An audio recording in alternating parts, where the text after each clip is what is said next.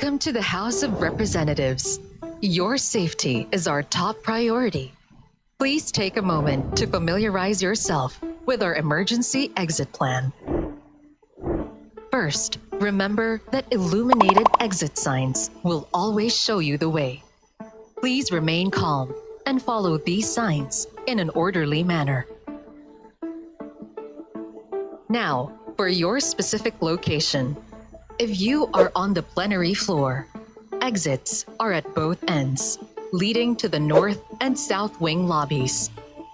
You may also use the main entrance glass doors, which open toward the flagpole area.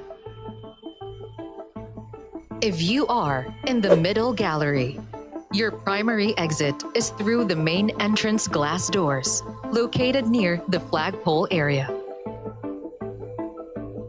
If you are in the second or third floor galleries, in addition to the main door on your level, emergency exits are located at the ends of the seat rows on both the east and west sides.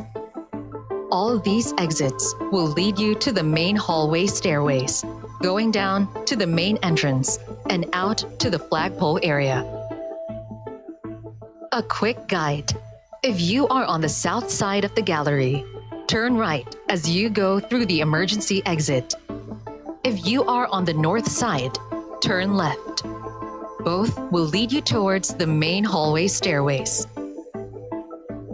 If you are seated at the rostrum, your nearest exits are on the north and south sides, leading directly to the rear entrance lobby and out to the helipad area.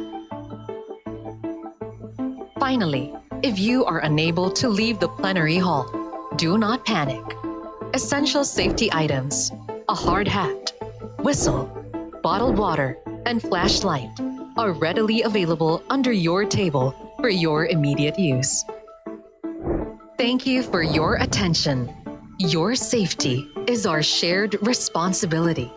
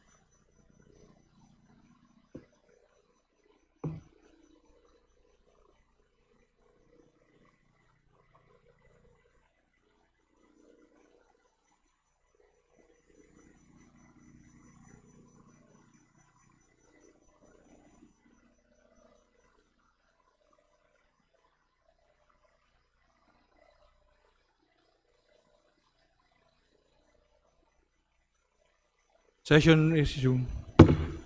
Majority Leader. Mr. Speaker, I move to take up additional reference of business and request that the Secretary General be directed to read the titles of bills and resolutions on first reading, as well as communications and committee reports. Is there any objection? Hearing none, the Secretary General is directed to read the title of bills and resolution on first reading, as well as communication and committee reports for referral to the appropriate committees. Additional reference of business. Bills on first reading.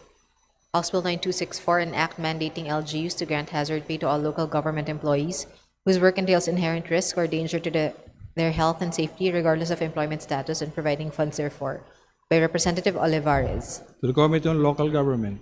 House Bill 9265, an act mandating the upgrade of the salary grades of dentists in the public sector, appropriating funds therefor and for other purposes, by Representative Olivares. To the Committee on Appropriations. House Bill 9266, an act institutionalizing the annual grant of the World Teachers' Day incentive benefit for public school teachers and increasing the amount of the incentive to 3,000 pesos, by Representative Olivares. To the Committee on Basic Education and Culture. House Bill 9267, an act creating the Third Commission on Education, EDCOM 3, as an interagency and legislative education policy advisory commission, providing its powers and functions, appropriating funds therefor and for other purposes, by Representative Olivares. To the Committee on Basic Education and Culture and the Committee on Higher and Technical Education. House Bill 9268, an act establishing a tree park in every municipality in the Philippines and providing funds therefor and for other purposes, by Representative Olivares. To the Committee on Local Government. House Bill 9269, an act creating the National Nutrition Commission, repeating for the purpose Presidential Decree number 491, entitled Creating a National Nutrition Council and for other purposes, by Representatives Sendanya, Diokno, Ismula, and Bagao. To the Committee on Health. House Bill 9270, an act establishing the Solar Home Systems Financing for Social Housing Program and providing funds therefor, by Representatives Sendanya, Diokno, Ismula, and Bagao. The Committee on Housing and Urban Development. House Bill 9271, an act institutionalizing digital literacy and future skills development in the Philippine education system and for all Filipinos, by Representatives Mercado Revilla, Revilla Bryan, and Revilla Moncholo. To the Committee on Basic Education and Culture and the Committee on Higher and Technical Education. House Bill 9272, an act creating the Department of Fisheries and Aquatic Resources, providing for its powers and functions, appropriating funds therefor and for other purposes, by Representative De Lima. To the Committee on Aquaculture and Fisheries Resources and the Committee on Government Reorganization. House Bill 9273, an act providing post-harvest facilities to rice farmers, by Representative De Lima. To the Committee on Agriculture and Food. House Bill 9274, an act imposing an ultra-wealth tax on individuals with net assets exceeding 1 billion pesos, amending for the purpose certain provisions of the National Internal Revenue Code of 1997 or RA 8424 as amended, by Representative De Lima. To the Committee on Ways and Means. House Bill 9275, an act establishing the Bureau of Agricultural Cooperative and Industry Development under the Department of Agriculture, defining its powers and functions, strengthening agricultural and agrarian reform cooperatives, and appropriating funds therefor, by Representative Corvera. To the Committee on Cooperative Development and the Committee on Agriculture and Food.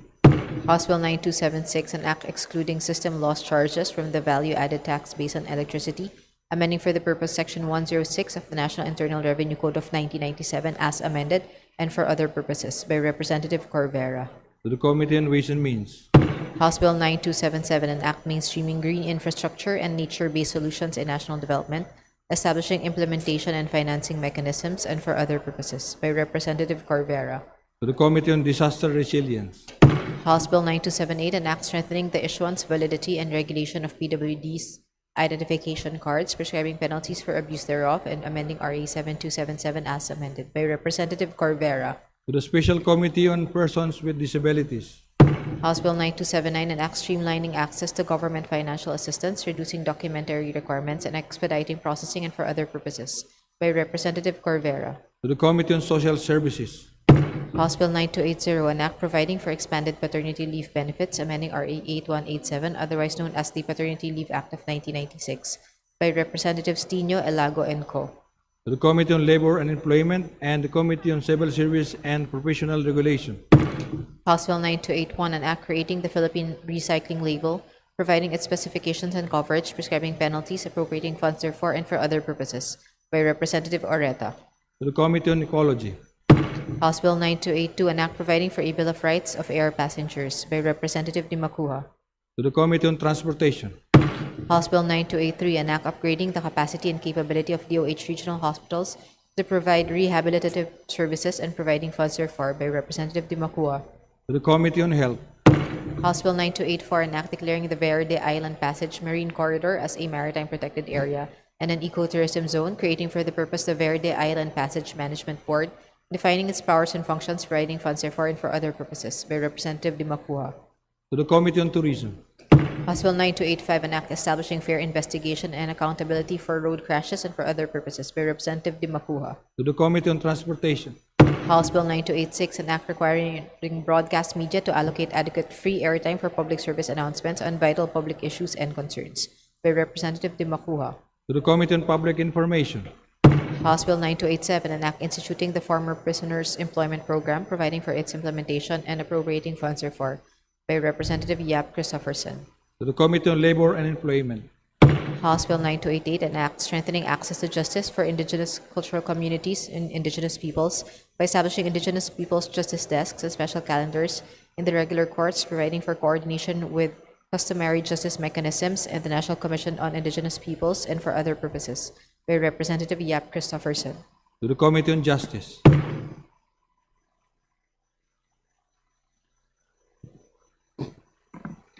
House Bill number 9289, an act granting a monthly social pension to indigent PWDs and providing funds therefor by Representative Yap Christopherson. To the Special Committee on Persons with Disabilities. House Bill number 9290, an act strengthening the prohibition against illegal withholding of Philippine passports, particularly of OFWs, providing for enforcement mechanisms and for other purposes by Representative Yap Christopherson. To the Committee on Overseas Workers Affairs. House Bill number 9291, an act providing for a Magna Carta for probation and parole workers, appropriating funds therefor and for other purposes by Representative Yap Christopherson. To the Committee on Justice. House Bill number 9292, an act establishing the Philippine Center for Diabetes and Endocrinology, defining its mandate, powers, and governance, and appropriating funds therefor by Representative Yap Christopherson. To the Committee on Health. House Bill number 9293, an act regulating utility poles and pole attachments, ensuring the non-discriminatory access to poles and related support structures for telecommunications and cable services, providing for a national framework for pole attachment rates and dispute resolution, and for other purposes by Representative Yap Christopherson. To the Committee on Public Works and Highways. House Bill number 9294, an act institutionalizing the Sustainable Livelihood Program of the DSWD and appropriating funds therefor by Representative Yap Christopherson. To the Committee on Social Services. House Bill number 9295, an act prohibiting and penalizing the unauthorized practice of law, the holding out as a lawyer, and other related acts by Representative Yap Christopherson. To the Committee on Justice. House Bill number 9296, an act regulating and allowing the commercial importation of second-hand or used clothing and rags, repealing for the purpose RA 4653 and for other purposes by Representative Yap Christopherson. To the Committee on Trade and Industry. House Bill number 9297, an act requiring the submission of campaign platforms or political agendas as an attachment to the certificate of candidacy of elective officials, mandating their participation in official campaign debates organized by the COMELEC and providing penalties for violations thereof by Representative Erice. To the Committee on Suffrage and Electoral Reforms. House Bill number 9298, an act requiring the Commission on Appointments to act promptly on nominations and designating highest-ranking officials in acting capacity while Congress is in session by Representatives Duterte Harold James and Duterte Paolo. To the Committee on Revision of Laws. House Bill number 9299, an act declaring the municipality of Calatrava, province of Romblon as a tourism destination by Representative Madrona. To the Committee on Tourism.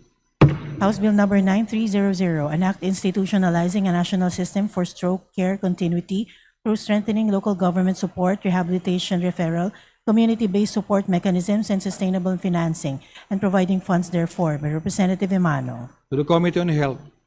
House Bill number 9301, an act providing for a comprehensive nursing law towards a quality health care system and appropriating funds therefor, repealing for the purpose RA 9173, otherwise known as the Philippine Nursing Act of 2002, by Representative Mendoza. To the Committee on Health. House Bill number 9302, an act providing for the condonation of penalties for unpaid, deficient, or late Social Security System, Philippine Health Insurance Corporation, and Home Development Mutual Fund contributions of household employers under RA 10361, otherwise known as the Domestic Workers Act or Batas Kasambahay, and for other purposes, by Representative Cruz Agata. To the Committee on Labor and Employment. House Bill number 9303, an act exempting system loss from VAT in the sale of electricity, amending the National Internal Revenue Code as amended, by Representative Tan Keith Maika. To the Committee on Ways and Means. House Bill number 9304, an act establishing a national framework for trustworthy artificial intelligence in the Philippines, providing for risk-based regulation, safety standards, and public accountability, and creating the Bureau of Artificial Intelligence Systems. By Representative Corvera. to the Committee on Information and Communication Technology, Resolutions. House Resolution 1026, a resolution congratulating and commending Net Micro Appeal for ranking 5th in the April 2026 pharmacist licensure examination. By Representative Ang. to the Committee on Civil Service and Professional Regulation, House Resolution 1027, a resolution congratulating and commending Royce Arjan Hava Fantilian for ranking 1st in the April 2026 pharmacist licensure examination. By Representative Ang. to the Committee on Civil Service and Professional Regulation, House Resolution 1028, resolution supporting and declaring the annual national observance of International Lead Poisoning Prevention Week, ILPPW, every last week of October in the Philippines, and adopting it as a national child protection mechanism against lead exposure. By Representative Galang. to the Committee on Welfare of Children, House Resolution 1029, a resolution congratulating and commending the West Visayas State University College of Law, Vox Populi Moot Team, for emerging as first runner-up in the 30th Stetson International Environmental Moot Court Competition. By Representative Ang. to the Committee on Higher and Technical Education, House Resolution 1030, resolution congratulating and commending the University of San Agustin College of Law, Bulacan Prize Team, for winning the World Championship at the 2026 Prize Mia Law Moot Court Competition Global Rounds.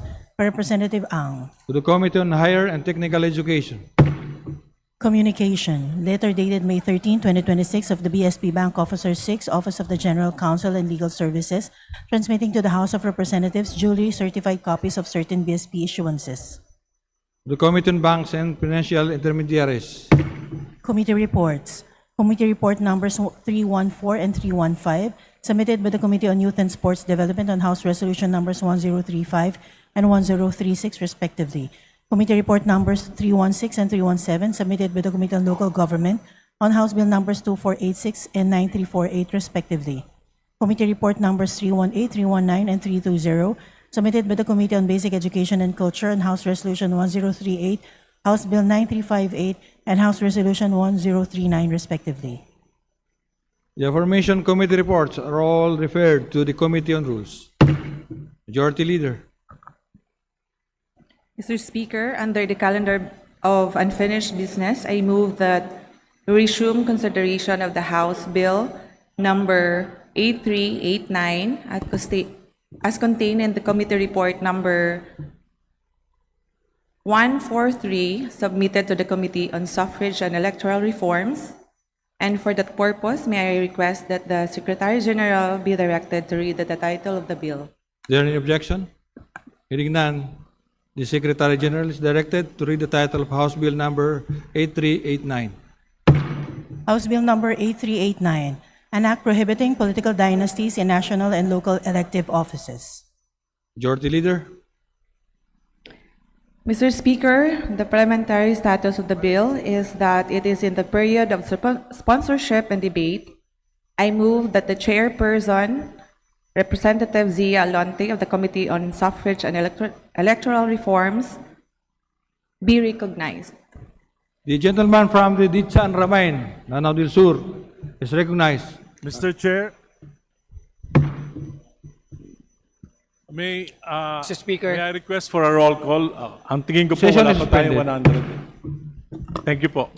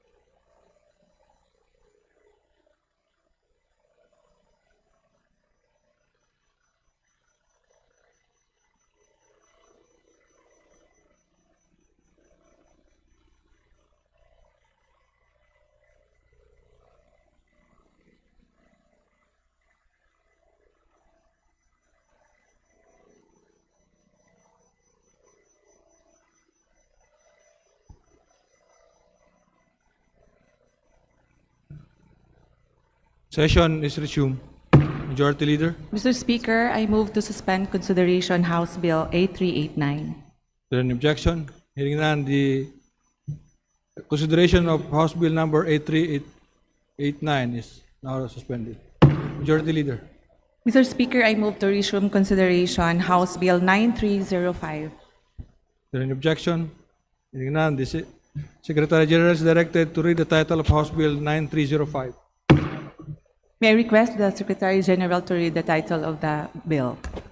Please proceed.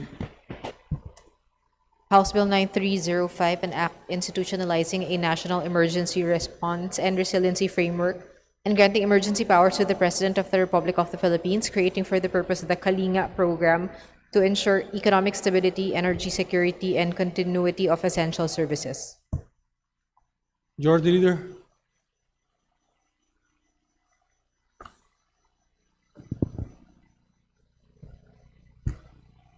Majority Leader.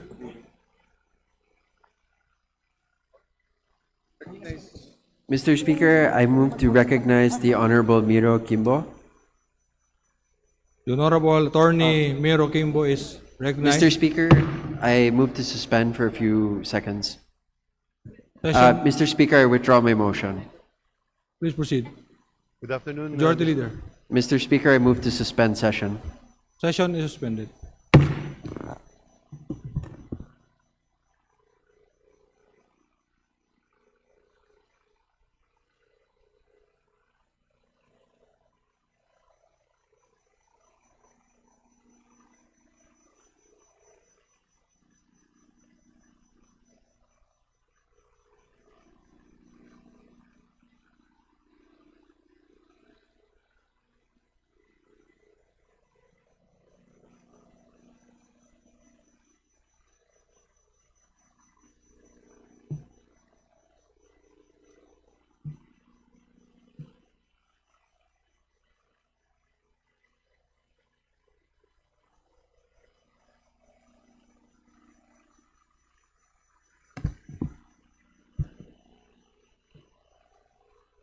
Session is resumed.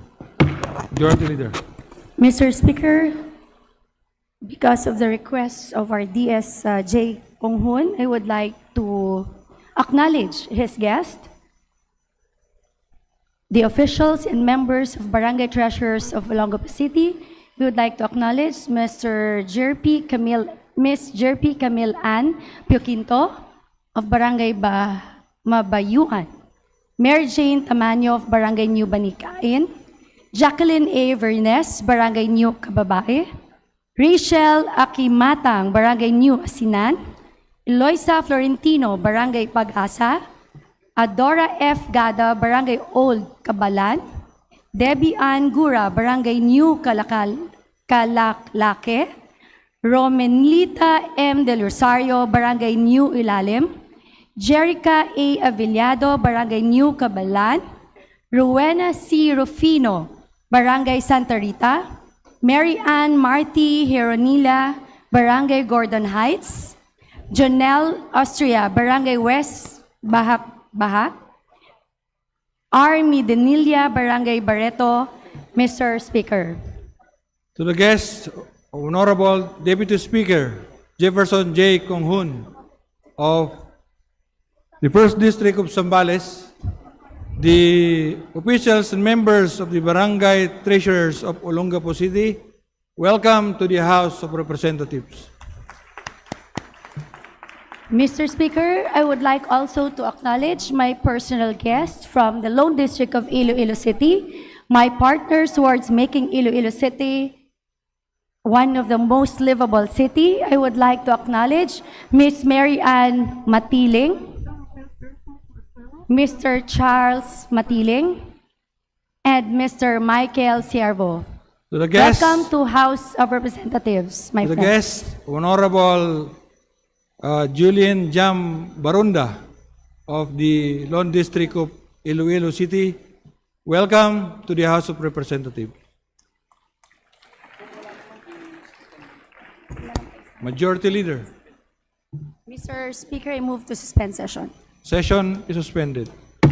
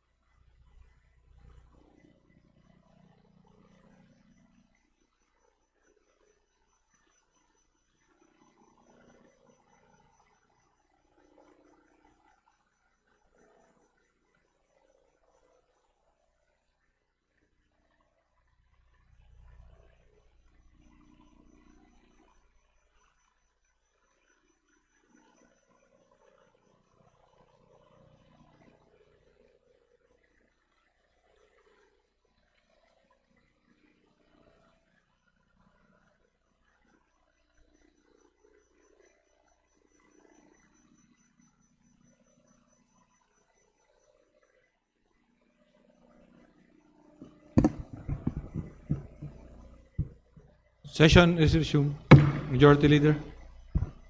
Mr. Speaker, I move that we recognize the chairperson on the Committee on Suffrage and Electoral Reforms, Congressman Zia Alonto Adyong of the 1st District of Lanao del Sur, to sponsor the measure. The Honorable gentleman from the Dichan Ramain, Lanao del Sur, Zia Alonto Adyong is recognized. Bismillahirrahmanirrahim. Assalamualaikum warahmatullahi ta'ala wabarakatuh. Thank you, Majority Leader. Thank you, Mr. Okay. Speaker. Mr. Mr. Speaker, Your Mr. Honors, Speaker. I am now ready.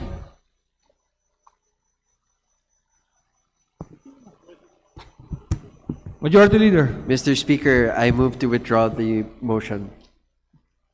please proceed. Mr. Speaker, I move that we resume consideration of House Bill You have to 8389. suspend. Majority Leader. Mr. Speaker, I move to resume consideration of House Bill 8389. You need to suspend first the Kalinga.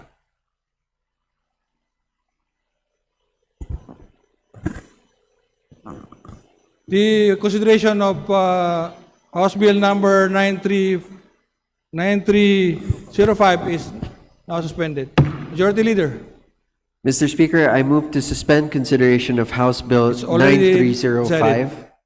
Already suspended. Please proceed. All right. Mr. Speaker, I move to resume consideration of House Bill 8389. The Secretary General is directed to read the title of House Bill number 8389. House Bill 8389, an act prohibiting political dynasties in national and local elective offices. Majority Leader.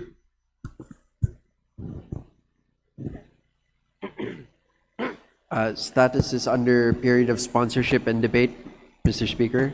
And with that, we would like to recognize the representative Zia Alonto Adyong of the 1st District of Lanao del Sur. The Honorable Zia Alonto Adyong is recognized. Thank you very much, Majority Leader, Mr. Speaker. Bismillahirrahmanirrahim. Assalamualaikum warahmatullahi ta'ala wabarakatuh. I'm now ready, Mr. Speaker, to welcome and respond to questions and inquiries on the floor. Majority Leader. Mr. Speaker, we recognize the Honorable Percy Sandañas for his interpellation. The Honorable Percy Sindanya of the Akbayan Party List is recognized. Please proceed. Thank you very much, Mr. Speaker. As the distinguished sponsor already expressed his willingness to respond to questions from this representation, I'd like to go to my first question for this afternoon. Sa ngayon po, maraming nanonood sa atin sa buong bansa dito sa House of Representatives kasi nga po excited sila kung ano ang kakahinatnan ng panukalang batas na ito na matagal na nating hinihintay at matagal na nating pinapanawagan. Mr. Speaker, distinguished sponsor, ano po ang tingin nyo dadahilan ng ating mga constitutional framers sa paglalagay ng probisyon sa ating konstitusyon na pinagbabawal ang political dynasty? Well, unang-una po, Madam Speaker, Your Honor, Mr. Speaker, Your Honor, is iniiwasan po yung monopoly ng power ng bawat munisipyo, bawat local government units. Pangalawa, yung para ma-promote po yung check and balances and accountability para hindi po magkaroon ng concentration ng sinasabi pong domination, concentration ng power ng isang pamilya na maaaring maging sanhi po ito as collision na mag-interfere po doon sa internal resources ng isang local government unit, Mr. Speaker. Among other things, Mr. Speaker, Your Honor.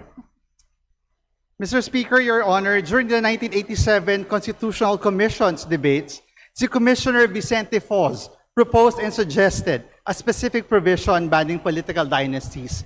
Also, during the deliberations, he said, the idea of prohibition against the rise of political dynasties is essentially to prevent one family from controlling political power as against the democratic idea that political power should be dispersed as much as possible among our people. In short, reading into the remarks of Commissioner Vicente Foz, the constitutional framers included this provision to prevent the monopolization and concentration of power within families. Sa Tagalog po, ayaw nila ng swapang at ganid sa kapangyarihan. Mr. Speaker, sang-ayon po ba ang ating kagalang-galang na sponsor na kung may magkapatid na nakaupo sa magkaparehong posisyon, ay nagmo-monopolize po ito ng kapangyarihan? For example, kagabi po sa isang tweet, nabasa ko Bakit kasi dala-dalawa ang Cayetano at Villar sa Senado? Pilipinas forever maghihirap. Again, that's an actual tweet that was posted last night. Again, the question is, sang-ayon po ba kayo na kapag magkapatid ay nakaupo sa magkaparehong posisyon, ay magmomonopolize ito ng kapangyarihan, Mr. Speaker? Mr. Speaker, Your Honor, let me go back to since ang aking kagalang-galang kasamahan na minention po a transcript ng deliberation ng 1987 Philippine Constitution, doon po sa mga diskusyon nila nung kailan po dina-draft itong Constitution sa Ligang Batas na po ito. Gusto ko lang pong ipahiwatig also that yung sinasabi po ng ating mga framers na prohibition, it's actually according also to Delegate Ms. Noledo, and he has repeatedly mentioned this during their deliberation on the proposed insertion of the anti-political dynasty in the Constitution, that the constitutional provision explained that the prohibition does not actually mean as it is, but rather it's only a regulation. So ibig sabihin, maglalagay po tayo ng regulasyon para sa tama po yung sinabi ng ating kagalang-galang na kasamahan na magkaroon po ng decentralization of political power within locality na maaaring maapektuhan yung check and balances at yung internal revenue na po pwede pong mapaglagyan at maserbisyuhan ang ating mga constituents. Now, secondly, Madam Speaker, tungkol sa katanungan po niya, magkaiba po yung lugar and constituency because our government structure was designed in such a way that each local government unit also has its own constituency. Then wala ho akong nakikita, halimbawa po, Madam Speaker, Mr. Speaker, Your Honor, na interference from one locality to another locality kasi bawat isa po ay una, mayroon po silang sariling internal regulation. Ang mayor po, following example ng isang munisipyo, ay hindi po automatically nag-i-intervene sa isang munisipyo na karatigbayan po nito. So it depends on the question, Mr. Speaker, of the good gentleman from Akbayan, because it does not mean that since the same family members would also occupy the similar offices, can actually would be tantamount to actually using these powers in order to gain their own personal interest, Mr. Speaker, Your Honor. In many cases, Madam Speaker, and Mr. Speaker, Your Honor, hindi po ganon ang mga experience, hindi po ganon always po, Mr. Speaker, ang resulta. Mr. Speaker, Your Honor. Mr. Speaker, Your Honor, we'll go to that particular part of the discussion later on different localities. But let me focus first on the Senate, for example. Dito po ba sa ating version ngayon na anti-political dynasty na pinag-uusapan na nakasalang dito sa plenaryo, pinagbabawal po ba ang ganitong pangungopong ng kapangyarihan? Halimbawa, mula sa isang pamilya, magkapatid, mag-ina, mag-ama? Mr. Speaker, ang konteksto po ng katanungan, kung hindi ako po nagkakamali, pasensya na po kung hindi ko po nasagot diretso po ang katanungan natin kagalang-galang na kasamahan, kung sa Senado ba ito. In most cases, Mr. Speaker, minsan magkakaiba po yung plataforma at advokasya ng bawat isa sa ngayon, Mr. Speaker. It does not necessarily mean that since they are part of a legislative branch, they can automatically also reflect the same advocacy. Minsan po, sa mga nakikita po natin na trend ng botohan, nagkakaiba-iba po sila. So be that as it may, Madam Speaker, Mrs. Speaker, Your Honor, rather, ito pong sa Kongreso, ibig sabihin sa Senado at saka sa House of Representatives, ay ang ating trabaho naman po dito is legislation. It's a policy-making body po ang ating trabaho dito. Wala po tayo doon sa direct na control over certain resources as being enjoyed by local government units, Mr. Speaker, Your Honor. So again, Mr. Speaker, Your Honor, going back to my question, in the current incarnation of this bill, papayagan po ba ang magkapatid na uupo sa Senado? Doon sa katanungan po, ito po ay may sa batas po, Mr. Speaker, Your Honor, hindi na po maaalaw yung within second degree of consanguinity and affinity na maluklok sa isang position, isang locality. In the case of the Senate, halimbawa kasi na-classify siya under national office, ay within second degree of consanguinity and affinity, hindi na po pinapayagan na manilbihan sabay yung magkaparehong apelido or magkamag-anak within that second degree of consanguinity and affinity, Mr. Speaker, Your Honor. Mr. Speaker, Your Honor, ibig sabihin po, kung ito ay maaprubahan at maisa sa batas, ang ating kasalukuyang bill na pinag-uusapan ngayon, Ibig sabihin, hindi na pwedeng maupo ng sabay ang magkapatid na Cayetano at Villar. Example lang naman po yan, Mr. Speaker, Your Honor.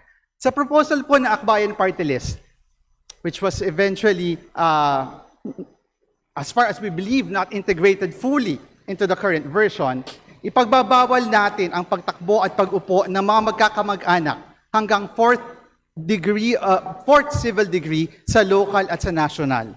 Sang-ayon din po kaya ang kagalang-galang na sponsor na kung tumakbo at manalo ang galing sa isang pamilya, kahit sa magkaibang distrito, probinsya, munisipyo o barangay ng sabay-sabay, ay nagmamonopolize pa rin sila ng political power sa bansa. I believe the Speaker has already, Mr. Speaker, the good sponsor has already made mention of an example in this particular point. But again, just for the record, I'd like to ask the question on the issue of the monopolization of power kapag ang isang pamilya, magkapatid, mag-asawa, mag-ama, mag-ina, ay tumakbo sa magkaibang distrito, magkaibang probinsya, magkaibang barangay ng sabay-sabay. Ito po ba ay tinitingnan pa rin ng ating good sponsor as monopolization and concentration of political power? Mr. Speaker, Your Honor, babalikan po natin kung ano po yung mga constitutional provisions, kung paano po binibigyang halaga yung kapangyarihan po ng bawat distrito at bawat constituency na pumili at tumuklok po sa kanilang nararapat na ihalal bilang isang lingkod bayan, Mr. Speaker, Your Honors. Again, I've been also mentioned this to the previous interpellators, Mr. Speaker, na kailangan ho natin balansehin kung ano po yung sinatawag po nating decongestion of power with that of the sovereign rights of the people to elect their own leaders, Mr. Speaker, Your Honor. Ito pong pinag-uusapan po nating different constituency, it's based po, I've also, and pardon if I have to keep on, using this as our legal basis for us to determine that there's no actual concentration of power. For example, if two representatives elected with the same family name, elected simultaneously in two different districts, wala pong, para sa akin, wala pong monopilya of power dyan. Dahil unang-una, ang trabaho naman po ng legislation ay, ang trabaho naman po ng membro ng Kongreso ay legislation at wala pong discretionary or any resources that is actually within their disposal as compared to other LGUs that is now being enjoyed by, say for example, local government units heads. Ang sa atin po, nakikita naman po natin, may mga magkakamag-anak po dito sa Kongreso pero magkakaiba po ang kanilang pananaw sa buhay. Minsan, ang kanilang boto po sa isang piece of legislation ay hindi po magkakapare-pareho. Mr. Speaker, Your Honor. And this is a legislative decision-making body. One or two members cannot entirely affect the outcome of the collective wisdom and collective decision of the entire institution, Mr. Speaker, Your Honor. Mr. Speaker, Your Honor, one or two members cannot affect the collective wisdom or decision of a legislative body. Hindi po yan na nakita natin sa Senado nito mga nakarang araw. It just took one or two members of political dynasty to alter the course of history. Just put that on the record, Mr. Speaker. Siguro po, mukhang hindi talaga tayo magkakasundo dito sa reading natin into what we mean by concentration of power. Kaya let me proceed to my next question about the consequences. Ano po kaya ang consequence kapag ang isang bayan ay hawak ng iisang pamilya lamang? Halimbawa, si mayor, tito niya ang vice mayor kasi that's third degree, hindi covered ng kasalukuyang bill that we are deliberating on. At yung mga konsihal naman, pinsan niya sa fourth degree. Parang ang lalabas po, family group chat ang kanilang meeting sa konseho, di po ba? Yes, Mr. Speaker, but as to the degree of consanguinity, again, we always go back to the decision. I mean, so we always go back to the previous committee hearings that we conducted, Mr. Speaker, Your Honor. The reason why we're settling this on second degree of consanguinity and affinity, it's because it would be easier, Mr. Speaker, Your Honor. It would have been then be easier for the COMELEC to actually assess and actually review lineage and affiliations between and among individuals who are actually running or seeking an elective office, Mr. Speaker, Your Honor. As to whether or not there will be a ban on the certain degree of consanguinity, again, we always remind our colleagues, Mr. Speaker, and Your Honor, that in the case of the 1987 Constitution, Mr. Speaker, in fact, it was admitted, Mr. Speaker, Your Honor, by the framers of the Constitution that the original draft and proposal is actually to limit it to say first degree lang po, hindi second degree. The reason why we're doing this is also is also based on the Pamatong versus Comelec as ruled by the Supreme Court, since the Comelec said that it would be a logistical nightmare for us to even expand the degree of consanguinity to third or to fourth degree of consanguinity in every time that we hold the election. And the Pamatong and versus Comelec ruling of the Supreme Court, logistics is actually one of the bases for Comelec to consider para po ma-ensure natin na may orderly, may efficient, at may safe na election po. Mr. Speaker, Your Honor. And that is why, Mr. Speaker, Your Honor, we are limiting this to the second degree of consanguinity and affinity, Mr. Speaker, Your Honor. Mr. Speaker, Your Honor, just another illustration of the consequence. Halimbawa po kung maisabatas ang panukalang ito, ang isang halimbawa pa na nakikita ng ating mga kababayan ay kung halimbawa isa kang kongresista, tapos yung tito mo naman ay congressman din sa kabilang distrito, tapos may isa ka pang tito naman na congressman naman sa kabilang probinsya. Parang ang lalabas po kung kanina, family group chat yung konseho, ito naman pong sa kongreso, maaaring ang lumabas ay maging family reunion ang ating pong asembleya. Given po na maaari pang magkaroon ng party list naman na kinatawan mula sa inyong pamilya. But that's for another discussion, Mr. Speaker, Your Honor. Let me go to my last question. Kasi po, laging pinag-uusapan at isang source ng tension sa marami pong usapan dito sa usapin ng anti-political dynasty, yung usapin po ng degree of consanguinity at affinity. Nagtataka lamang po ako kasi yes po ang sagot nyo doon sa tanong ko kanina about the Senate, kung saan bawal yung magkapatid. Bakit po hindi pa natin i-extend ang anti-political dynasty bill sa third, fourth degree sa magkaibang distrito at sa local at sa national ng magkasabay? Again, Mr. Speaker, the way it was structured our government and based on district direct representation per district, per constituency, Mr. Speaker, each district has its own specific constituency, each district has its own unique needs and unique concerns, Mr. Speaker, Your Honor. And yung pag-alaw po ng ating pag-alaw po na tumakbo, kasi kailangan dalawa po yan eh. Running does not necessarily mean winning an office. Running does not necessarily equate to occupying an office. Kaya nga po, parati po nating sinasabi sa ating mga kagalang-galang na kasamahan, kailangan ho natin talaga balansehin itong prohibition with the right to suffrage because we are a Republican state and democracy, Mrs. Speaker, Your Honor, resides within the will of the people. So sila po yung namimili. In fact, Mrs. Speaker, Your Honor, marami pong cases wherein political dynasty have already been outvoted, Mrs. Speaker, Your Honor. So, ibig sabihin, we need to balance it out between the intention of the Constitution, which is to regulate political dynasty in order to decongest the monopoly, decongest power, or avoid the buildup of power, and as well as to caution us, Mr. Speaker, Your Honor, of balancing it out with the right to suffrage. Because if we actually do something that would, trample down the preferential right, which according to many international treaties, the right to suffrage is actually a preferential right. It's the foundation of a Republican state. So we need to balance it out. Since our government is designed per constituency, Mrs. Speaker, Your Honor, as also very much well reflected in our local government code, Mrs. Speaker, Your Honor, talagang babalansihin po natin yon. Inaalaw po natin na tumakbo, pero hindi po nangangahulugan na kahit tumatakbo ito is automatic mananalo. Kaya yun po ang gusto nating i-explain sa ating mga kababayan that running, seeking an office, which is actually a primordial right because the right to elect and the right to vote and to be voted upon cannot be appreciated separately. It has to be appreciated as a whole, Mr. Speaker, Your Honor. And so that right must also be protected and must also be balanced with the intention of the Constitution, which is to decongest the monopoly of power that may be exercised or enjoyed by a certain family within a specific locality, Mr. Speaker, Your Honor. Mr. Speaker, Your Honor, I'd like to go back to the prior point on the issue of concentration of power. And I'd like to end this exchange with a good sponsor, again, by reminding us of what Commissioner Vicente Foss said during the deliberations. Sabi niya, the idea of a prohibition against the rise of political dynasties is essentially to prevent one family from controlling political power as against the democratic idea that political power should be dispersed as much as possible among our people. Kami po sa Akbayan, hindi namin nakikita na itong current version will measure up to these ideals mentioned by the good Commissioner Falls. And Mr. Speaker, Your Honor, if I may, just for a closing manifestation, tandaan po natin, ito man nangyari itong nakaraang linggo, lalong-lalo na yung nangyari sa Senado, kung walang political dynasties, di sana naiwasan ang Senate primetime bida. Lahat po yan, may elements ng drama, betrayal, action.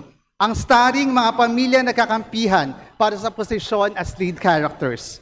Imbes na napilitan ng buong bansa na manood ng teleserye live action sa Senate last week, natalakay sana ng Senado ang mga mahalagang panukalang batas na mas kinakailangan ngayon ng mga Pilipino. Mr. Speaker, nagiging volatile ang isang democratic institution kagaya ng Senado kung nakabase ang rigidon ng kapangyarihan sa iilang apelyido lamang.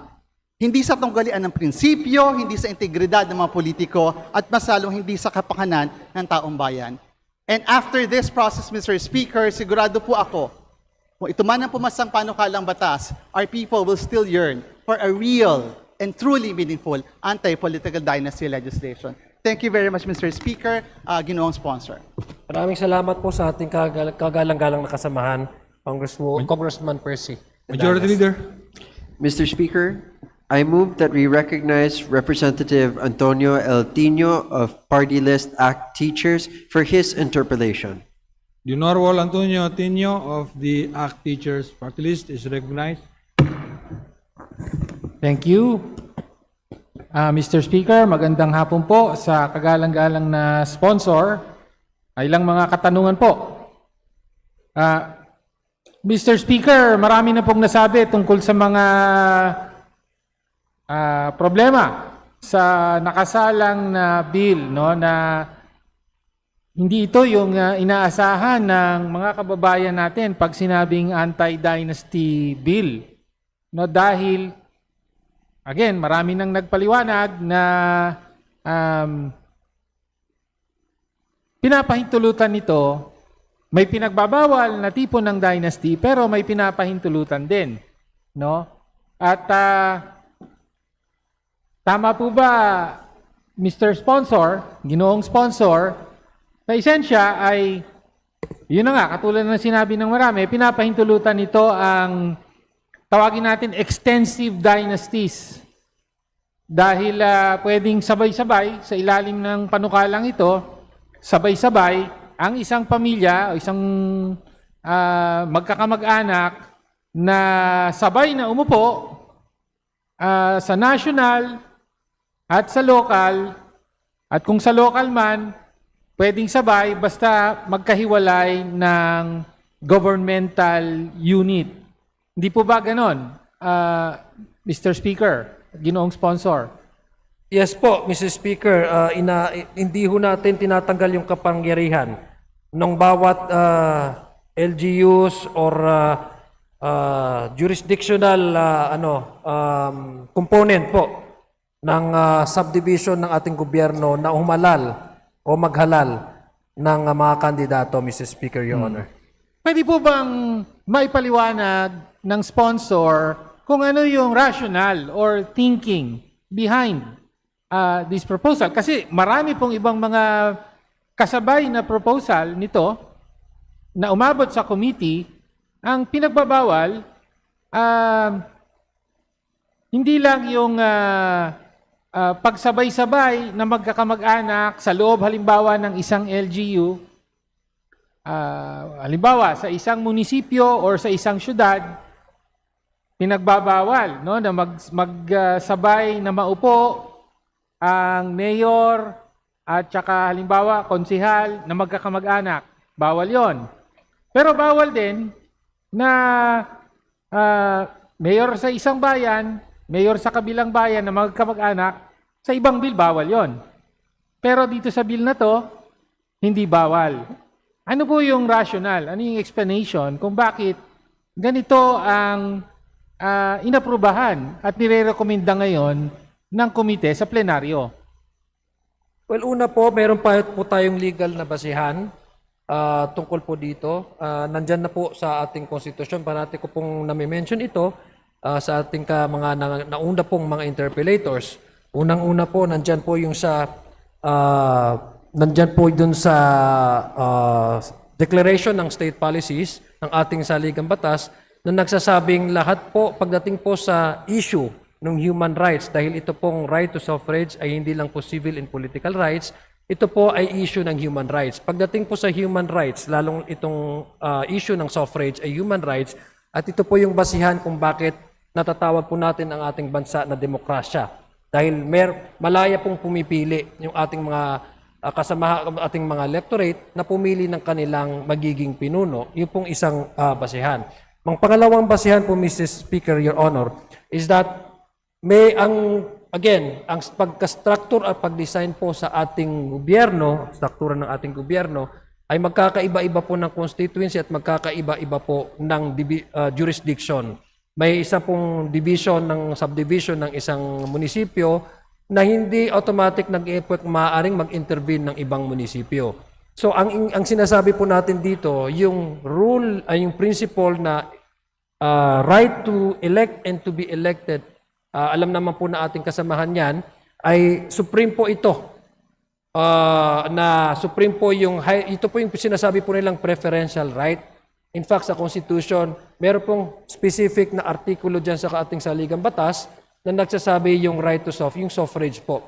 Ibig sabihin, yung inaalaw po natin, yung mga electorate, ay yung mga kandidato na tumakbo na magkakaiba-iba ang kanilang jurisdiction na wala namang intervention one jurisdiction over the other, dahil ang issue po doon actually is the right to be elected upon and not the actual occupation of an office, Mrs. Speaker, Your Honor. Ang sinasabi po naman talaga natin dito ay hindi dapat magkaroon ng monopolya ng kapangyarihan within locality at na to a point, Mrs. Speaker, Your Honor, na po pwedeng matreten po, Mrs. Speaker, Your Honor, yung sinasabi nating check and balances ng isang LGU, isang jurisdiction, na ito naman po taliwas doon sa sinasabi nating principle na accountability, Mrs. Speaker, Your Honor. So simple lang po yung nais po nating ipahiwatig dito sa ating mga kasamahan na ito pong anti-political dynasty version po nitong panukalang batas na ito ay para tugunin po yung sinasabi mo nating monopoly of power within one particular locality, Mrs. Speaker, Your Honor. Again, balancing it out with the right of an individual to elect and to be elected upon, Mrs. Speaker, Your Honor. Dahil paulit-ulit ko na lang po in-explain, pasensya na po sa ating kasamahan, na yung seeking or running for an office does not necessarily equate into an actual occupancy, Mrs. Speaker. Depende na po yan sa kapangyarihan o right ng mga kababayan po natin, mga tao, na ihalal kung sino po ang sa kanila ay nararapat po na manungkulan sa kanilang particular na LGU, Mr. Speaker, Your Honor. Okay, thank you sa paliwanag. So ayon po sa ating sponsor ay kaya nilimitahan ang saklaw ng prohibition on dynasties sa mga specific jurisdiction, di ba? So, bawal ang dynasty sa loob ng isang LGU o kaya sa antas national, no? Pero kung magkakatabing LGU 'yan, pwede ang isang dynasty. Pwede ang isang angkan, in other words, no? So, kung gayon, sabi nga, no? Pero sabi nga, ang magiging epekto nito ay pinahihintulutan ang isang tipo ng dynasty habang pinagbabawal ang iba. Diba? So in this case, the terms I will use will be something like extensive. Pwede yung mga extensive dynasties. Ibig sabihin, kalat, malawak. Diba? Province-wide, pwedeng magkaroon ng isang dynasty. Samantala, yung mga intensive, ibig sabihin nakakonsentra sa isang particular na LGU, for example, hindi pwede. Parang ganun ang magiging epekto niyan. Tama po ba? Mr. Speaker, Your Honor, these are hypothetical assumption, Mr. Speaker, Your Honor. Kasi pwede naman po may possibility po na mangyari po yan kasi nga po meron talagang kapangyarihan na tumakbo at iboto ng ihalal ng bawat mamamayan sa particular na LGU at distrito. At meron din pong possibility na hindi mangyari yan. Ang sinasabi po natin dito, ang clear po na, hindi posibilidad ay yung mawala yung concentration ng power. Yun po yung very clear dito. And also, Mr. Speaker, kasi kanina po babalik ko lang po kung yung katanungan ng ating kasamahan, kung ano yung naging basihan. Minsan po ginagamit din po natin yung transcript ng pag-uusap at deliberasyon ng mga CONCON delegates po na bumuo nung ating 1987 Saligang Batas. Ito po si Delegate Noledo po. Isa po siya sa naging proponent po na ma-insert yung phrase ng anti-political dynasty sa Section 26 Article 1 of the 1987 Constitution. Ang sinabi po niya dito, and I quote, Mr. Speaker, ito quoted from the transcript.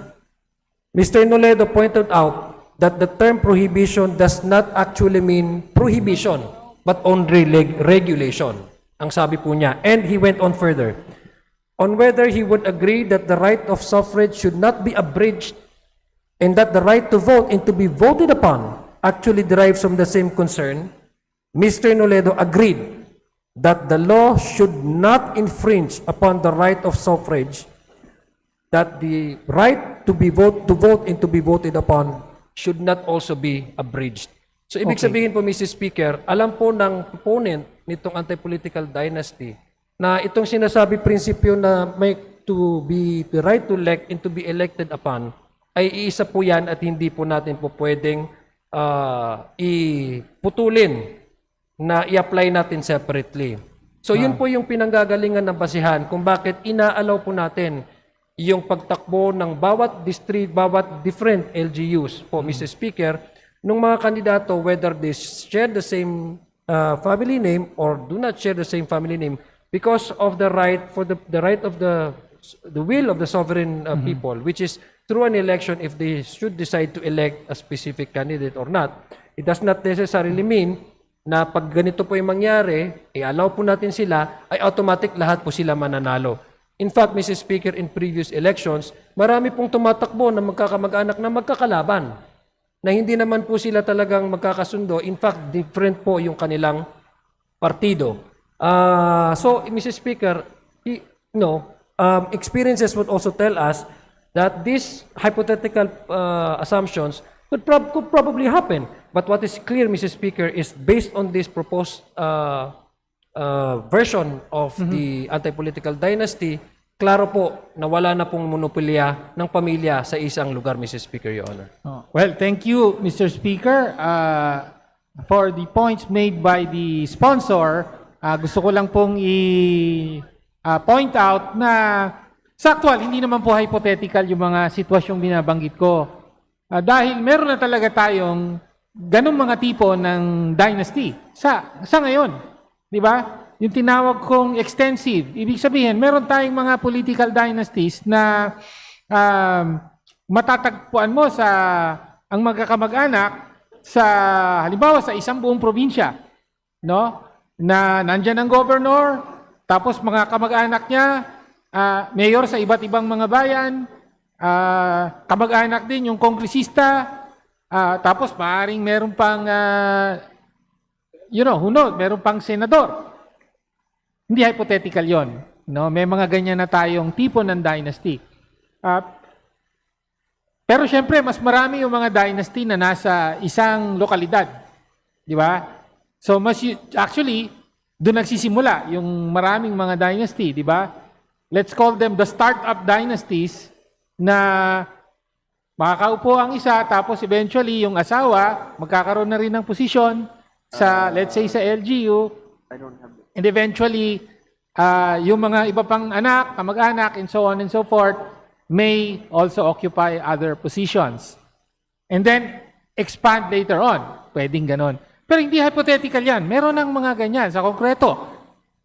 Kahit sa kapulungan ito, meron. Pero syempre, hindi na natin babanggitin. No? Pero alam ng publiko kung sino ang mga tinutukoy natin. In other words, it's not a hypothetical situation. Real ang mga ito. Ang pinupunto ko lang kanina ay pag napasa ang batas na to, merong mga dynasty na yung mga extensive wala silang problema, hindi sila maapektuhan o very minimal ang epekto. Samantala, may pagbabawal yung mga sinabi nating intensive, yung nakakonsentrate sa isang lokalidad, let's say, sa isang LGU, for example, or governmental unit. Okay. Ang gusto ko lang ipunto rito ay ganun ang magiging epekto niyan. And I will relate that to the economic factors, no? Na yung mga political dynasties naman, ultimately, nakadepende rin, no? In order to sustain and for a dynasty to thrive, may connection yan sa economic resources, di ba? No? And of course, mas mahirap na mag-sustain at mag-maintain ng dynasty sa isang buong probinsya kumpara sa isang lokalidad lamang. Di po ba? No? I mean, in terms of campaign expenses alone, obviously, mas malaki ang kailangan. No? Kung marami ang pamilya mo ay maraming kandidato sa iba't ibang lokalidad. No? So, gusto ko rin lang i-point out yun na the effect here will be, let's say, the law will have the effect of favoring families with more resources in general. Parang ganon. No? So, hindi po ba? Don't you agree, Mr. Sponsor, na merong ganong epekto dyan? Mr. Speaker, again, yung katanungan po, these are all possibilities within the realm of possibilities. At ako po ay I agree na meron din pong mga pamilya na sa ngayon, sa kasalukuyan po, ay nag-elected to different offices and jurisdiction. Tama po yan. There's no debate about that, Mr. Speaker, Your Honor. Yung katanungan po ay would that favor, Mr. Speaker? I think yung bebasihan po natin that we want to explain na ang ating explanation sa ating kasamahan, ang pinifavor po natin dito is yung karapatan na sinasabi naman po ng ating batas at yung mga proponent po nitong anti-political dynasty, nung oras po na ito po ay pinag-uusapan nila sa CONCOM, yung kapangyarihan po ng mga taong bayan na umelect ng kanilang leader. Yun po yung actually yung natin, no? Pinagbabasihan po natin. Very clear na po 'yan. Na-explain ko na po sa ating kasamahan, no? So, yung katanungan po niya whether or not may possibility, of course, again, there's a possibility. But there's also that possibility that it will not happen.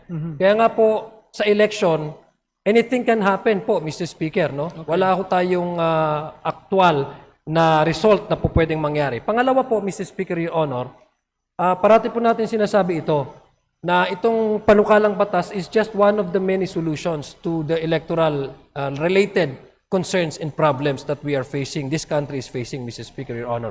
Halimbawa, kung gusto po talaga natin ma-overhaul ang ating political landscape, yung mga electoral issues, Mr. Speaker, hindi lang ho ito masusolba ng anti-political dynasty. Kailangan din ho natin pag-usapan yung campaign finance, Mr. Speaker, because this will provide an equal advantages between and among candidates. In fact, mayroong panukalang batas po dyan regarding the strengthening of campaign finances. Pangalawa po, strengthening our political system, Mr. Speaker, Your Honor. Dahil unang-una, hindi po yung pamilya ang nagbibigay ng nomination sa isang kandidato. Ang nagbibigay po ng nomination ay yung partido. Ito po yung Certificate of Nomination and Acceptance. So, meron pong mga cases, Mr. Speaker, Your Honor, na mga magkakapamilya but member of a different family. So, wala naman pong intervention, wala na pong influence of one family over the other, over a particular party in order to secure, Mr. Speaker, Certificate of Nomination and Acceptance. So, ang punto ko lang po, Mr. Speaker, Your Honor, dito is that the anti-political dynasty directly addressed the monopoly of power, while other issues, Mr. Speaker, related to reforming the electoral process, that can also be discussed with other proposed legislation. Anti-political dynasty should be paired with other electoral reform advocacies or other electoral reform measures, Mrs. Speaker, Your Honor. Thank you, Mr. Speaker at ginoong sponsor. Well, ang siguro ang pinakapunto lang at hindi na naman na kumbaga natalakay na ito sa iba pang mga interpellation ay kaya maraming nakakapusan sa proposal na ito dahil nga napakalimitado lang na o may isang tipo lang ng dynasty na may pagbabawal dito, no? Ito yung dynasty sa lokal, no? Parang ganon sa esensya. Meron po, Mr. Speaker, if kung mamarapatin po ng ating kasamahan, meron po na may level of prohibition and restriction yan. Apart from yung sinasabi po nating degree of consanguinity and affinity, meron din pong vertical restriction sa national, sa local, Mr. Speaker, Your Honor. So, yun po yung gusto nating ipahiwatig na it's not only about limiting within the second degree, but as to the level of offices as determined under this current draft, yung national offices and local offices, Mr. Speaker, Your Honor. We understand that, pero even then, yung sa vertical ay meron pa ring nagbubukas ng pagkakataon because of the jurisdiction, di ba? No, so pwedeng walang problema kung magkapatid ay parehong governor ng isang probinsya, ng isang rehiyon, sa isang rehiyon, for example, di ba? Ganun din ang mga kongresista, no? Basta magkaibang distrito kayo, pwede na 'yon. Hindi po ba ganoon? No? Again, Mr. Speaker, palati po nating inuulit itong sabihin, and I know that I tire. Yeah. I bore my good friend, Mr. Speaker, with this explanation, but the only explanation we can provide you is that running versus actual occupancy is not are mutually exclusive. Hindi po parehos yan.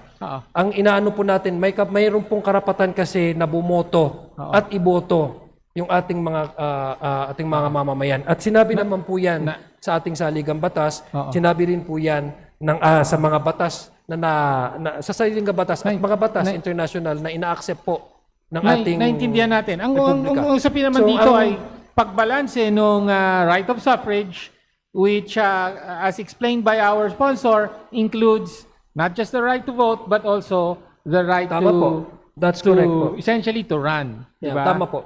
Okay. So, binabalanse yon sa isa pang mandato ng konstitusyon na malinaw din, prohibition on political dynasties. Tapos, ang sabi ng ating sponsor, binasa niya ang mga transcript, sabi niya, yung prohibition actually means regulation. Para tong forthwith, Mr. Speaker, no? That forthwith may not exactly mean that. Ganun ang sinasabi. Okay, sige, noted na po. Nasa record na yung mga ganyan punto. Yes, kung mamarapatin ang debate natin ay nasa pagitan ng pagbabalanse nga, di ba? Sa version na ito, dinidiin ng ating sponsor, mas matimbang talaga at kailangan protektahan yung right of suffrage, which includes the right to be voted upon, Mr. Speaker. Okay. Meron lang po akong dadagdag. Ang gusto ko lang para kumpletuhin lang, yung sa mga panig naman ng mga ilang nag-interpellate na narinig ko, nagbibigay din doon sa mandato rin ng konstitusyon na ipagbawal ang political dynasty para mabigyan ng lahat ng pagkakataon, which is also an infringement of the right of suffrage. No? Yun po ang punto natin. Ginoong sponsor. Tayo rin. Yung mga critical sa provision ngayon. Actually, pinaglalaban din naman ang right of suffrage. No? Kasi nga, the framers also included that prohibition with the view that dynasties actually infringed upon the right of suffrage. Nalimitahan ang choices, no? At nalimitahan din yung pagkakataon mong makatakbo, no? Dahil merong mga dynasty. no?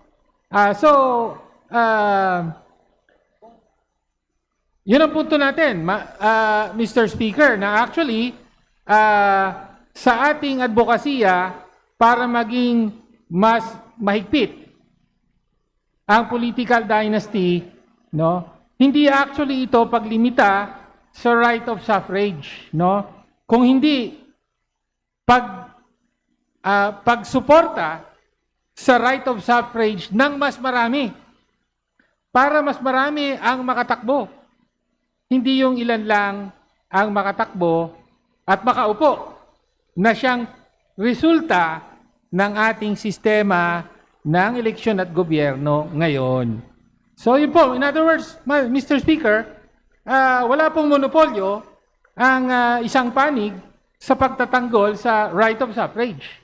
Dahil tingin natin, consistent sa mandato ng konstitusyon, yung of course, pagkilala at pag-uphold sa right of suffrage as one of the fundamental constitutional rights, consistent yan sa mandato para ipagbawal ang political dynasties because nakakalimita ito sa pagkakataong tumakbo ng mas marami. Ganun po, Mr. Speaker. No? Yes. Okay, Mr. Speaker, allow me to attempt at least respond to few of the points na nabanggit po ng ating kagalang-galang na kasamahan. Tama po yun na meron talaga pong constitutional directive na kailangan may anti-political dynasty na maisabatas ng Kongreso, Mr. Speaker. At the same time, we also recognize na meron naman po talagang principle under the Constitution, the right to suffrage, to elect and to be voted upon. In fact, Mr. Speaker, the reason why kung bakit po natin ito binabalanse is even mayroon pong ruling dito ang Supreme Court, Mr. Speaker, the way we approach and interpret our Constitution. Under Civil Liberties Union versus Executive Secretary, Mr. Speaker, ang sinabi po ng ruling sa Supreme Court is that no one provision of the Constitution is to be separated from all the other. So, meaning to say, you cannot interpret the Constitution in parts, but you have to read it as a whole. So, ibig sabihin, we balance the anti-political dynasty provision with that other provision in the Constitution, which is the right to elect, to vote, and to be voted upon. So, ang balanse po na ginagawa po natin to appreciate all these constitutional provisions and come out with a balance, Mr. Speaker, allowing the decongestion of power in one locality, while also enjoying the freedom of others to elect and to run and to elect and to be elected upon. So yun po, Mr. Speaker, Your Honor, ang basihan kung bakit binabalanse po natin ito. Pangalawa po, Mr. Speaker, binalikan po namin yung transcript po nung discussion ng 1987 framers of the Constitution. In fact, 17 versus 18 po. Isa lang po yung kanilang difference at naging basihan kung bakit na-include na po yung anti-political dynasty dahil 17 po sa ating mga framers na ayaw. Kasi sabi nila, bakit tayo gagawa ng isang bagay o isang policy na magtatrample doon sa karapatan ng tao na tumakbo at ma-elect, no, Mr. Speaker, Your Honor. Ang sabi po naman nila dito is, in fact, Mr. Speaker, ang intention talaga nila is to decongest, binalikan po natin ang transcript po nila, ay para mawala po yung monopolya ng isang pamilya sa isang locality kung saan po pwede pong ma-threaten yung sinasabi po nating check and balances at po pwede pong mag-collide, may collision. Ang sabi po doon nila is a probable collision because of the proximity in terms of blood relation. That collision may probably happen to the detriment of the general public which they serve. So, yun po yung ating basihan dito, Mr. Speaker, Your Honor, tungkol po doon sa mga points na ra-raise ng ating kagalang-galang na kasamahan. Thank you, Madam Speaker. Sinenyasan ka na ni Deputy Speaker, no? Pero, so, let me just close this point by reiterating, no, na actually, tama kayo, dapat ang pag-interpret ng Constitution ay kabuuan. Hindi yung dinidiin ng isang probisyon na nadedihado naman ang iba pa o yung kabuuan. At precisely ang sinasabi ko nga na yung mga katulad namin at ilang mga kasamahan dati dito na nagtutulak ng mas masaklaw na prohibisyon sa political dynasties. For example, instead of second degree, fourth degree of consanguinity, instead of allowing simultaneous holding of positions provided in different administrative or governmental units, sa halip nito ay ipagbawal talaga, no, ang sabay na pagtakbo, no, ng mga political dynasties. Actually, ang ganitong posisyon, yung fourth degree at mas paigpit, actually, yun ang mas magpapayabong, magpapaunlad at poprotekta sa right of suffrage ng mas maraming mamamayan. Yun po sinasabi natin dito. Dahil magiging mas malawak at bukas ang partisipasyon ng mga ordinaryong mamamayan sa eleksyon. No? Mas marami ang pwedeng tumakbo at mas marami ang pwedeng manalo. No, hindi lamang ang ilang mga pamilya. So hanggang doon na lang po sabihin ko, I think nagkalinawan po tayo ng pagtingin dito. No? So in other words, yung ilang version dito ng anti-dynasty law, no, ay hindi dapat ituring na paghihigpit or restriction sa right of suffrage. Maaring prohibition or restriction on the right of suffrage of a few, pero mas na protektahan naman yung right of suffrage ng mas marami. Ganun po ang ating position dito. No?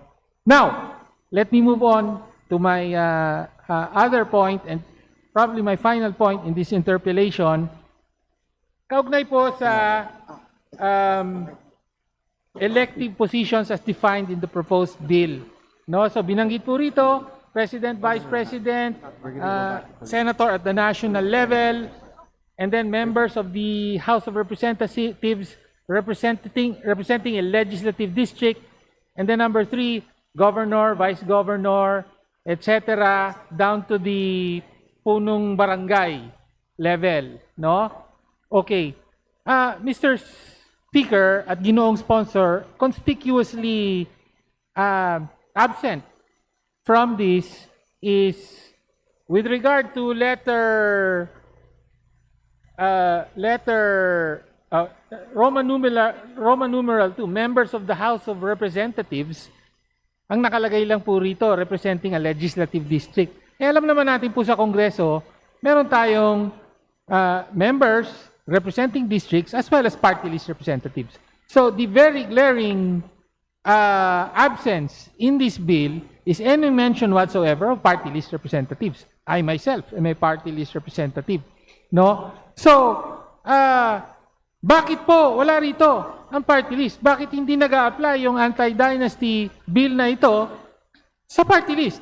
Gayong, kung tatanungin natin ang publiko, ay isa sa mga pinaka-obvious para sa kanila na manifestasyon ng paghahari ng mga political dynasty ay nakita nila yung district representative nila. Ayan, nakaupo.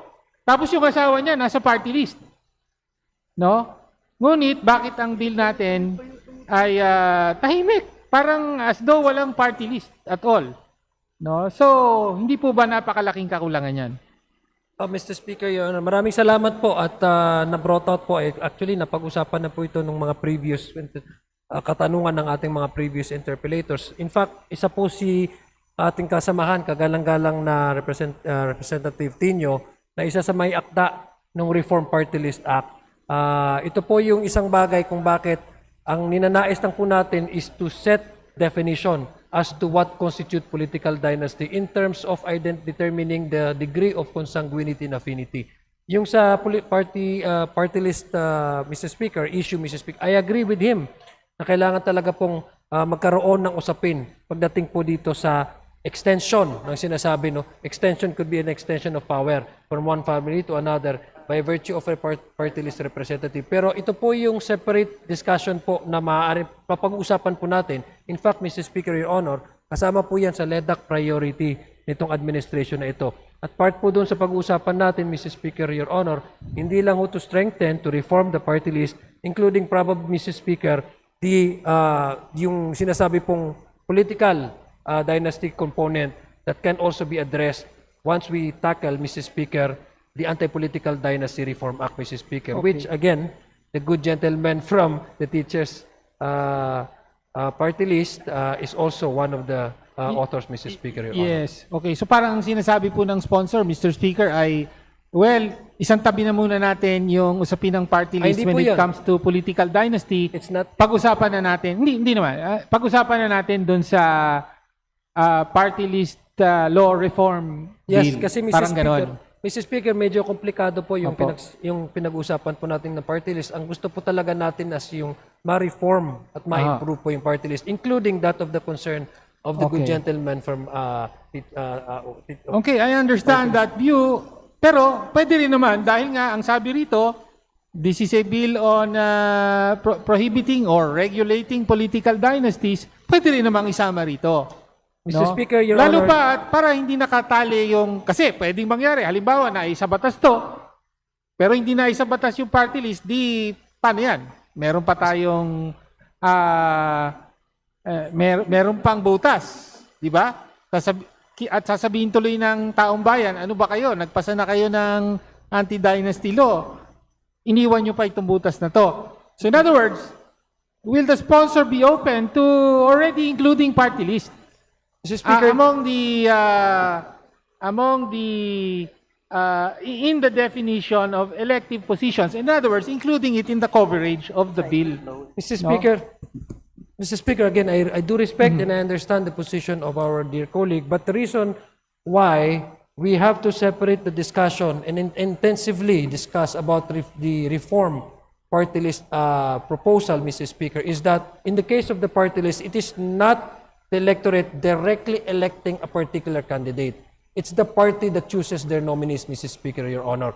May mga experiences po tayo na hindi natatapos yung nominee ng party list ang panunungkulan niya sa Kongreso. In fact, Mr. Speaker, just recently, meron na pong napalitan. Kasi depende po yan sa pinapaupo ng organisasyon, party list organization, kung sino po yung papaupuin nila sa Kongreso, Mr. Speaker, Your Honor. So yun po yung isang nuance or isang anggulo na tinitingnan po natin, Mr. Speaker, kung bakit Mr. Speaker, yung usaping party list, Mr. Speaker, ay tutuunan natin ng pansin at bibigyan po natin ng focus, Mr. Speaker, Your Honor. Para po sa kasagutan at assurance din po, Mr. Speaker, sa ating kagalang-galang na kasamahan, Congressman Pino.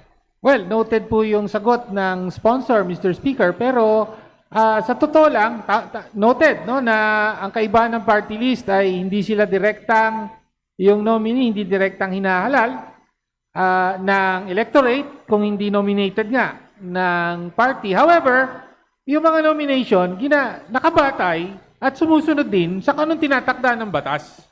At kung itakda ng batas na ito, na kasama sa mga prohibition yung party list na hindi pwedeng magsabay, sa Kongreso, ang magkamag-anak, kung meron na sa district, hindi na pwede sa party list and vice versa. Kung nandun na yan sa batas, hindi na sila manonominate in the first place. Yun lang naman po. Ang punto natin, wala pong nakasasagabal at mas mabuti pa nga na isama na sa bill na ito ang party list. No? Para ma-address yung isa sa mga matagal nang puna sa party list system. No, na parang sinabi nila, supposedly, para mabigyan ng puwang sa Kongreso ang mga marginalized sectors, pero ang nangyari ngayon, naging backdoor or extension ng mga political dynasties. Yan po ang one of the foremost criticisms of the party list system. You know? So, ito na po ang pagkakataon para ma-address yun. Kaya, again, mariin po nating inihahapag at iminumungkahi sa sponsor na isama na dito ang party list.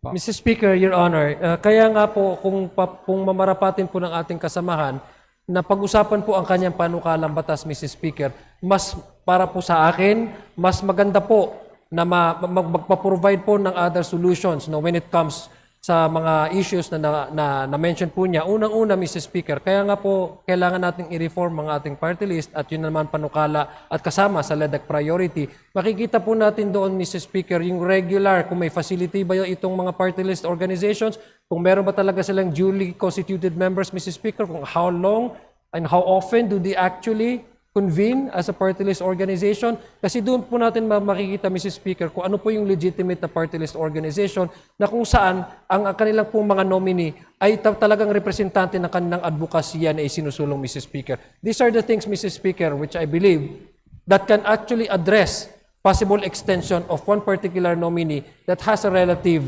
sitting in the Congress simultaneously, Mrs. Speaker, Your Honor, serving under particular Congress. So yun po yung tinitingnan po natin isa po ito sa mga possible na mangyari at solusyon sa mga problema po na nakikita ng ating kagalang-galang, issues na nakikita po ng ating kagalang-galang na representante from Congressman Tino. So kaya nga po minarapat po natin to have a separate discussion on this para po mabigyan ng enough attention po yung adhikain ng ating kagalang-galang na Congressman Tino na alam po naman natin na party po ito sa LEDAC priority ng ating Pangulo. Well, maraming salamat, Mr. Speaker. Nagpapasalamat ako sa sponsor sa very patient na pagpapaliwanag niya sa mga nire-raise nating issue. Gayunpaman, bilang pangwakas, nais ko lang pong sabihin na para sa atin, ang tunay na pagtataguyod at pagdepensa sa right of suffrage ng bawat Pilipino ay ang pagpasa ng isang tunay at masaklaw na anti-dynasty bill. At ang ibig sabihin nito ay kailangan talagang ipagbawal ang sabay at magkasunod na pag-upo ng mga magkakabag-anak sa pwesto sa lahat ng antas. Lahat, from national to local, kasama ang party list. At hindi po ito paglimita sa right of suffrage kung hindi pagtiyak na magkakaroon ang bawat Pilipino ng pagkakataon na makalahok sa eleksyon bilang kandidato, hindi yung ilan lamang at pare-parehong mga mukha o pare-parehong mga pangalan, kung hindi maraming mga pangalan ang maaaring lumahok at maboto. Yan po ang totoong pagtaguyod at pagtanggol sa right of suffrage ay sa pamamagitan ng pagpasa ng anti-dynasty law na magbabawal sa monopoly sa pagtakbo at sa pag-upo sa pwesto ng iilang pamilya lamang. Hanggang doon lang po, Mr. Speaker. Maraming salamat po sa sponsor. Maraming salamat po sa ating kasamahan na Congressman Tino sa kanyang mga katanungan, Mr. Speaker, Your Honor. Thank you very much, Majority Leader. Mr. Speaker, there being no other member who wishes to interpolate, I move to terminate the period of sponsorship and debate. There is a motion to terminate the sponsorship and debate. There any objection? Chair hears none. Motion is carried. Majority Leader. Mr. Speaker, I move to open the period of amendments. There is a motion to open the period of amendments. There any objection? Chair hears none. Motion is carried. Majority Leader. Mr. Speaker, there being no committee amendments, I move to proceed to consider individual amendments. There is a motion to consider individual amendments. There any objection? Chair hears none. Motion is carried. Majority Leader. Mr. Speaker, I move to recognize the Honorable Deputy Speaker of the 1st District of Iloilo, Janet Garen, for her individual amendment. Deputy Speaker Janet Garin from the 1st District of Iloilo is hereby recognized. Please proceed. Thank you, Mr. Speaker. Thank you, distinguished colleagues. Thank you, Majority Leader.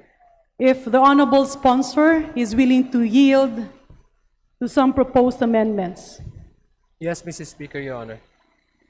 On section 3, page 1, line 9, replace the phrase incumbent elective with elected.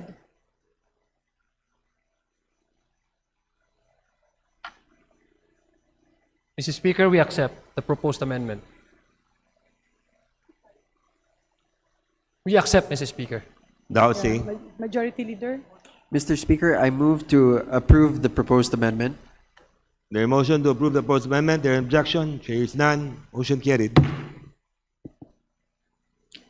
Mr. Speaker, on section 3, page 1, line 9, insert the word the between the words as and spouse.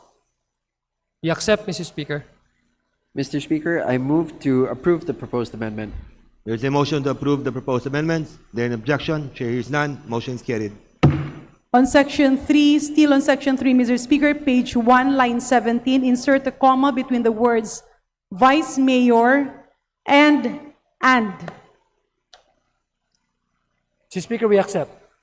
Mr. Speaker, I move to approve the proposed amendment. There is a motion to approve the proposed amendments. There is an objection. Chair is none. Motion carried. Majority Leader. Mr. Speaker, on section 3, item C, page 1, lines 19 to 20, strike and delete the entire item, subparagraph 5 under section 3C. Sponsors, say. Mr. Speaker, we accept the proposed amendment. Majority Leader. Mr. Speaker, I move to approve the proposed amendment. There is a motion to approve the proposed amendments. There is an objection. Chair is none. Motion carried. Mr. Speaker, on section 3, item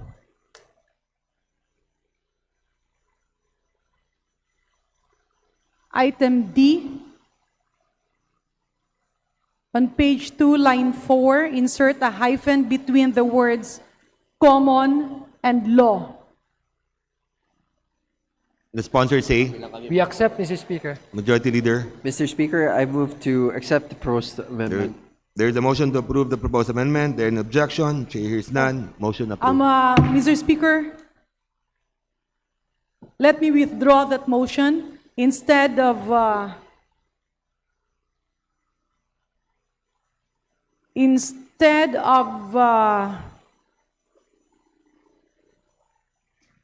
Session suspended. Mr. Speaker, I move to suspend.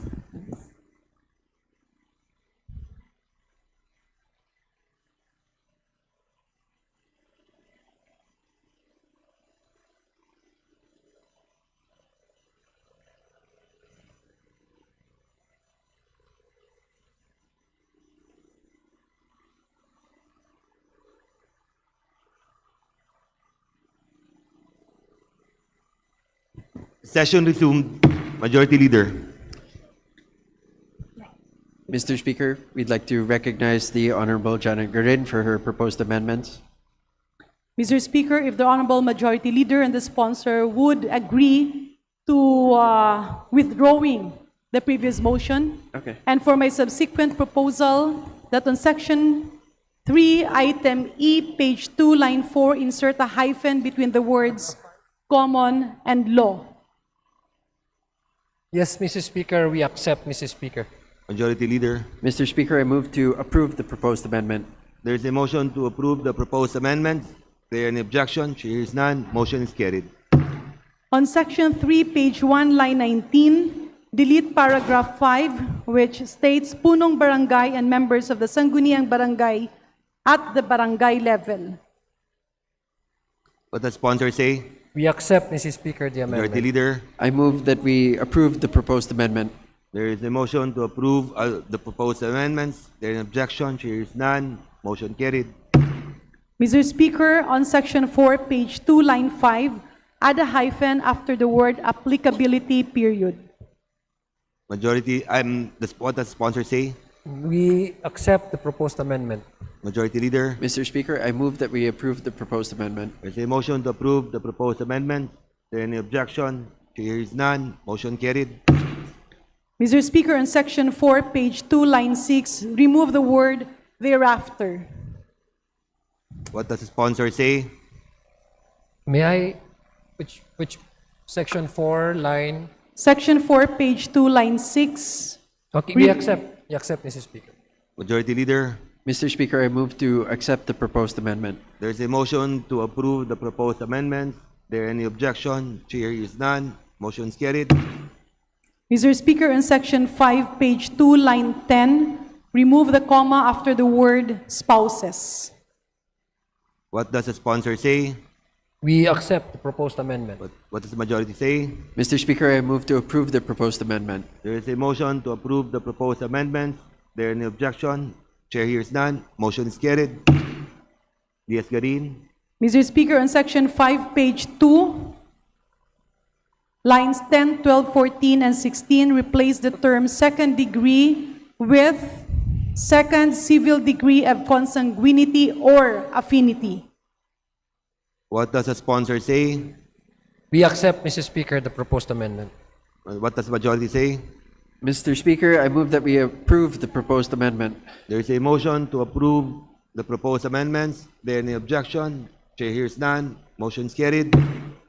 Mr. Speaker, still on section 5, page 2, line 12, replace the phrase running as member of with the phrase holding membership in. What does the sponsor say? Mr. Speaker, we accept. What does the majority say? Mr. Speaker, I move that we approve the proposed amendment.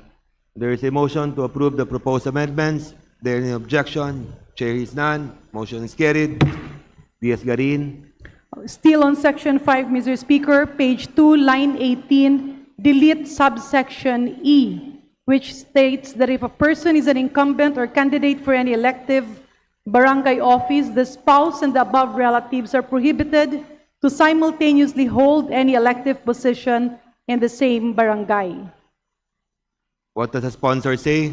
We accept, Mr. Speaker, the proposed What amendment. does the majority say? Mr. Speaker, I move that we approve the proposed amendment. There is a motion to approve the proposed amendments. There any objection? Chair is none. Motion is carried.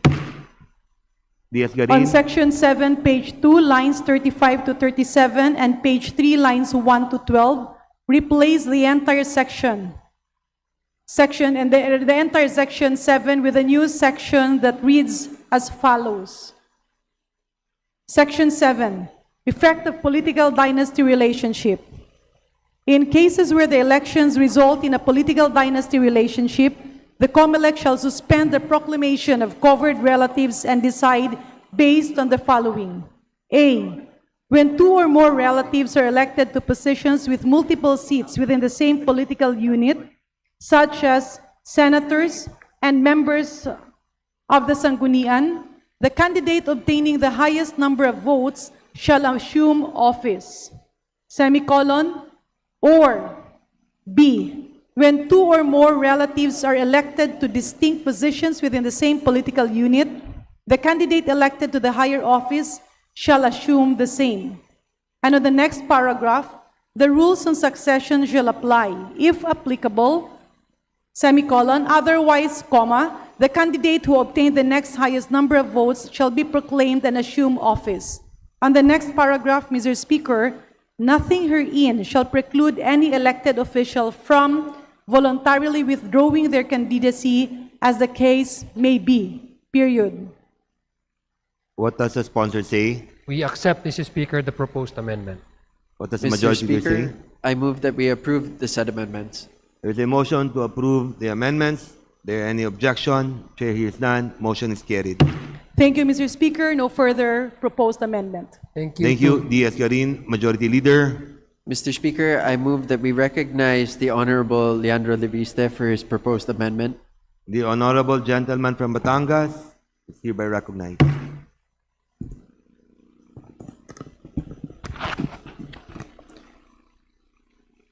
Mr. Speaker, I propose that we amend Section 5B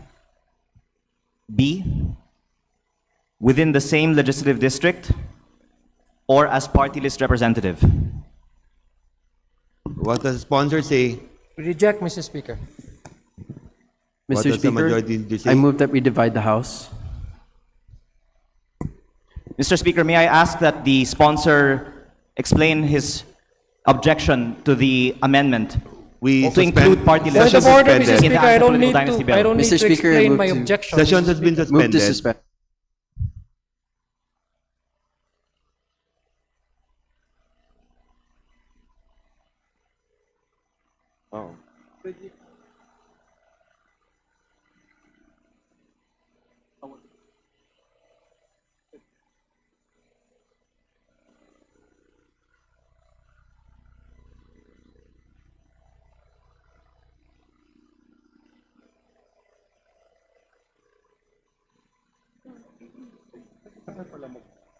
Kasi magulo na eh.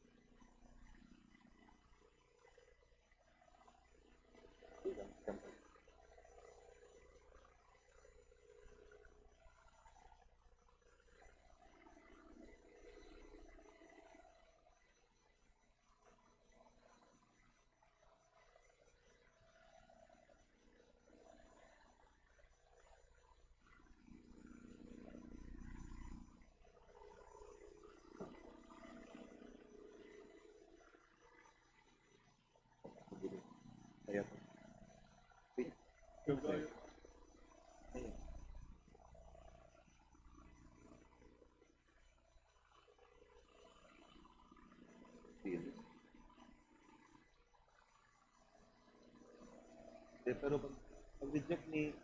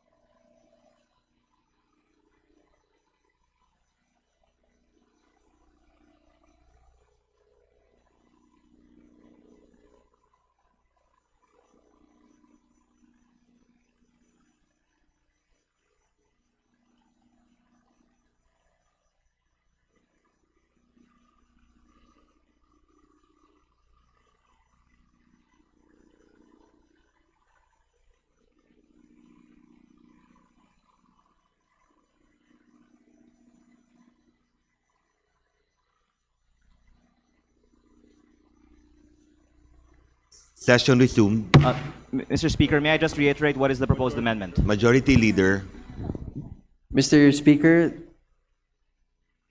there has been an objection to the amendment proposed. I move that we divide the House. Mr. Speaker, so that we know what we're voting on, can we just reiterate what is the proposed amendment? It is to add at section 5B, or as party list representative, so that the anti-political dynasty bill will prohibit relatives within the second degree of consanguinity for both running for a seat in a district of the House of Representatives and as a party list representative. What does the sponsor say? We do not accept.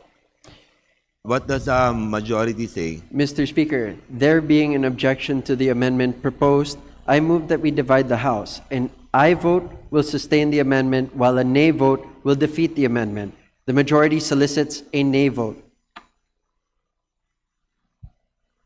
There is a proposed amendment rejected by the sponsor, and we now move to divide the House.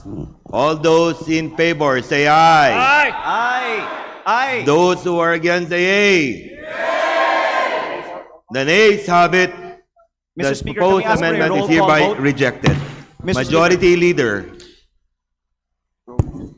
Mr. Speaker, I move to suspend session. Mr. Speaker, can we have a Session brief- suspended.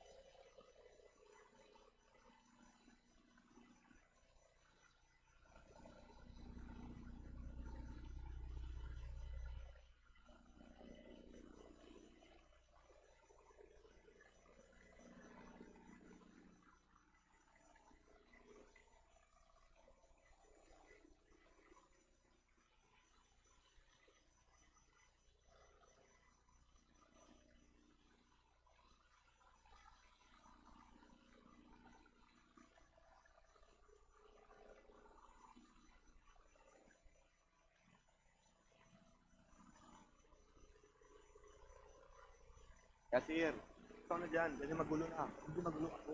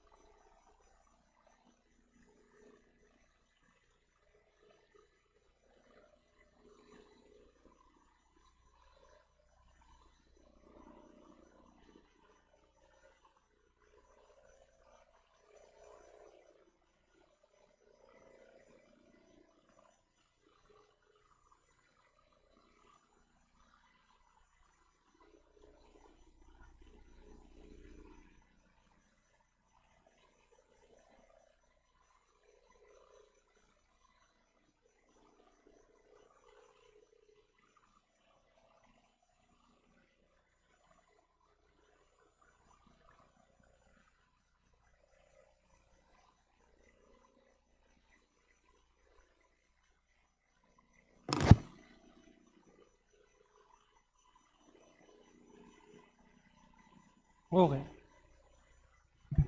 Klaro lang natin lagi. Parang Para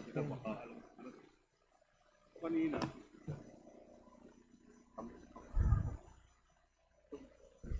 session resume. Mr. Majority Speaker, may I Leader. propose my next Mr. amendment? Speaker, I move that we recognize the Honorable Leandro Leviste for his additional amendments. Honorable Reviste, please proceed. Thank you, Mr. Speaker. Para matupad ang pangako na ipagbawal ang political dynasty sa Pilipinas, nais ko pong i-propose na i-amend natin ang Section 5 sa A, B, C, D, and E, nakalagay second degree, at ang aking amendment ay palitan ito para maging fourth degree. What does the sponsor say? We don't accept. What does the majority say? Mr. Speaker, there being an objection to the proposed amendment, I move that we divide the House. Mr. Speaker, may I move for nominal voting? Majority Leader, Mr. there's a motion to divide the House. All those in favor of the amendment, say aye. Those against, say nay. Nay. The nays have it. The proposed amendment is now not accepted. Majority Leader.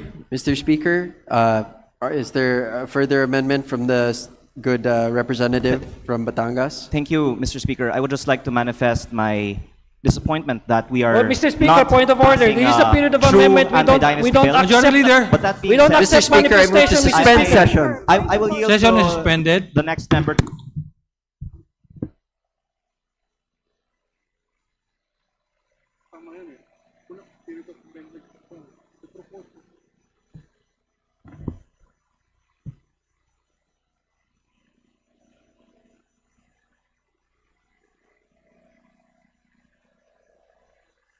Session is resumed. Majority Leader. Majority Leader. Mr. Speaker, there being no other amendment, I move that we close. Mr. Speaker, I Motion move to that we suspend recognize the Honorable. Mr. Speaker, I move to suspend session. Session is suspended.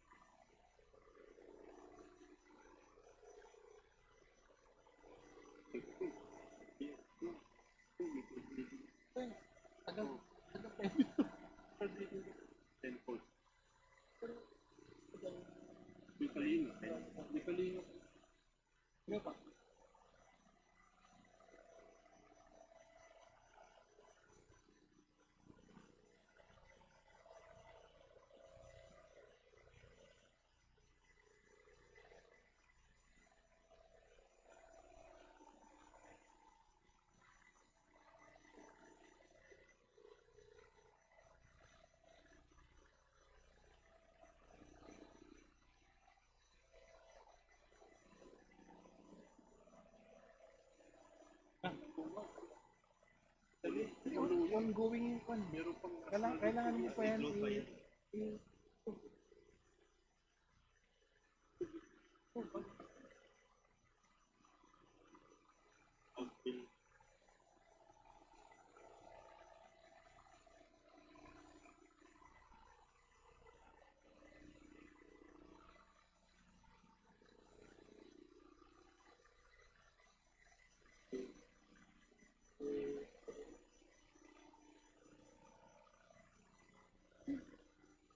ano nga sa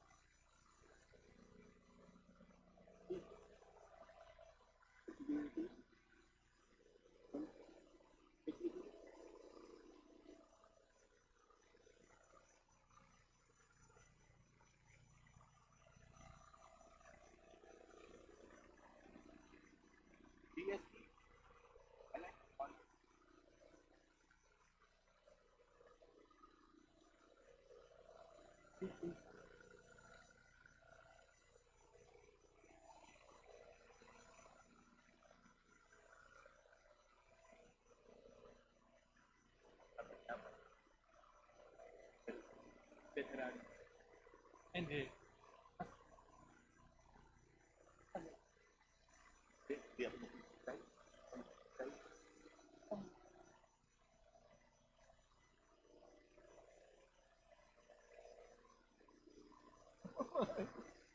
Ano?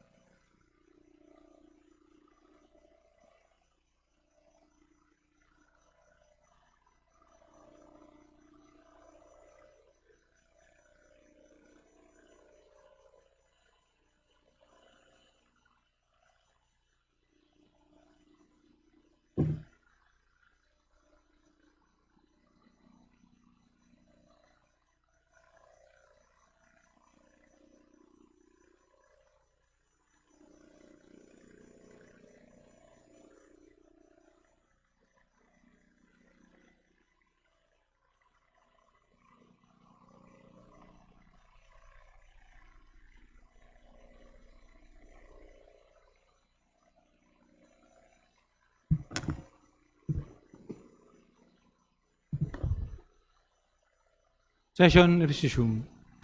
Majority Leader. Mr. Speaker, I move that we recognize the Honorable Leila de Lima for her proposed amendments. The Honorable Laila de Lima is recognized. Thank you, Mr. Speaker. Distinguished sponsor, will the distinguished sponsor accept the following amendment? I wish to insert a new Section 8. Section 8, punishable acts.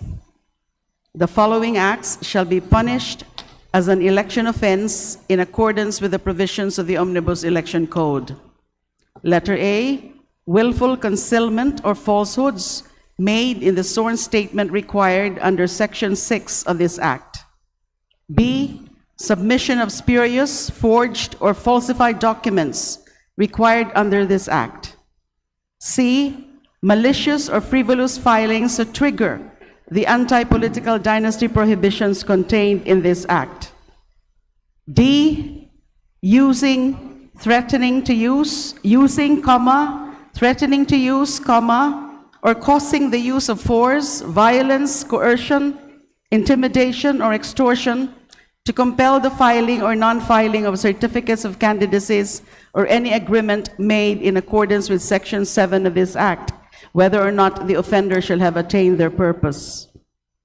E, resigning an elective office for the purpose of enabling a spouse or relative to assume or seek such position in contravention of this Act. And F, any other willful act to allow the existence or perpetuation of political dynasty relationships as provided under Section 5 of this Act. So I ask the distinguished sponsor to admit this new Section 8, subject to style, after Section 7 found on page 3 of House Bill 8389, and the sections below it be renumbered accordingly. What does the sponsor say? Mr. Speaker, we thank the honorable lady from ML Party List for the improvement of the current draft bill of this measure. We accept, Mr. Speaker, the proposed What does amendments. the majority say? Mr. Speaker, I move to approve the proposed amendment. There's a motion to approve the amendment. There is an objection. Hearing none, the motion is approved. Majority Leader. Thank you, Mr. Speaker. Thank you, distinguished sponsor. Thank you. Thank you. Majority Leader. Mr. Speaker, there being no other individual amendment, I move that we terminate the period of amendments. There's a motion to terminate the period of amendment. Is there any objection? Hearing none, the motion is approved. Majority Leader. Mr. Speaker, I move that we vote on second reading on House Bill number 8389. There's a motion as to approve. amended. There's a motion to approve on second reading House Bill number 8389. As amended. All those in favor say aye.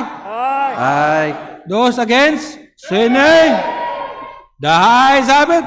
House Bill number 8389 as amended is now approved on second reading. Majority Leader. Mr. Speaker, I move to suspend session. Session is suspended.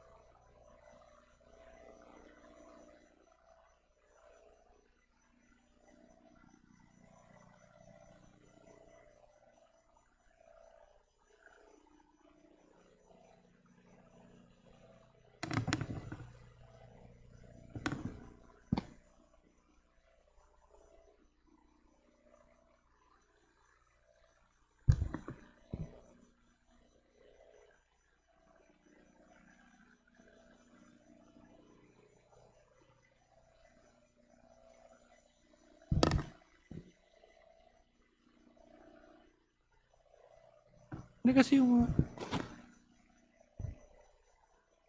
session resumed. Majority Leader. Mr. Speaker, I'd like to acknowledge the guests of Speaker Faustino Bojiti from the National Youth Commission of Mindanao.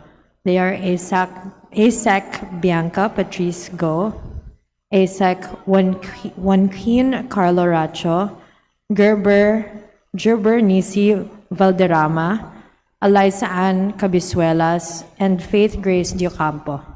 To the guest, Honorable Speaker Faustino Bojidi III, the National Youth Commission in Mindanao.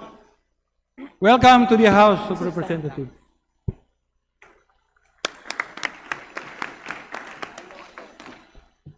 Majority Leader, Mr. Speaker, I move to suspend session for a few minutes. session is suspended.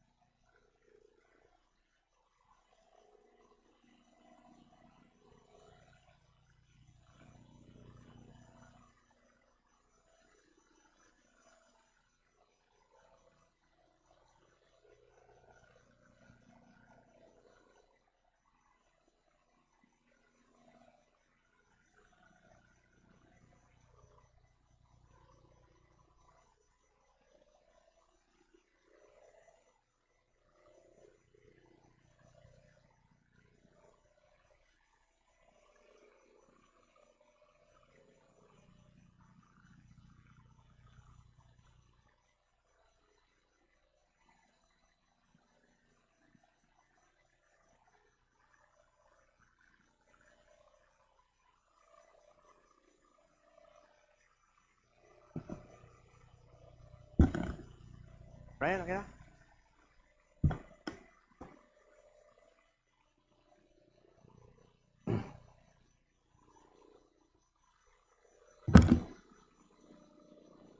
Session resumed.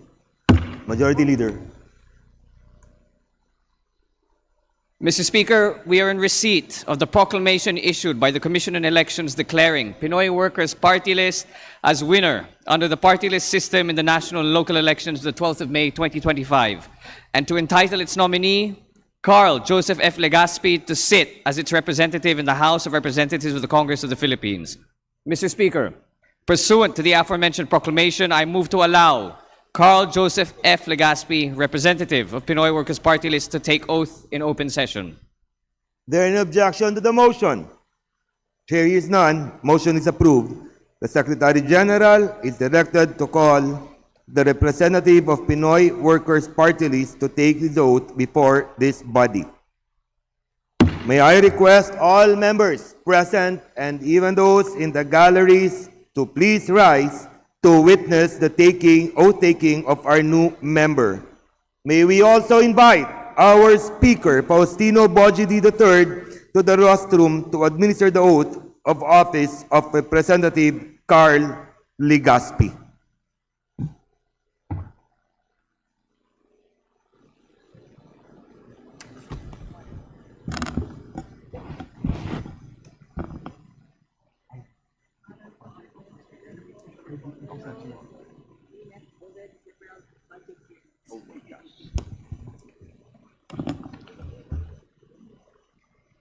Please raise your right hand and repeat after me.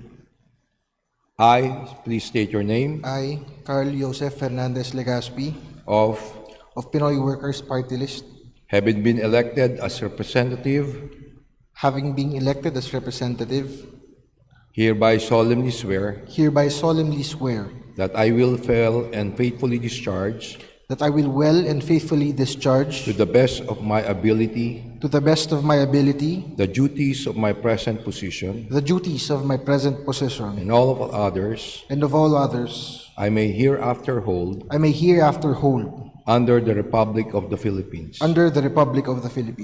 that I will support and defend the Constitution of the Philippines, that I will bear true faith and allegiance to the same, that I will obey the laws, legal orders, and decrees promulgated by the duly constituted authorities of the Republic of the Philippines, and that I impose this obligation upon myself voluntarily without mental reservation or purpose of evasion. So help me God. Congratulations.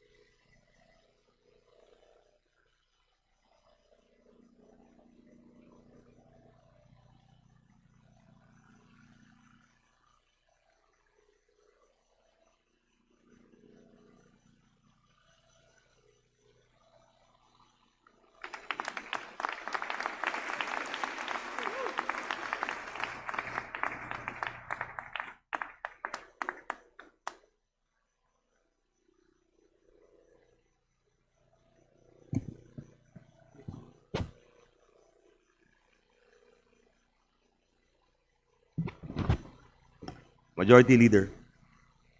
Mr. Speaker, to allow for our members to congratulate our newest representative, I move to suspend session for a few minutes. Session suspended.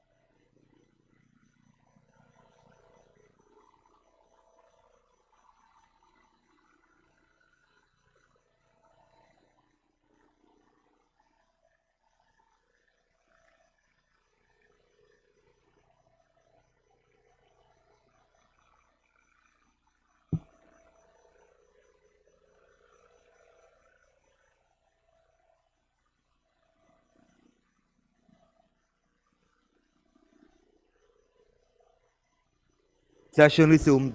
Majority Leader. Mr. Speaker, I move to acknowledge the guests. Your guests, sir, Deputy Speaker Bambi Amano and Representative Lordan G. Swan and Representative Attorney Karen Lagbas. They are guests from the Department of Trade and Industry, Region 10. They are the following: Honorable Princess Emano, Dr. Ruel B. Paklipan, Jesusa Tutang M. Aber, Charisse V. Kabasag, Maria Lourdes Michelle V.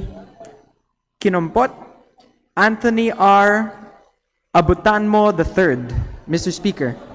To our guests from the Region 10, Board Member Princess Emano, Provincial Director Abear, ma'am, welcome to the House of Representatives. Majority Leader. Mr. Speaker, we would also like to acknowledge the guests of the Honorable Marlesa Doc Marley Hofer Hasim from the 2nd District of Zamboanga, Sibugay. They are young athletes who are qualified to represent the Philippines in the upcoming Pony International Pinto 8U Baseball Classic to be held in Illinois, USA from July 9 to July 12. They are the following: Bumatay Julian Harvey, Casabuena Ethan Lucas T. Casabuena, Alonzo Miguel G. Chan, Lucas Gabriel G. Chan, Marcelo Sebastian B. Cruz, Nathaniel Thomas R. Ginto, Ethan Gabriel D. Montaner, Theodore Manuel C. Pablico, Alejandro Ponferrada, Ethan Christoph C. Samaniego, Ruiz Isaac D. San Diego, Maverick Greg C. Uy, Kyle Pele C. Zulueta, Coach Herbert Bonifacio, Coach John Paul de los Santos. Mr. Speaker. To the guest of Honorable Marlesa Doc Marley Hofer Hasim from the Zamboanga, 2nd District of Zamboanga, Sibugay, young athletes who have qualified to represent the Philippines in the upcoming Pony International Pinto 8 Under Baseball Classic to be held in Illinois, USA. Young gentlemen, Coach, welcome to the House of Representatives and good luck. Majority Leader. Mr. Speaker, may we also recognize the guests of Deputy Speaker Raymond Democrito C. Mendoza from the TUCP party list, and they are the following: Miss Medina Manto, Miss Marivic Lopez, Miss Marisa Gonzalez, Jillian T. Roque, Miss Cereline A. Pastolero, Miss Annie Enriquez Geron, and Mr. Miguel Maga Jr. Mr. Speaker. To the guests of Deputy Speaker Attorney Raymond Democrito Mendoza, Mr. Medina Manto, Ms. Marivic Lopez, Ms. Marisa Gonzalez, Ms. Jillian Roque, Ms. Cereline Pastolero, Ms. Ann Enriquez Heron, and Mr. Miguel Maga. Sir, welcome to the House of Representatives. Majority Leader. Mr. Speaker, I move to suspend session for a few minutes. Session suspended.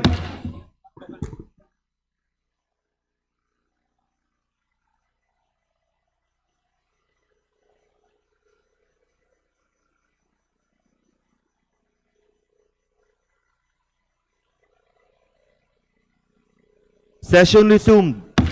Mr. Speaker, I move that we resume consideration of House Bill number 9305. There is a motion to resume consideration on House Bill 9305. There is no objection. Chair is none. Motion is carried. Majority Leader. Mr. Speaker, I move that we recognize for his interpellation the Honorable Robert Nazal of Bagong Generacion Party List. The Honorable Nazal is recognized. Please proceed, sir. Thank you, Mr. Speaker. Good afternoon, distinguished colleagues.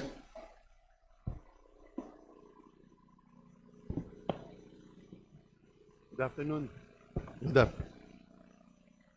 Good afternoon to my idol, Bina B. Good afternoon, Mr. Speaker. We are ready. Good afternoon, Mr. Distinguished Gentleman. On Section 15 of the proposed bill, yung nakalagay po na temporary moratorium on transport-related loan payments, I just have a question. Pwede po ba natin isama yung, kasi it is limited to registered public transport drivers, operators, transport cooperatives, and TNVS operators. Sana po, baka pwedeng i-include yung mga logistics companies, shipping companies, all companies which are heavily dependent on fuel, such as MSMEs that are in the business of FMCG. Also, kasi syempre, ang ina-address lang po natin dito are yung matigil po yung biyahe. Pero sana, the bill and the law eventually will also address potential risks for inflation, inflationary pressure, and currency protection. Kasi marami pong industries na heavily reliant on fuel na matitigil po dahil pagka sumobrang taas yung fuel or nagkaroon ng rationing. Mr. Speaker, I think we may have had some shortcoming. I don't think we were able to provide you with the latest version because the latest version on Section 15 in fact incorporates the very amendments that you proposed by the very exact wording. So Section 15 now reads, as presented for deliberation, is a temporary moratorium on loan, rental, and utilities payments. It no longer covers just TNVS or transportation related. In fact, using the very proposal that you said, if I may read, all banks, quasi-banks, financing companies, cooperatives, and other leading institutions shall grant, subject to the evaluation of borrower capacity, a moratorium of not less than 30 days on principal and interest payments on all outstanding loans, including salary, personal, housing, agri, MSME, and transport-related loans falling due during the effectivity of the declared national energy emergency. And I wish to put on record that the previous provision, which only tackled a small segment of the transportation sector, was correctly pointed out by Congressman Nazal as being incomplete. And that's why we have made the temporary moratorium no more expansive to cover those that are related to transportation in general. Thank you, Mr. Sponsor. That makes me very happy. My next question is on Section 30, appropriations and sources of funding. May Section 30. On letter A, rationalization of non-essential MOOE. If I may, dun po sa provision na yon, all departments, agencies, bureaus, I'll just go straight, no? The executive department shall adopt economy measures and shall identify and rationalize non-essential maintenance and other operating expenses in an amount not less than 10%, but not more than 20% of the covered line items, and in accordance with its applicable guidelines, circulars, and issuances. Ang question ko po dyan is, aren't we, by setting a compulsory 10% floor, creating a dangerous statutory contradiction? Kasi if there are agencies po na mas mababa yung kanilang non-essential MOOE at hindi umabot sa 10%, paano po yun? Will they have to go through the essential? Kukunin po ba nila yon para ma-meet nila yung 10%? Kasi parang the bill will allow them, parang sineset natin yung minimum at 10%. So not less than. So if ever, pwede po ba natin tanggalin to?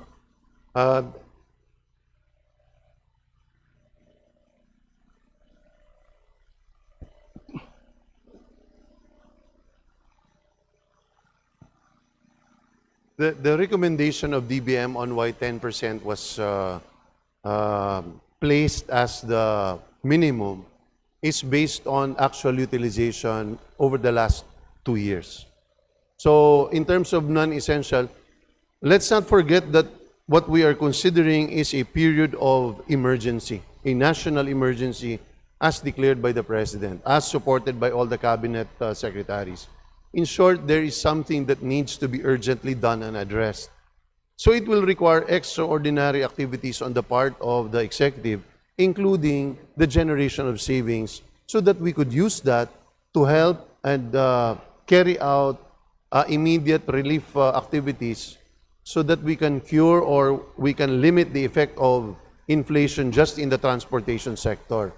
So based on their experience, 10% is easily achievable. In fact, they expect it to be 20%. They wanted it 20%, Mr. Speaker, but upon exactly the points that you raised, they limited it to 10%. May I ask, Mr. Sponsor, how much do we intend to raise from the MOOE? On this particular item is 21 billion. 21 billion. That is what we are advised by the DBM, Mr. Speaker. Magkano po ba yung... Mr. Speaker, my apologies. They've just recomputed. It's 11 billion. Magkano po ba yung total non-essential na MOE? Non-essential MOE. While they're generating it, the 11 billion is actually based on the submissions of the different agencies in relation to the budget circular. So 11 billion covering all departments? Yes. Just specifically on non-essential? Not yet all. 80% have already submitted. 80%? Yes. But the total is 11 billion for all? No, for the 80%. For the 80%. So not all agencies have yet submitted. There is a deadline that they have set by the end of May to be able to do that. But right now, 80% of the agencies have already submitted, and 11 billion has been the amount offered.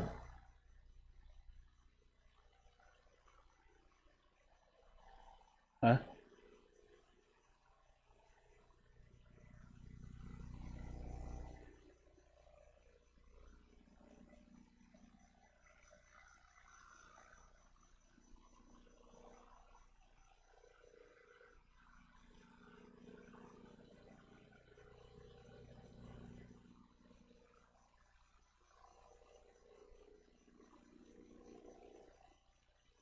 Mr. Sponsor, while they are still computing, may I move on to the next question? Yes, we undertake to provide you with that information as they compute it. So on again on section 30, letter B, discontinuance of programs, activities, and projects.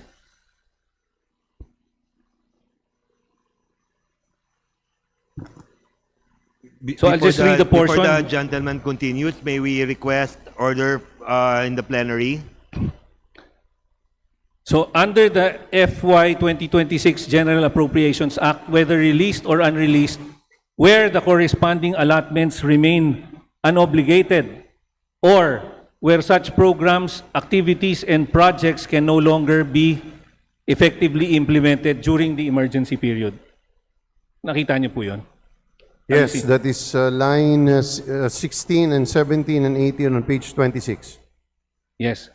So may I ask, what does or where such programs, activities, and projects can no longer be effectively implemented during the emergency period mean?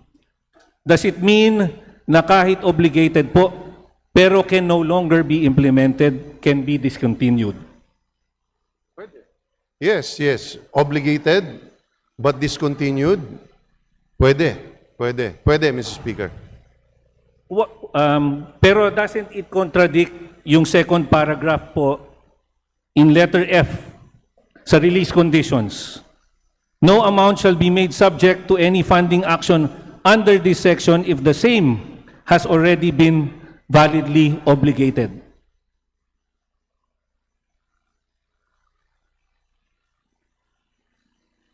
If it pertains if you will look at the second paragraph of release conditions, that prohibition really refers to salaries, not to all other items. So this is actually serves as a qualification. If you look at if it pertains to salaries, wages, pension, and other fixed personal benefits. That is our understanding, Mr. Speaker.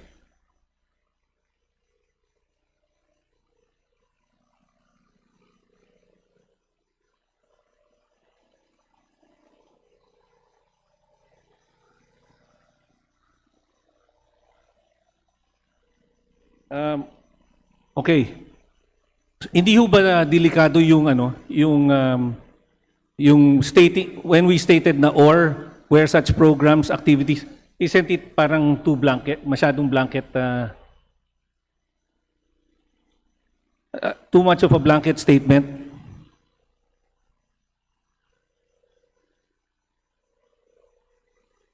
One-minute suspension, Mr. Speaker. Session suspended.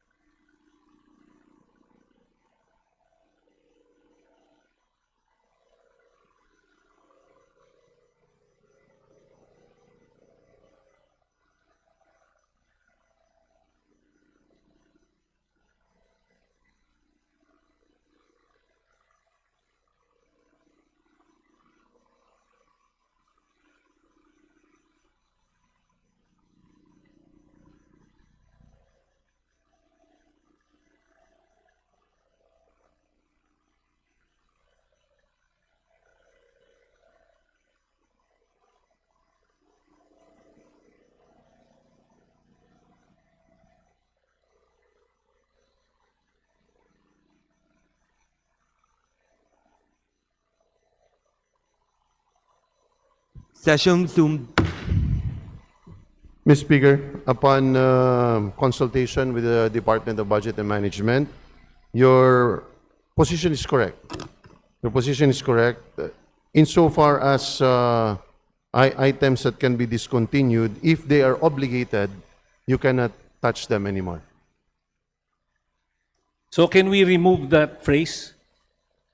Yung or where such programs, activities, and projects can no allotments remain, yung where such programs, activities, and projects can no longer be effectively implemented.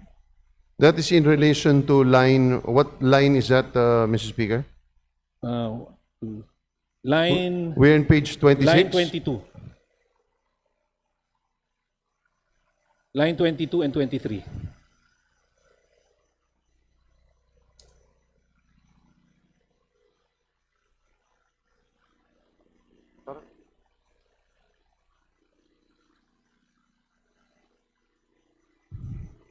Can we just reconcile? I think we have different items. I'd like to request 1 minute suspension. Session suspended.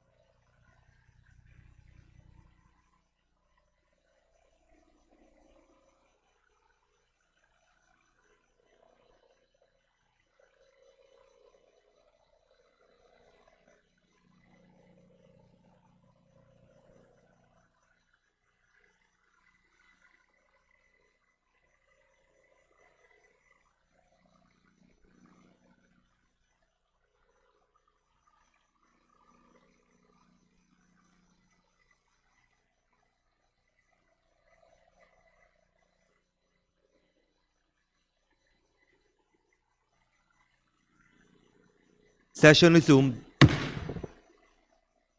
The point is well taken. What we only ask is, what we want to express clearly on the floor is that discontinuance of PAPs will only refer to unobligated.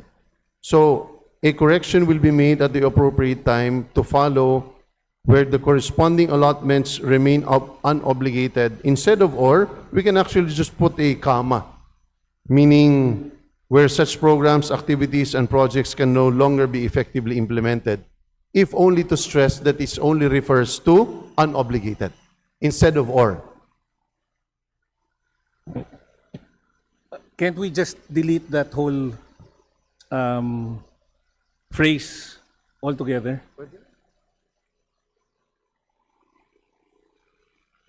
But kasi specific naman, if it's unobligated, then go ahead. I think the reason for which it is stated, Mr. Speaker, is only to emphasize those are the mechanisms by which savings are declared. So you're correct, it's a surplusage. We will consider the suggestion at the appropriate time. Thank you, Mr. But it is Speaker. clear that we're only referring to unobligated. So thank you for that correction.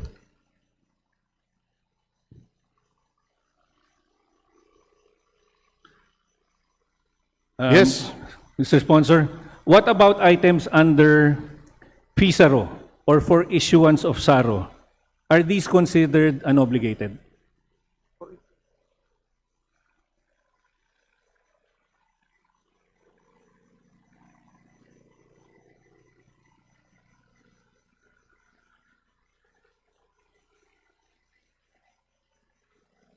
If it is for issuance of SAROS, then it is unobligated, according to the DBM.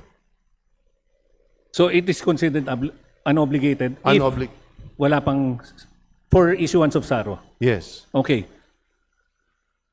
Kahit na po alam natin na ang pwede lang na naka-FISARO ay lump sum or those with conditions? Yes, that's correct.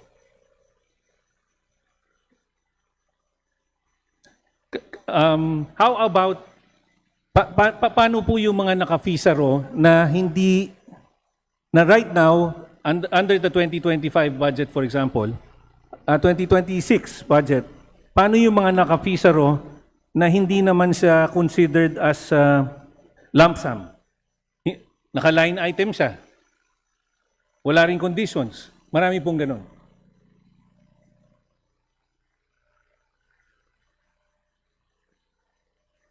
Well, they are still considered as unobligated, so they can be included as part of the general sphere where the President can exercise his discretion. That is where we have a problem. Kasi right now po, di ba, after the President signed the GAA of 2026, 46 billion pa lang ang naisuhan ng SARO. Pero ang naka-FISARO is the whole budget of DPWH. I need to also stress that in terms of the appropriation, we have already specified that no portion of capital outlay, if it refers to physical structures, can be included as part of, as a source. So when you talk about DPWH or... Totally. Or even in the other departments, as long as it is a physical structure, it cannot be the subject of expansion by the executive. Can we include that in the provision? It is here.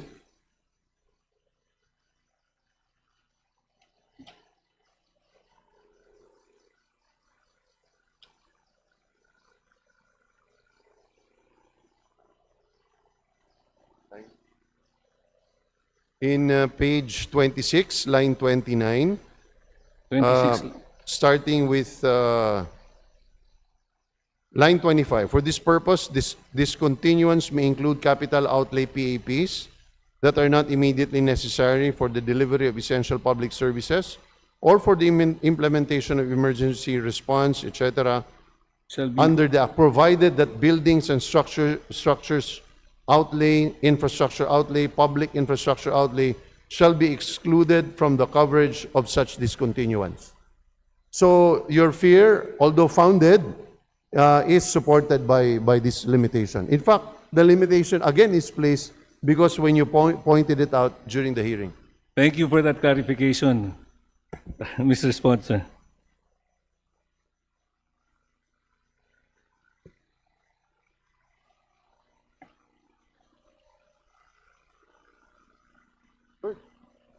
Tama na.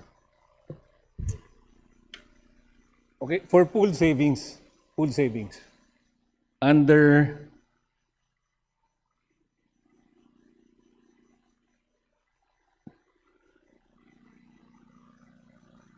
how much do we intend to raise capital outlay po for pool savings? We don't have that data yet, Mr. Speaker. Only non-essential MOE has so far been generated. Wala pa po tayo doon. Is it 10 or 20% of the total capital outlay?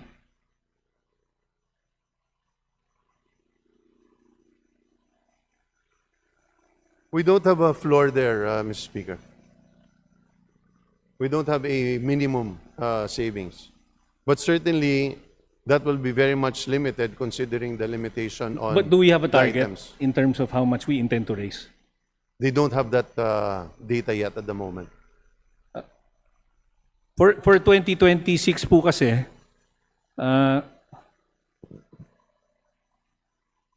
If I may, while Mr. Speaker, while the interpellator is, I think what needs to also be stressed here, Mr. Speaker, is this is not just for 2026.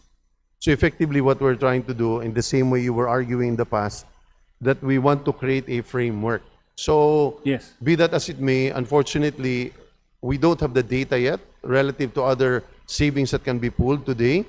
But what we want to just establish is a framework within which what the limits of the executive discretion can be, which you've pointed out on numerous occasions and we have accepted. So basically, Mr. Sponsor, thank you for pointing that out. What we intend really to point out is once we've raised, once lahat po ng 10 and 20% ng MOE tsaka ng capital outlay ay naipon po natin, are we leaving it to the executive department to choose or to determine kung saan po mapupunta ito? Kasi this will probably amount to the billions, and if we look at the previous experience doon po sa Bayanihan Law, we cited specific amounts for specific programs. Naglagay po tayo doon ng specific amount for each specific program na inaprubahan po ng Congress. So, hindi po siya blanket authority. It is not, ngayon laging issue po yung sa Supreme Court yung unprogrammed funds. If we allow this to be pulled, and then just give DBM or the executive department the right to determine kung anong programs ang paglalagyan at kung magkano, hindi po ba natin tinatanggal yung power of the purse sa Congress? The purpose for which, certainly we are very mindful of the decisions of the Supreme Court relative to DAP, relative to unabated discretion given to the executive. So the limits within which the Supreme Court decisions have been made are embedded here, meaning on various paragraphs, you will see that in consonance with current DBM circulars, as well as in consonance, consistent with the provisions of the Constitution on Article 6, Section 25, Paragraph 2, as well as decisions of the Supreme Court. So basically, the limitations against which the President can exercise the discretion is that, unlike with the DAP, it is only within the executive. You cannot cross borders, meaning from the executive to the judiciary. Second is that it can only be used effectively to augment an existing program. It has to be there. So if the item is in fact not in existence, you cannot fund that using the savings. So the fear, which I agree with you, needs to be taken care of, is already being addressed by these various paragraphs and limitations on the discretion of the President.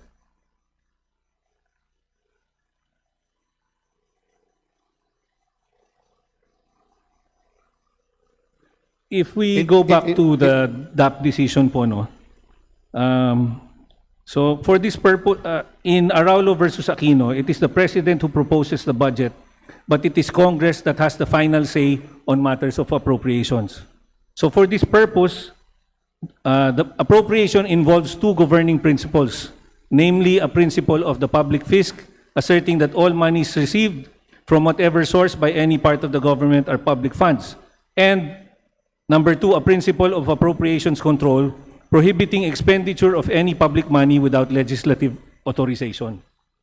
So, kaya po naging declared na unconstitutional yung DAP kasi po wala pong specific legislative authority.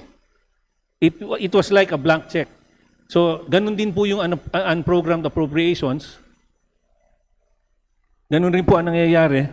So, ito po, sinasabi, Congress has the final say on matters of appropriation, and there is that principle of appropriations control. So, if we allow this, na walang specific na program, walang specific na amount, aren't we, like I previously stated, giving a blanket authority to the executive pertaining to these savings? I disagree, Mr. Speaker. I disagree because the matter that is taking place here is far different from Araulo, because that took place when they took up the Disbursement Acceleration Program, or the DAP. What we are doing here is a constitutional precept on delegation of power during an emergency situation. So that is the limit again, or that is the atmosphere under which this power is given. So Congress, as the Constitution says, may by law authorize the President to carry out functions that are exclusively within the legislature, including appropriation.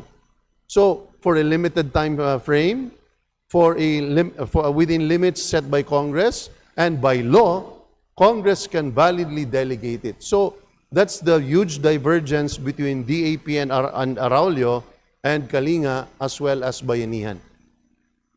I agree with you, Mr. Sponsor, but in Bayanihan, for example, it was also a case of emergency. So we are giving the President a statutory framework to work on para meron po siyang elbow room, no, to move.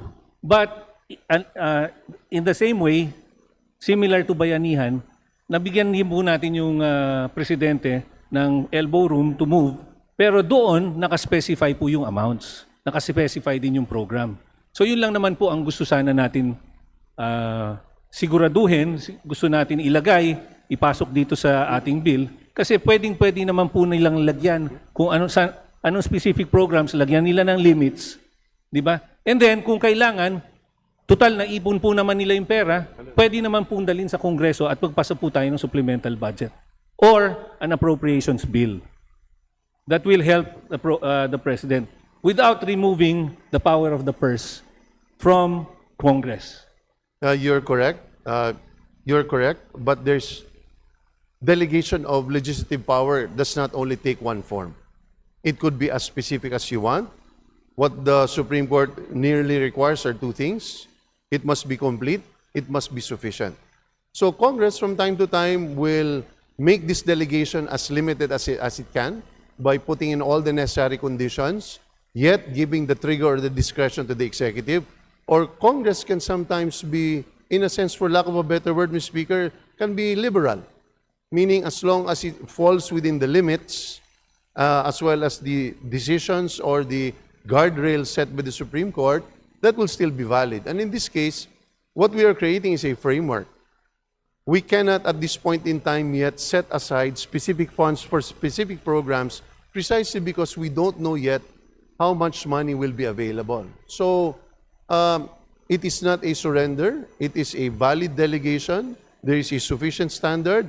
The test is, it is complete insofar as what triggers it, within which, for what purposes, for what programs as specified, but we don't put the amounts because we will leave that to the executive.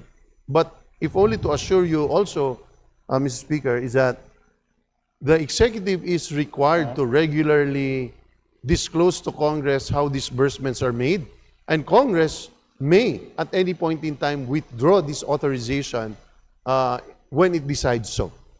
And like I said, it's an extraordinary situation requiring or giving the President the necessary elbow room.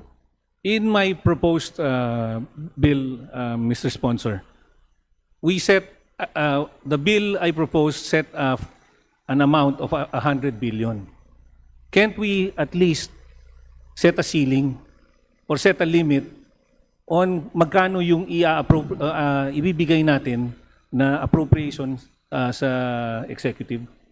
At the moment, we don't feel the need to do that because we don't know what the extent will be on any situation in the future.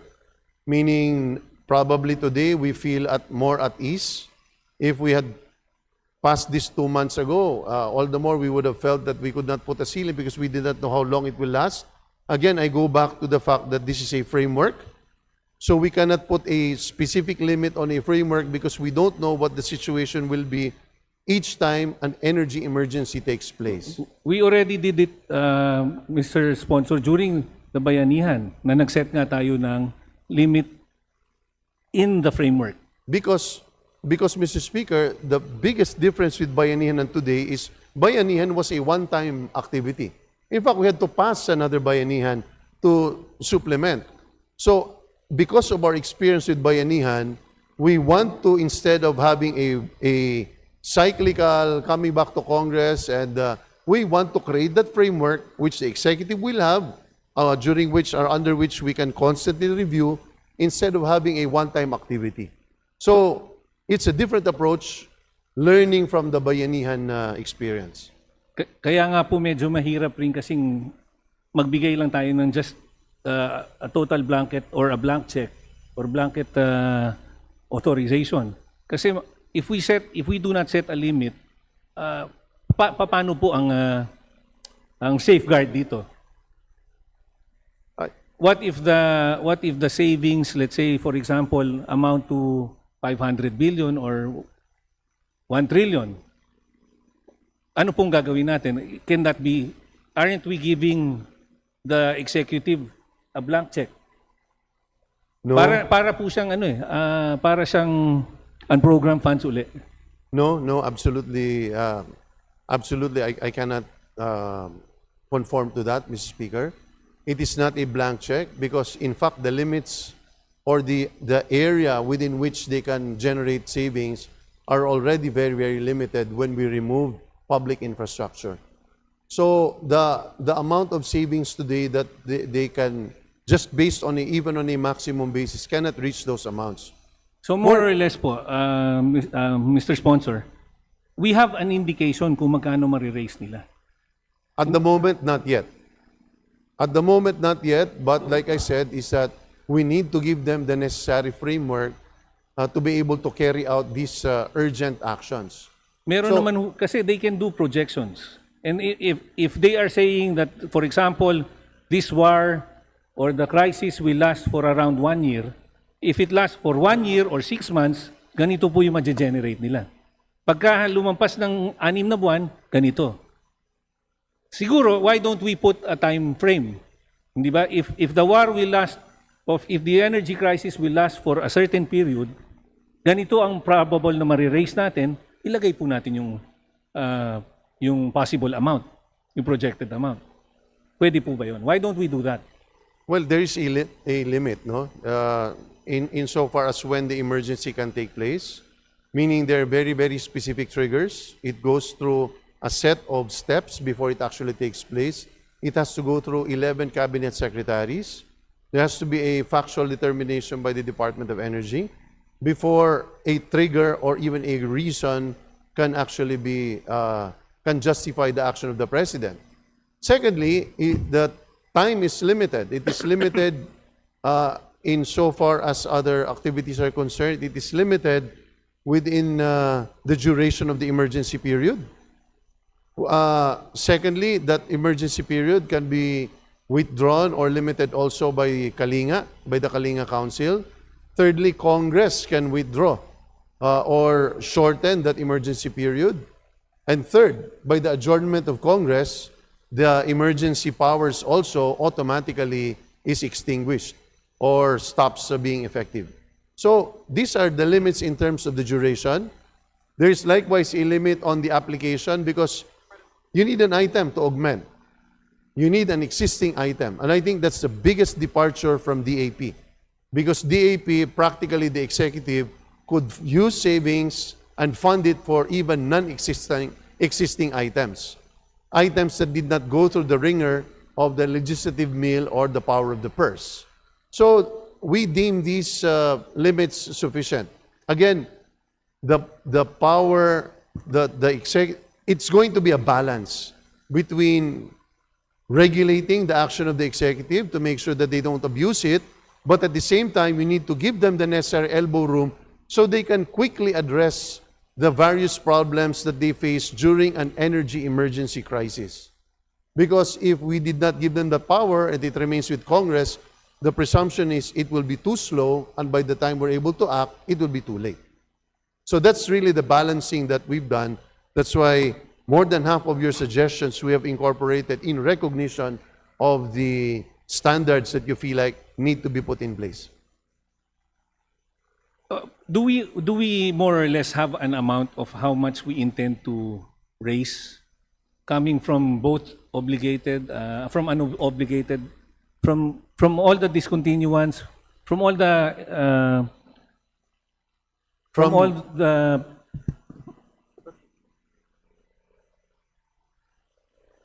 pool savings, from all the pool savings that we intend to?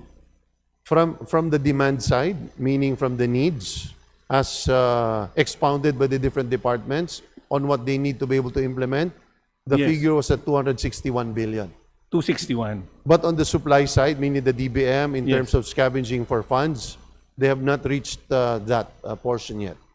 But if at all, if there is a policy limit today, that is the limit that they have said as to what they need. So can't we set it, for example, from what you're saying, we set it from the demand side? Yeah, but we don't want to do that, Mr. Speaker, because if we do that, there will be future activities or future energy crises that might be bigger or might be smaller. So we're giving them the leeway. Be that as it may, Congress will continue to review.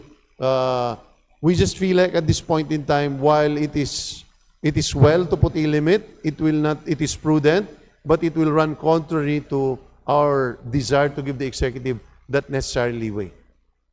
So balancing po talaga, Mr. Speaker, ang ginagawa natin. Okay. May I ask for a report on the savings from DBM? We undertake to give you the report, Mr. Speaker.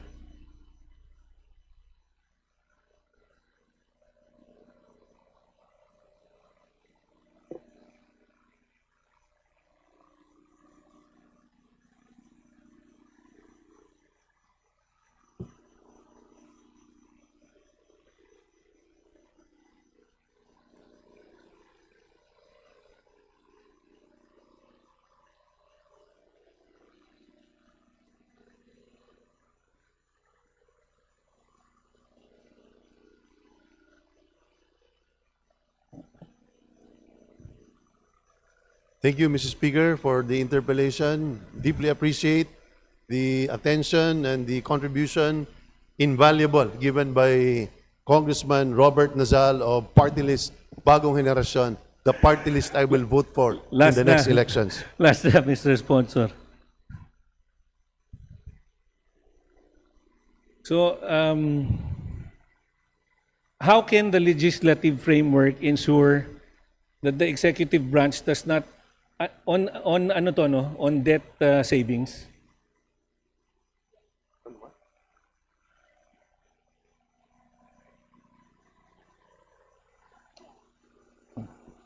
So how can the legislative framework ensure that the executive branch does not unintentionally alter debt payment schedules to create artificial savings? the debt savings as a resource will often and will refer only to gains by virtue of foreign exchange that's favorable, interest rate adjustments that take place because of positive credit rating. It will be too difficult, if I may say so, it will be too difficult and too long a process for the executive, based on experience and based on logic, that they will actually try to renegotiate all these transactions during an emergency just to be able to generate. Although the fear is there, I think it will run contrary to natural human experience. Based on on our current run rate, yung previous experience po natin, our automatic appropriation for debt service and interest from 2023 and 24, nag-exceed po tayo ng gastos. So, from 2023, we paid 582 billion. Our budget pala was 582 billion and we ended up paying 628 billion. For 2024, it was 670 billion yung ating budget and then 763 yung actual na binayaran natin. For 2025, do we already have that? Our budget right now is 848 billion. We will ask, Mr. Speaker, from the Bureau of the Treasury, but obviously the trend will be the same. Yeah, so that's what I'm we pointing pay at. more than what we budget. That's why, in reality, I wanted to say earlier that as a fund source, when you talk about debt service savings, in all likelihood that's never going to happen. But if in the event that we are able to manage the foreign exchange so that it goes lower than originally priced, meaning had we entered into the obligation or the debt instrument where the exchange rate was at 60 pesos and it goes down to 55, then we should be able to use that. But like I said, this is only for purposes of at least trying to expand the areas where we can get savings. Considering, Mr. Sponsor, that this is our current experience is contrary to, kumbaga hindi natin kailangan itong provision na to Can we just remove this? Since, as you said, hindi naman natin mamimit ito.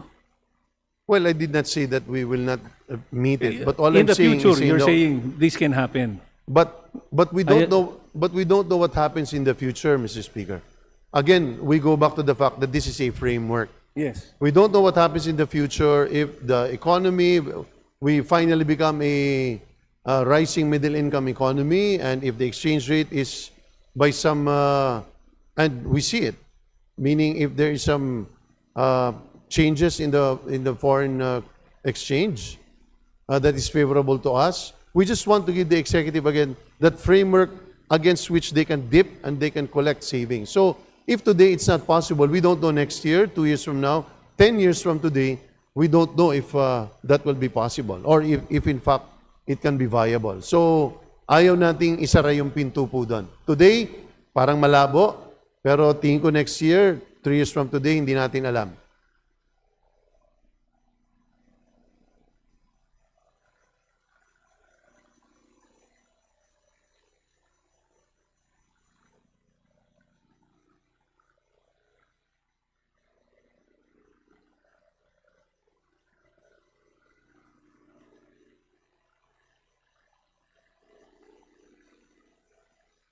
Wala na.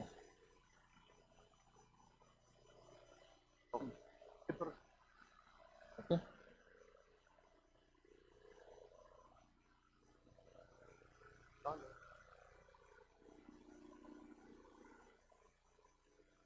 Mr. Sponsor, last question. Yes, I'm always ready, Mr. Speaker. So,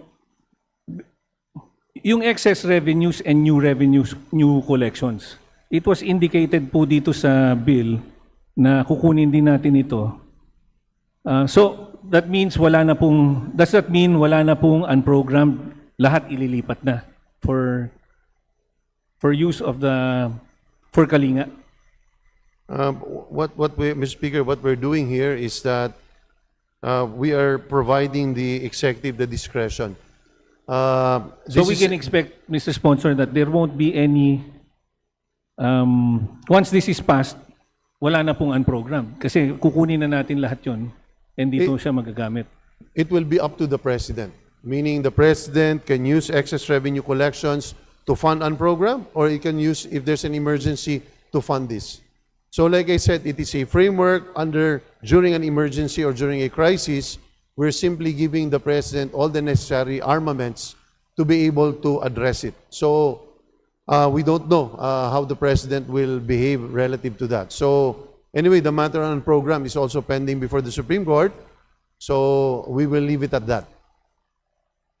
Thank you, Mr. Sponsor. Thank you for including all the amendments that we proposed. Thank you, and I wish to put on record the invaluable contribution of Mr. Speaker, of Congressman Nazal in framing the limits as well as the various provisions of the Kalinga Bill. Thank you for being very open-minded, Mr. Sponsor. Thank you very much, President Norbert Nadal from BH Party List. Thank you very much, Majority Leader. Mr. Speaker, I move to recognize the Honorable Paolo Marcoleta of the Sagip Party List for his interpellation. There is an objection. Chair hears none. The gentleman from Sakip Party List is recognized. Please proceed, sir. Thank you very much, Mr. Speaker, distinguished sponsor.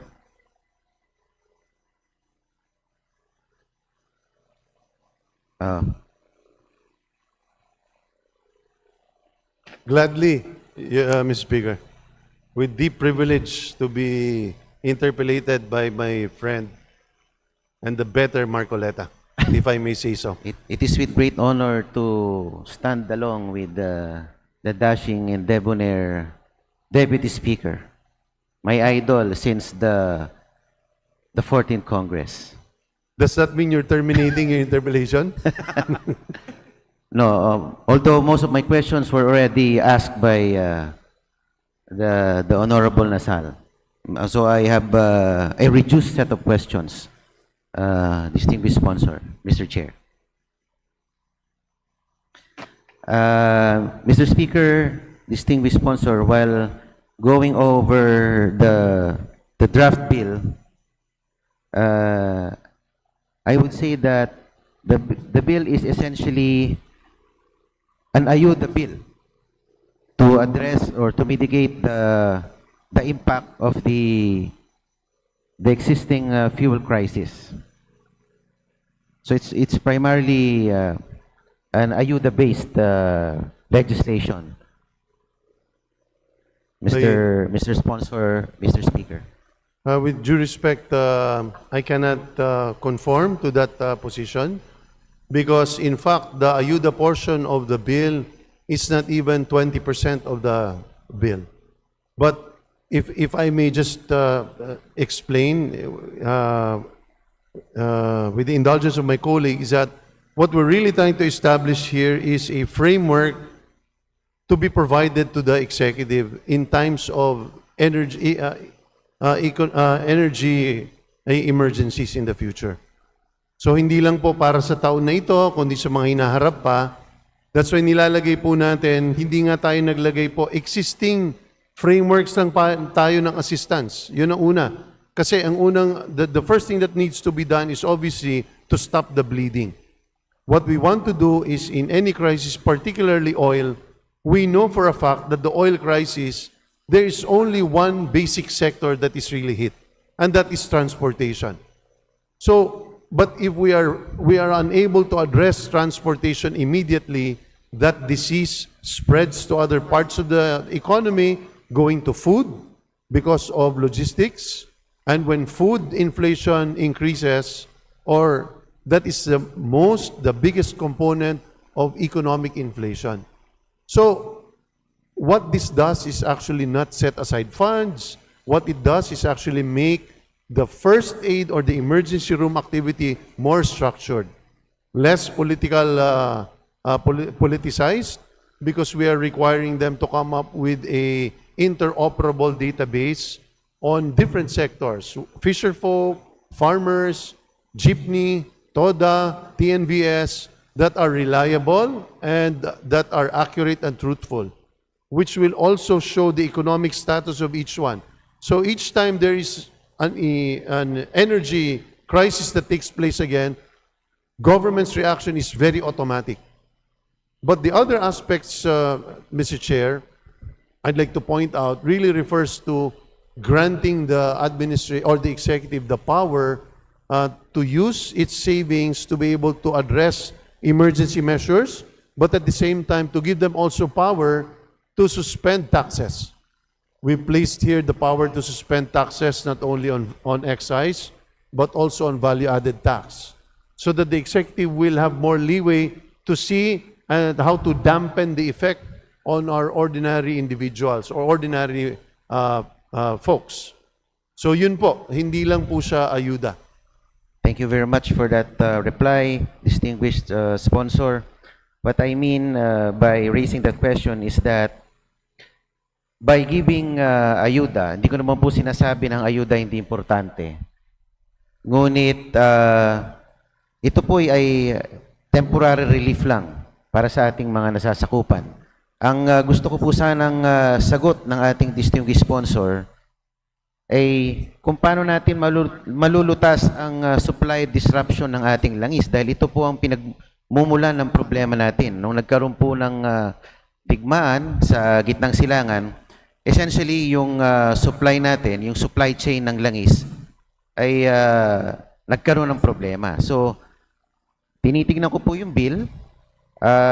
Medyo ako po yung nakukulangan sa provision, sa paghahanap ng solusyon para matugunan yung problema ng paghahanap ng supply ng langis. Ang inaasahan ko sanang sagot, Mr. Speaker, sana nakapaloob din sa bill yung paghahanap ng mga alternative new sources of supply. Halimbawa, dito sa Southeast Asia, exporter naman ng Malaysia, ang Brunei, bakit di natin explore yung posibilidad na magkaroon ng mga panibagong trade agreements sa mga bansang ito, imbes na tayo ay umaasa lamang sa gitnang silangan para sa ating oil supply. Yun lamang po ang aking katanungan. Tama po kayo. Very valid po ang point ni Mr. Speaker, ni Congressman Marcoleta. Kung titingnan po ninyo sa buong provisions po natin, paulit-ulit po tayo doon na tinutulak o minamandato ang gobyerno na mag-develop ng indigenous. Malinaw po sa Section 20, nakalagay talaga, indigenous energy, renewable energy, and electric mobility support. Itong provision po na section po na ito ay ang patungkol talaga ay kung paano ang ating bansa inuutos ng Kongreso sa executive na lumayo at maging less dependent po sa langis. So lahat po ng itinutulak natin dito ay to address, tama po yung concern ninyo, wala po itong provision na ito dati, pero inilagay po natin ito because ayaw po natin ng pansamantala lamang na pagkilos pagdating sa krisis. Gusto po natin maging resilient ang ating ekonomiya, sang-ayon po ako sa inyo, kaya nilagay po natin ito dito. So bukod sa pagtutulak ng indigenous, meaning dito lang sa Pilipinas, sa panggagalingan, binibigyan din natin ng tax incentives ang iba't ibang mga pamamaraan, ang employers, kahit po ang mga pamilya, ang kumpanya, kung sila po ay nagtutulak para po ang kuryente nila ay maging solar or solarization, binibigyan po natin sila. Kung ikaw po ay employer na nagpapautang ng car plan, bibigyan at papahintulutan po namin kayo na gamitin ito bilang deduction sa gross income para i-encourage po sila na wag na pong maging dependent sa krudo. So, halos lahat po dito, pati po yung ating mga tax incentives, ay pagtulak doon sa sinasabi po ni Congressman Paulo Marcoleta na ang kailangan talagang direksyon ay bawasan natin or if at all, to eliminate our dependence on oil. Because once we are able to do that, kahit ano pong gera sa Middle East, kahit anong bakbakan po nila doon, ay hindi na po tayo dapat naapektuhan or kung naapektuhan man tayo, ay hindi po ganun kabigat o lalim ang epekto. Opo, pero hindi pa po natin masasabi na sa ngayon ay pwede na tayong makahulagpos sa ating dependence sa petroleum products. Ano po ba ang percentage ng in terms of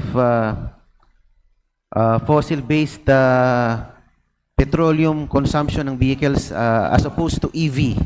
Ano po bang ratio sa ngayon? Sa public utility vehicles po na pinakaapektado ang inflation ay wala pa hong 1% sa kabuuan ng public utility vehicles ay electric. So ito'y isang bagay na kailangan mas ma-address talaga natin dahil ito ang pangunahing tama pagdating sa ating ordinary na mamananakay po. Opo. Thank you, distinguished sponsor, Mr. Speaker. Napansin ko po na ang ating panukalang batas ay nakatuon sa mga problemang transport sector related. Halimbawa, allowance, transportation allowance, ganyan, gas, fuel allowance, ganyan. So ito po ay nakatuon lamang sa transport sector. Pero kung tutusin natin, itong crisis na ito is all-encompassing. Apektado rin po dito ang pagtaas ng presyo ng mga bilihin, pangunahing bilihin, tulad ng pagkain, at pagtaas ng utilities tulad ng kuryente. Pwede po bang, is the distinguished sponsor open to amending this bill to accommodate other provisions, halimbawa, other relief like extension of loan payments sa mga bahay, prohibition on increase in rent sa mga bahay at sa tuition fees, halimbawa. Tuition fees, dahil apektado lahat ang middle class dito. Hindi lang, I would like to believe na hindi lang ito transport related crisis, kundi it's an all-encompassing crisis that we need to address. Na apektado lahat. Hindi lang po ang ating modality sa pagtransport, kundi yung pagkain natin, utilities natin, yung rent na binabayaran ng karaniwang manggagawa, yung tuition na ibinabayad pang matrikula ng mga magulang. Wala po ba tayong provision para sa mga yon at open po ba kayo na magkaroon ng provision para sa iyon? Dahil sa Bayanihan Bill, I believe they covered almost entirely yung pong mga hinanaing ng ating taong bayan nung panahon ng COVID-19. Mr. Speaker, yung lahat ng sinabi ng ating kasama ay halos lahat nasa Section 15. Page 15, ito ang temporary moratorium on loan, rental, and utilities payments, where the consumer, regardless in fact of the situation of the consumer, is given a 30-day moratorium in terms of payments of principal as well as interest payments. Aside from that, the rental payments are likewise included as part of a grace period over a 30-day period. Electric bills, pag-atas sa ating mga electric utilities, water utilities, telecom, ay meron ding 30-day grace period na ibinibigay. Dahil kinikilala po natin na ang epekto po ng krisis na ito ay hindi lamang po sa transportation, kundi sa iba't iba pang sektor o bahagi ng ating lipunan. Gusto ko rin pong idagdag na maliban sa transportation sector ay malaki po sa ating mga programang ating ilalagay po rito ay pagdating po sa pagkain. Ito po ang Section 12 on fuel and fertilizer support na kung saan hindi po natin napagpasyahan po natin na imbis binibigyan natin ng ayuda o pera ang ating mga magsasaka at hindi tayo natitiyak na ito ba'y dinadala sa pagsasaka, ay gagawin talaga nating in the form of vouchers as well as para dating sa fuel discounts para sa kanilang mga traktora, para pagdating po sa logistics at pagdala ng kanilang mga ani para madala sa palengke, including hauling. Meron din po tayo for food producers, hindi lang po ng palay, ng mais, kundi ng aquaculture, isda, pati po livestock, manok, at saka, or poultry, at saka baboy. So, kinakover po natin sila lahat na po dito dahil alam po natin na kailangan po silang mabigyan ng atensyon tulad po ng sinasabi ng ating distinguished colleague. Thank you, distinguished sponsor, Mr. Speaker. Pero sa binanggit niyo po na ayuda, hindi po nabanggit yung ano dito, yung educational assistance. Lalong-lalo po ngayon, panahon ng Mayo, ilang linggo na lang, o ngayon, ongoing na po ang enrollment. And the middle class sector is bearing the brunt nitong pagtaas po ng presyo ng produktong petrolyo. Baka wala na po silang nailaan para sa pangmatrikula ng kanilang mga anak. Meron po tayo bang pwedeng ipasok dito sa educational assistance? Kasi kinover natin ang utilities, kinover natin ang pataba, kinover natin ang para sa transport sector, sa mga drivers. Halos lahat po yan, may mga anak na pinag-aaral. Mr. Speaker, meron po tayong sa Section 11 on Paragraph A na nilalagay talaga natin for low-income and near-poor households. So hindi lang po sa 4-piece, kundi doon po sa mga taong isang hakbang na lang po ay papunta na po below the poverty line. Meron po tayong mga emergency cash transfers na ang in fact pangunahing magiging isa sa mga pangunahing purposes dyan ay for educational. So ito po ang nakikita naming isang dahilan o isang paraan para ma-address po yung sinasabi po nating concern. Thank you, distinguished sponsor, Mr. Speaker. Tinitignan ko rin po yung bill. Wala pong specific na amount na naka-indicate sa mga emergency cash transfers, sa mga grants, fuel subsidies, fuel vouchers, fuel cards. It does not specify the inclusions. Ano po ang halaga na ibibigay in terms of fertilizer support, fuel and operating support. Wala pong specific na halaga na nakasaad dito. Mr. Speaker, ang dahilan po dyan ay natuto na po tayo sa bayanihan na ayaw po natin na one time, big time lang po ang ating batas na ipapasa. Ang nais po natin ay mabigyan ng framework ang ating pamahalaan. Kaya't hindi po tayo naglalagay ng mga halaga because several years from today ay hindi na yun ang akma na maaaring halaga. Dalawang bagay ang kailangan i-consider is number one, ano yung actual need or the demand side, ano ba yung halaga na yun. Hindi natin ma-determine today kung ano yung need 2 years from today, kung yung ba'y sapat. Pangalawa, ay kailangan din natin makita kung ano yung available savings na pwede natin makuha para po ma-address yung energy emergency crisis. So, lilinawin ko lang po parati is, ang pinagkaiba nito sa bayanihan ay, ang bayanihan, ang buong ekonomiya ay talagang nakadapa. Walang makalabas ng sariling mga tahanan, kaya't kinailangan po natin ma-address ito. Ang thrust po ng Kalinga Bill is to address a temporary, short-term crisis, which is energy crisis. So, ang ginagawa po natin is binibigyan natin ng framework para mas nakaka-react po ang ating gobyerno ng mabilisan, pero at the same time, naglalagay po tayo ng limits.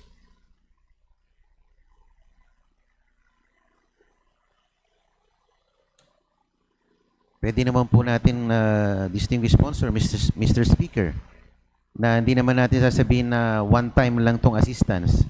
Pwede natin sabihin regular emergency cash transfers to qualified low-income and near-poor households in the amount of blank, etc., etc. Ibig sabihin, pwede naman periodic tong assistance natin eh. Hindi naman common nilagay natin yung amount. Hindi naman sinasabi na ito ay one-shot deal lang o one-time, big time lang kumbaga na ayuda sa ating mga constituents. One more thing, distinguished sponsor, Mr. Speaker. On the earmarking funds for subsidies and direct cash assistance. Section 27 of the bill imposes an additional 5% excise tax on non-essential goods and services, with the tax going towards fuel subsidies and direct cash assistance. Can the distinguished sponsor commit to an amendment that ensures that the collection by the Bureau of Internal Revenue is automatically remitted to the fund for the implementation of the Kalinga program? Well, even more than that, Mr. Speaker, not only are we agreeing to an amendment, but in fact, the most recent version that we have distributed has already entirely scrapped that provision. So Section 27 is no longer in existence. It has, because after due consideration, we have seen that it is very difficult to implement. So tinanggal na po namin yun. Okay, thank you, distinguished sponsor. Mr. Speaker.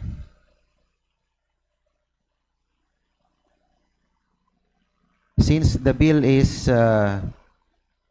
almost entirely about distribution of assistance, can the distinguished sponsor assure na ito pong implementation o yung pamamahagi po ng ayuda will not be politicized or weaponized to favor political allies? Kasi nakalagay po sa ating provision, the LGUs can be tapped to implement the distribution of the incentives or itong mga stipends.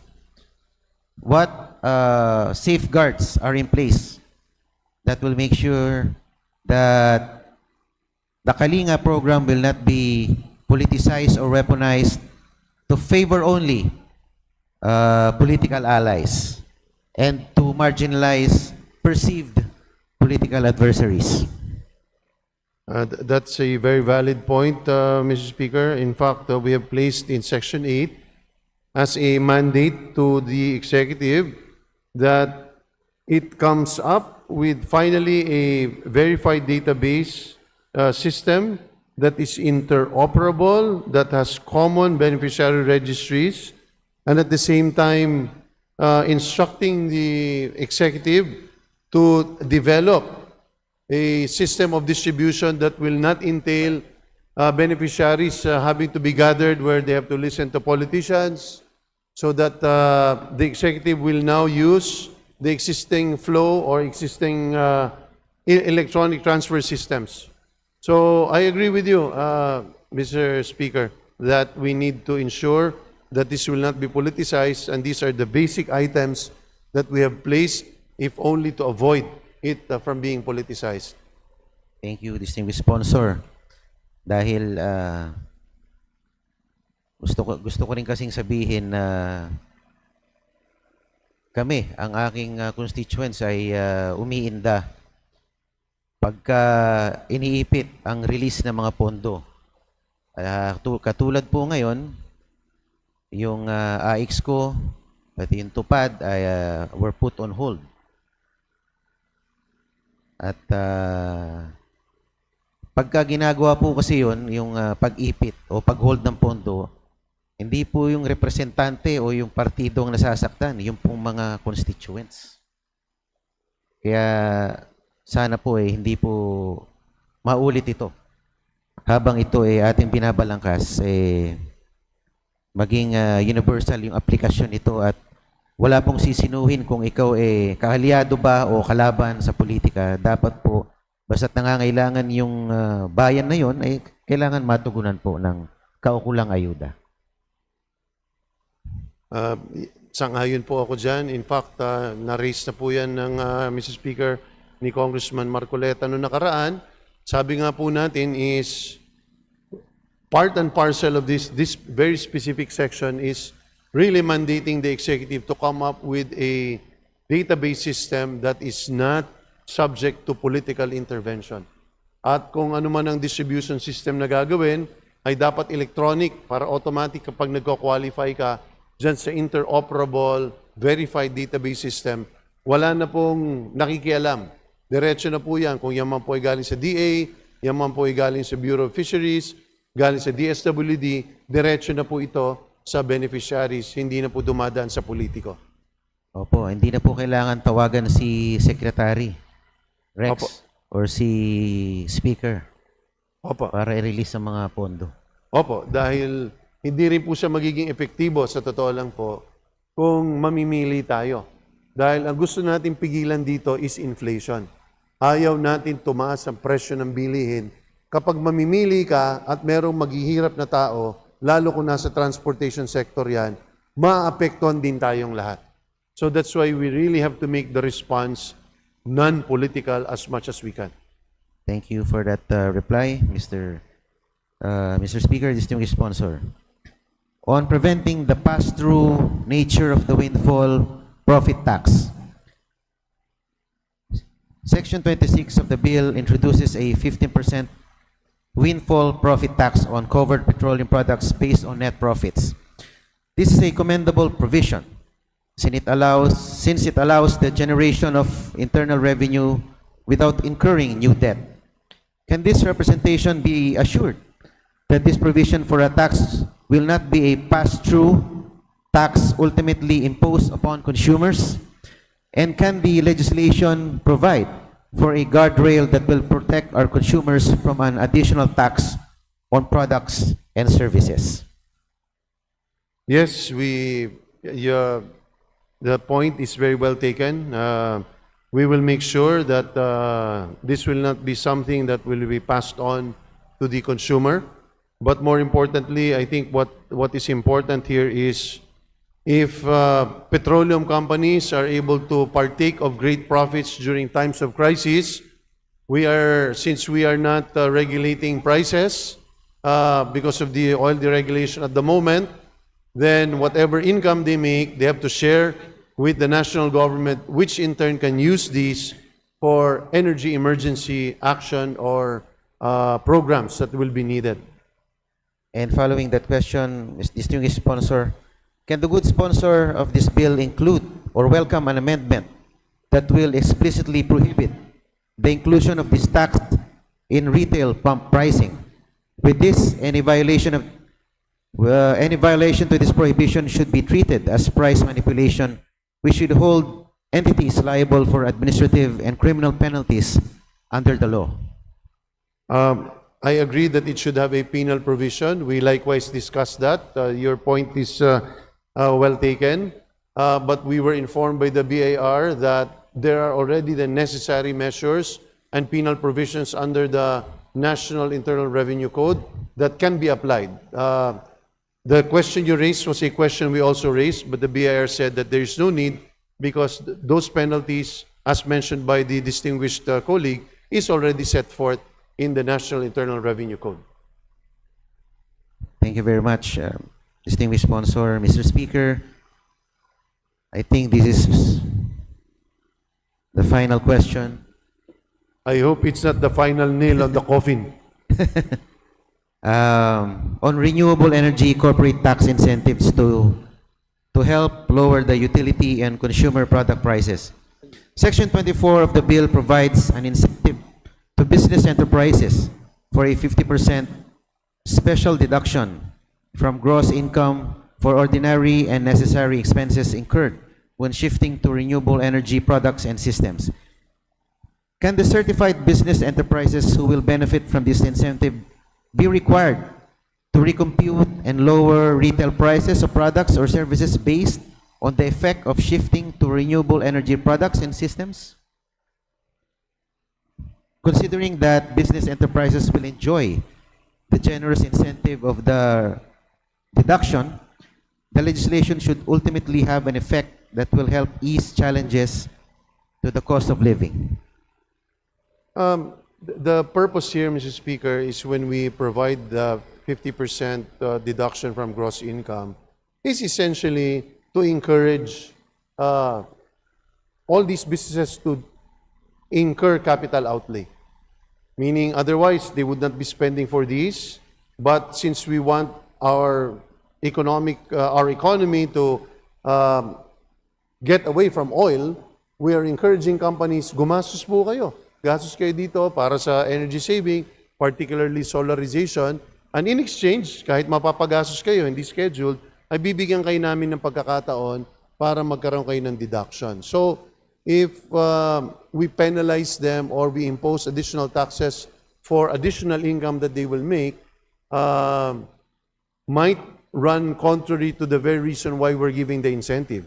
But if only to assure our distinguished colleague, let's not forget that whatever income they make will still be subjected to corporate income tax, which currently is one of the highest in Southeast Asia. So, magbabayad naman po sila ng tax. So, gusto lang natin talaga sila ma-encourage sa gumastos para po mas maging less dependent tayo sa fossil fuel pagdating sa energy.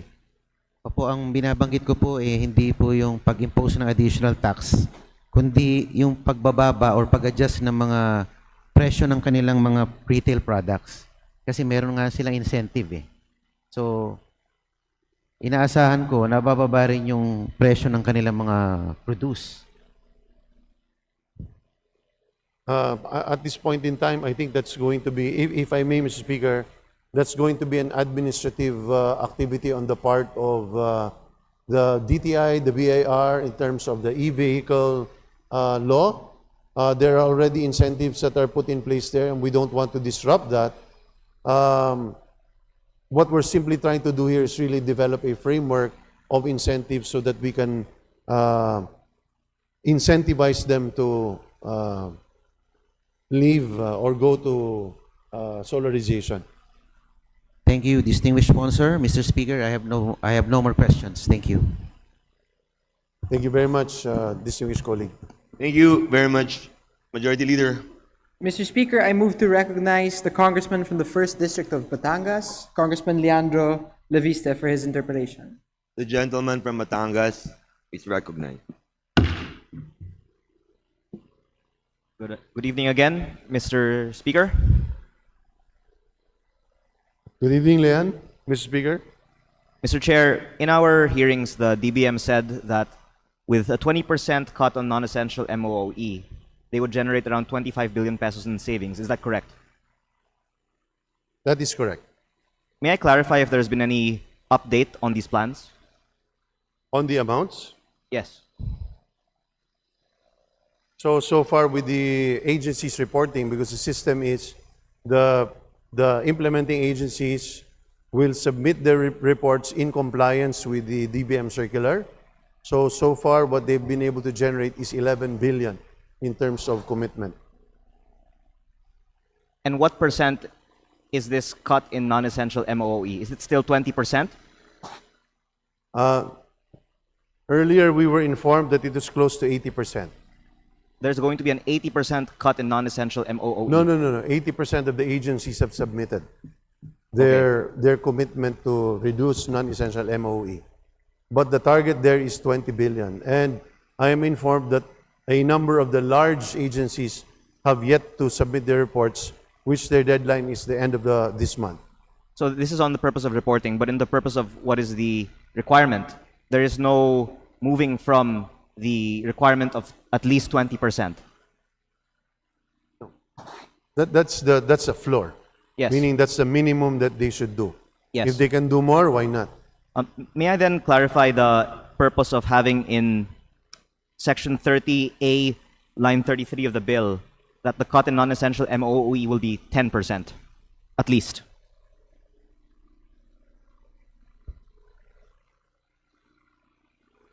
Yes. So the 20% is in reference to the DBM circular. So the DBM circular actually referred to 10 to 20%. Yes. So, but in terms of implementing the as a law, the DBM was of the distinct impression or position that we should peg it just at 10%. Yes, I'm only referring to the DBM circular so that we have a reference on what is, in their opinion, feasible. Yes. But after all, it is our prerogative in Congress to impose what the members of Congress see fit. And would you not agree, Mr. Chair, that the more that we can save in non-essential MOE that we can then give to the people, the better? That is correct. But the position of the DBM is that today we can generate 20%, but again, we are creating a framework. If we put 20%, we don't know what the situation is in the future, meaning, are we in a better cash position? Will we have a bloated budget? Will there be more leeway? Based on what they're saying is if we are to codify the non-essential savings, they feel comfortable at putting it as a floor price of 10%. To put in context, what is the non-essential MOE that we are discussing? If I'm not mistaken, it's around 150 billion pesos in line items, which 20% of which for the rest of the year that they computed was around 25 billion pesos. Is that right? That's 150 billion, you're correct. Yes, and this 150 billion that they identified includes 28 billion in traveling expenses, 14 billion in representation expenses, and other such similar truly non-essential expenses. These are not essential expenses. By definition, they are the non-essential expenses. So line 36 on page 25 specifies what these are.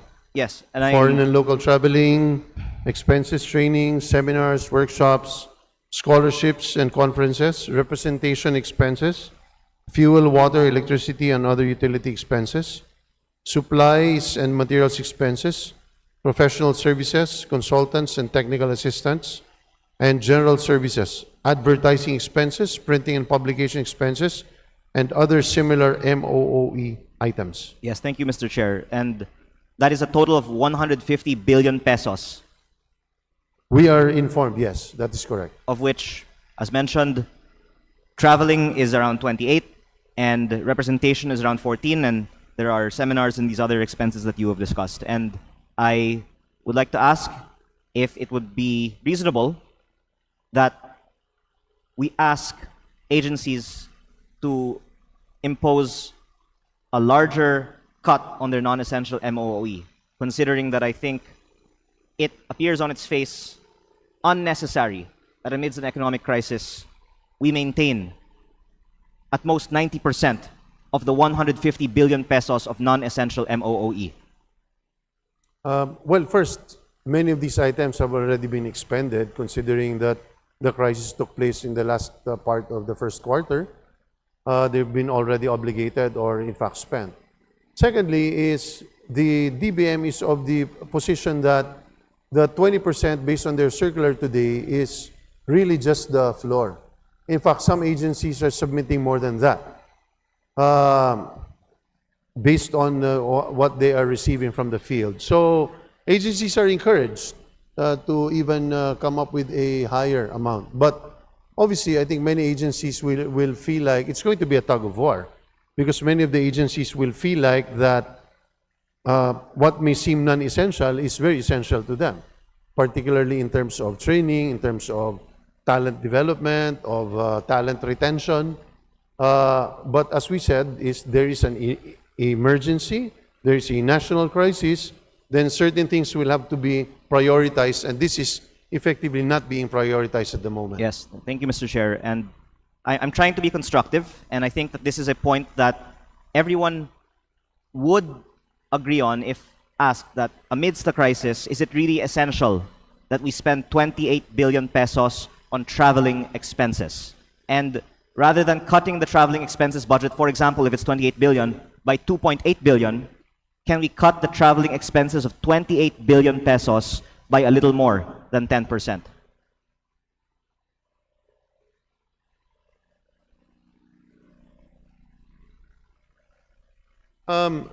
We will, that's part and parcel of what's happening in the field today. I just need to stress also that traveling expenses based on what I discovered, because I was of the impression that it referred to traveling abroad. In fact, a bulk of it is really transportation domestically. More than 94% or 95% in fact is travel domestic, meaning gasoline expenses for appraisers, individuals who are required to really travel from one point to the other. So yun po pinanggagalingan. Pero patuloy po natin silang kukulitin dyan kung ano pa po pwede nilang magawa. But again, like I said, it's also going to be dictated on the demand side, how much is actually needed for us to effectively address the energy crisis. Then the executive will have to keep shaking the tree so that more fruits will fall. And again, it becomes a political activity on the part of the executive. Yes. In our previous committee hearing with you, Mr. Chair, I gave the example and you concurred that we should in fact impose cuts on the seminars that the DILG has barangay officials attend, which I learned from the officials from my district. They spend maybe 40,000 pesos per barangay captain to attend a seminar. And I think if we put it in context of these concrete examples, we can see that these are not really essential. And by the very definition of this bill, these are the non-essential expenses. We don't need 40,000 pesos per barangay captain to attend seminars amidst this economic crisis. So could I ask that you be open, Mr. Chair, that we increase the cut on non-essential MOOE from 10% as proposed in this bill? Just to address the point of our colleague, Mr. Speaker, is that in fact, the DILG has already imposed a restriction on many of these seminars of our local government officials. Many of these gatherings have already been canceled, national conventions for that matter, or even regional conventions, in light of the call of the President as well as the DBM to be able to set aside these items. So it's already happening as we speak. Yes, and I'm sure they will also argue that this bill's mandatory cut on non-essential MOE is unnecessary because they will do it beyond this required amount anyway. But as you were saying, you need to shake the tree to impose cuts that they otherwise would not do. And so I am asking if you would not agree, and I hope you would agree, that we can ask for more than at least 10% on the cut on non-essential MOOE. And that I hope you can express your position as a member of Congress, and one that is not necessarily the same as these other agencies, because certainly incentive of an agency is to protect their budget. The incentive of us as members of Congress is to serve our constituents. I'm personally inclined to agree with the position. But as in fact, let's not forget that the executive does not in fact need this provision. They can do it on their own, and they're already doing it. We are simply putting in the provision here as a manifestation of the strong sentiment of Congress that this is one item that needs to be reduced. And they're already doing it. In fact, it's more than 10%. But I don't want us to get out of the thinking that this is a framework. We don't want to codify limits that are only applicable today. The Kalinga is a framework that will be used for the next years. And if we do that, we might be tying the hands of the executive. So, but like I said, the executives in fact already in agreement with you. They're already doing 20%. I keep on wanting to ground this in real examples so that we can appreciate how easy it is to cut it by more than 10% and why cutting it by much more is very reasonable.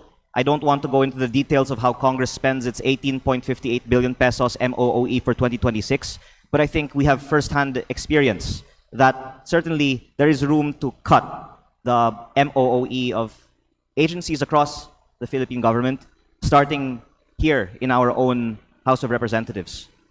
So I'm asking, Mr. Chair, if in the period of amendments, you will agree that we increase the at least 10% cut in the non-essential MOOE. Like I said, it's something that is worth considering. We will consult with the DBM, and at the appropriate time, we will address the concern. But if I'm not mistaken, the period of amendments will follow this today, and I would like then, hopefully this to be adopted in the period of amendments today, that we increase the non-essential MOE cut from 10%. If I can just give a number now on the floor, I think given we've grounded this 150 billion pesos of non-essential MOE onto things that are really non-essential, as identified by the DBM, then even 50% of a cut on non-essential MOE is reasonable. But if you'd like to counter-propose a lower number after this interpellation, then I'm open. But I'm not doing this because the savings goes to me. It's savings for the country.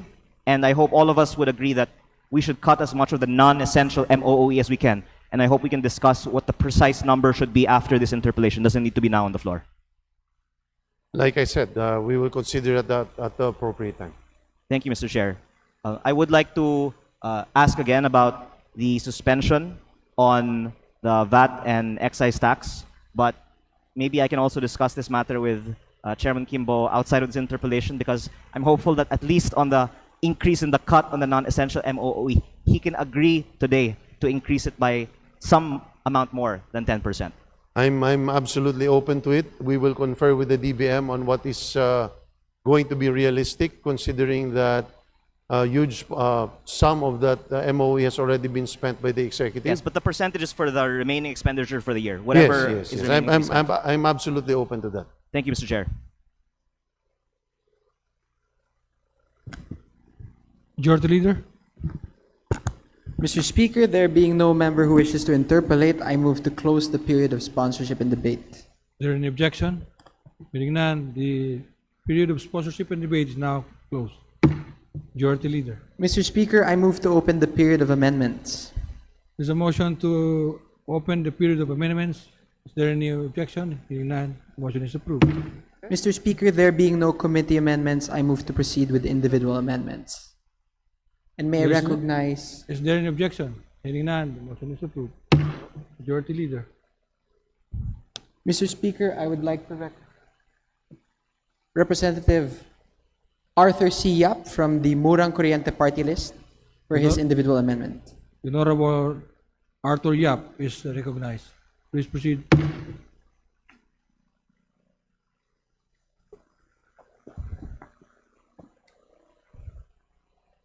Mr. Speaker, gandang gabi po. To our distinguished chairman, Chairman Kimbo. Magandang gabi po, Mr. Speaker. Sa distinguished pinakamagaling na NFA General Manager, pinakamagaling na Secretary of Agriculture, pinakamagaling na Gobernador ng the Great Province of Bohol. Mr. Speaker, baka maniwala po ako. Ayuda na yun, Mr. Speaker. Salamat po. Mr. Speaker, with the indulgence, with the permission of the Honorable Chairman, would he accept certain amendments into our bill, sir? Please proceed, Mr. Speaker.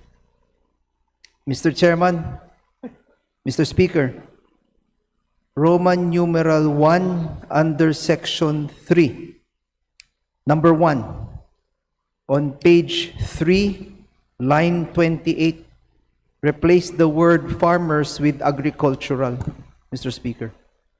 What does the sponsor say? We accept the proposed amendment. Majority. We move to approve the proposed amendment, Mr. Speaker. There's a motion to approve the amendment. Is there an objection? Hearing none, the motion is approved. Majority. Please proceed. On number 2, immediately following that, on the same page, line 29, insert the word production before the word aggregation, Mr. Speaker. This is line 29, Mr. Speaker. Yes, Mr. Speaker. We accept the proposed amendment. Majority Leader. Mr. Speaker, I move to approve the proposed amendment. There's a motion to approve the amendment. Is there an objection? Hearing none, the motion is approved. Majority Leader. Please proceed. Mr. Speaker, on page 4, line 45, insert the phrase or Maritime Industry Authority, Marina, after the word LTFRB, Mr. Speaker. What does the sponsor say?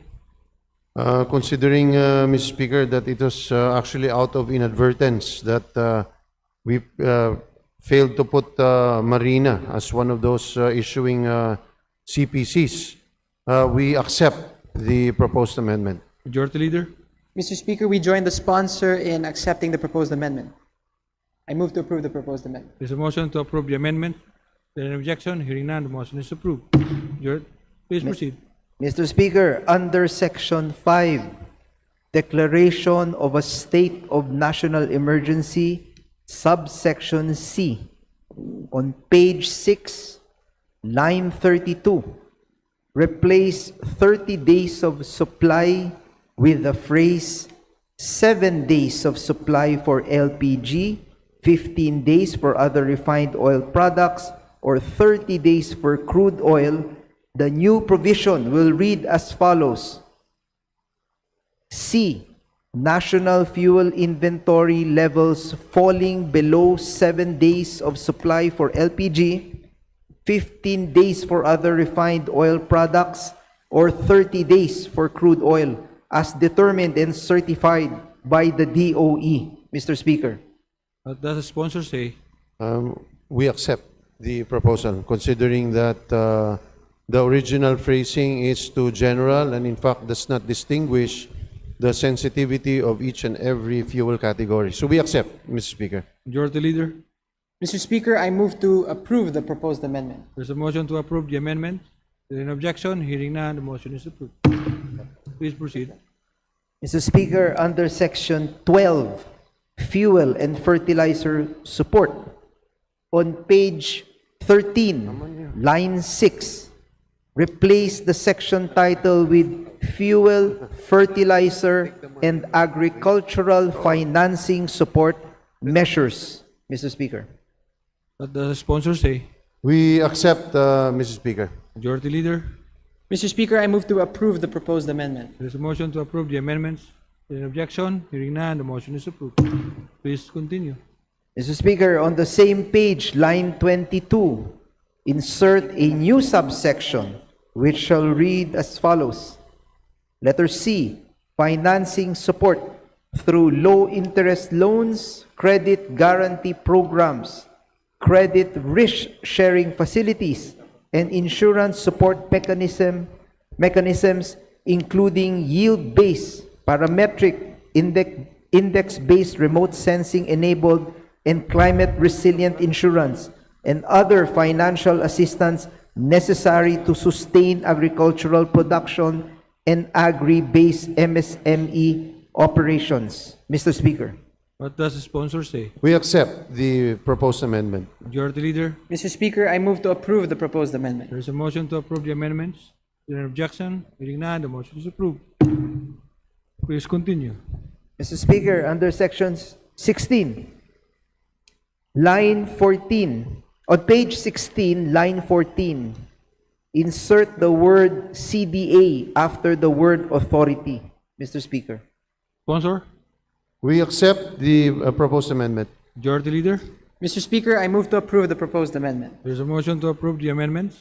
There an objection? Hearing none, the motion is approved. Please continue. On the same page, line 16, insert the phrase "and cooperatives" after the word "enterprises." Mr. Speaker. Sponsor. We accept the proposed amendment. Majority Leader. Mr. Speaker, I move to approve the proposed amendment. There's a motion to approve the amendments. There is an objection? Hearing none, the motion is approved. Please continue. Mr. Speaker, on the same page, line 41, insert the word and the words "and CDA" after the word DTI, Mr. Speaker. What does the sponsor say? For consistency, Mr. Speaker, we accept the amendment. Majority Leader. Mr. Speaker, I move to approve the proposed amendment. There's a motion to approve the amendments. There an objection? Hearing none, the motion is approved. Please continue. Mr. Speaker, on the same page, line 41, insert the words "and cooperatives" after the word MSMEs. What does the sponsor say?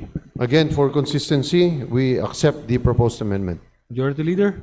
Mr. Speaker, I move to approve the proposed amendment. There's a motion to approve the amendments. Is there an objection? Hearing none, the motion is approved. Please continue. Thank you, Mr. Speaker, for accepting these amendments. Majority Leader. Mr. Speaker, I move to recognize the Honorable Sergio C. Dagoc from the APEC party list for his individual amendments. The Honorable Sergio Dagoc is recognized. Please proceed. Thank you, Mr. Speaker. Thank you, Majority Leader. would the distinguished sponsor accept some individual amendments? Gladly, I will listen to my erudite colleague. Mr. Speaker, distinguished sponsor, under Section 8, page 10, line 42, after the last paragraph, insert a new paragraph worded as follows.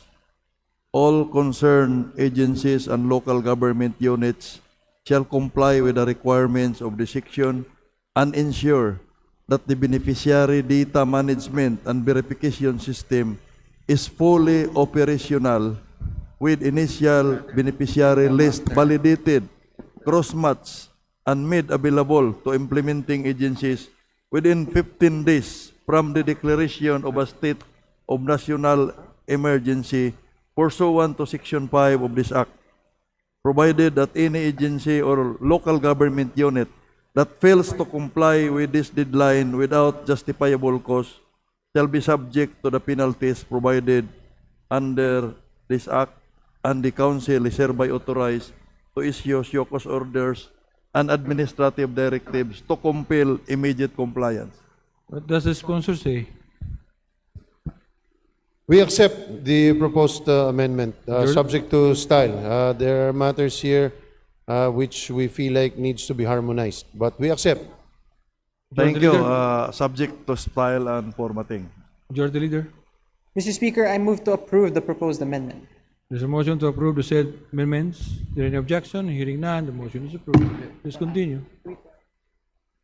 Under Section 13, page 14, line 18, Section 3, after the word operators, insert the phrase including domestic and inter-island shipping or both operators, subject to style and formatting. What does the sponsor say? We accept the proposed amendment. Majority Leader. Mr. Speaker, I move to approve the proposed amendment. There's a motion to approve the said amendments. Is there any objection? Hearing none, the motion is approved. Please continue. Under Section 26, on page 23, line 21, this representation would like to humbly propose to delete the entire Section 26 of the same bill. Kasi baka ipatong lang nila yung 15%, magiging 27% na yung VAT natin. Hindi naman natin, mahirap natin i-monitor yung implementation. So, I am proposing, distinguished sponsor, to delete the entire section. What does the sponsor say? Can we suspend, can we move that proposal to the latter part of your other proposals? So as I confer with our colleagues from the DOF and the DBM. With the indulgence, Mr. Speaker. Do you have other proposals? Yes, there is another. Can we go to the next one first, please? On page 27, line 36, after Section 31, insert a new provision. This is the penal clause. For the interest of time, distinguished sponsor, I have submitted a copy to the COMSEC. If this is accepted, subject to style and formatting. What does the sponsor say?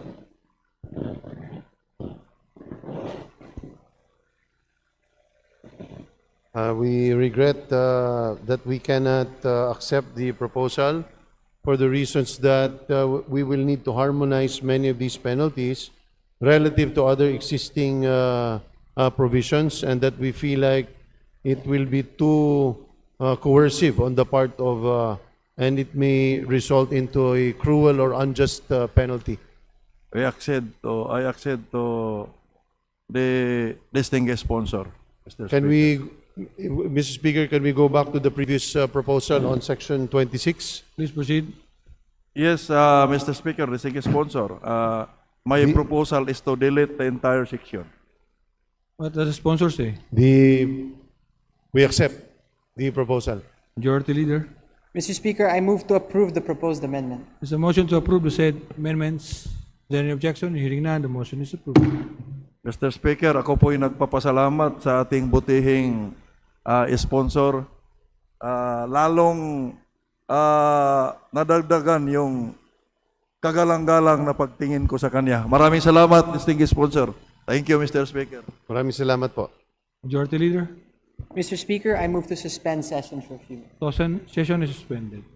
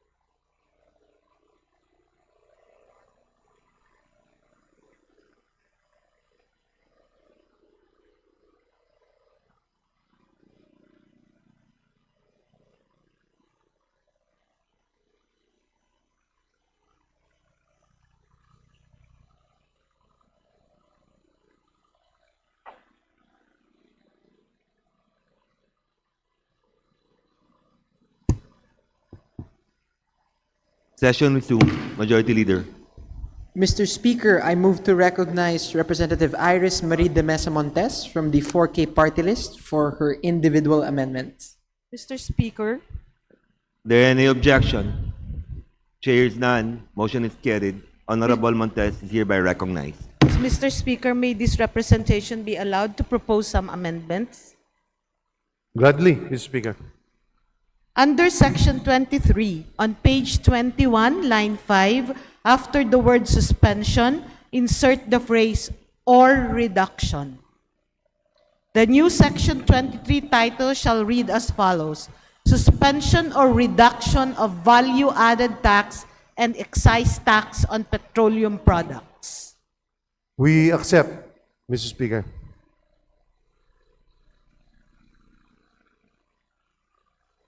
We accept the proposed amendment, Mr. Speaker. What does the majority leader say? Mr. Speaker, I move to approve the proposed amendment. There is a motion to approve the proposed amendments. There any objection? Chair hears none. Motion is carried.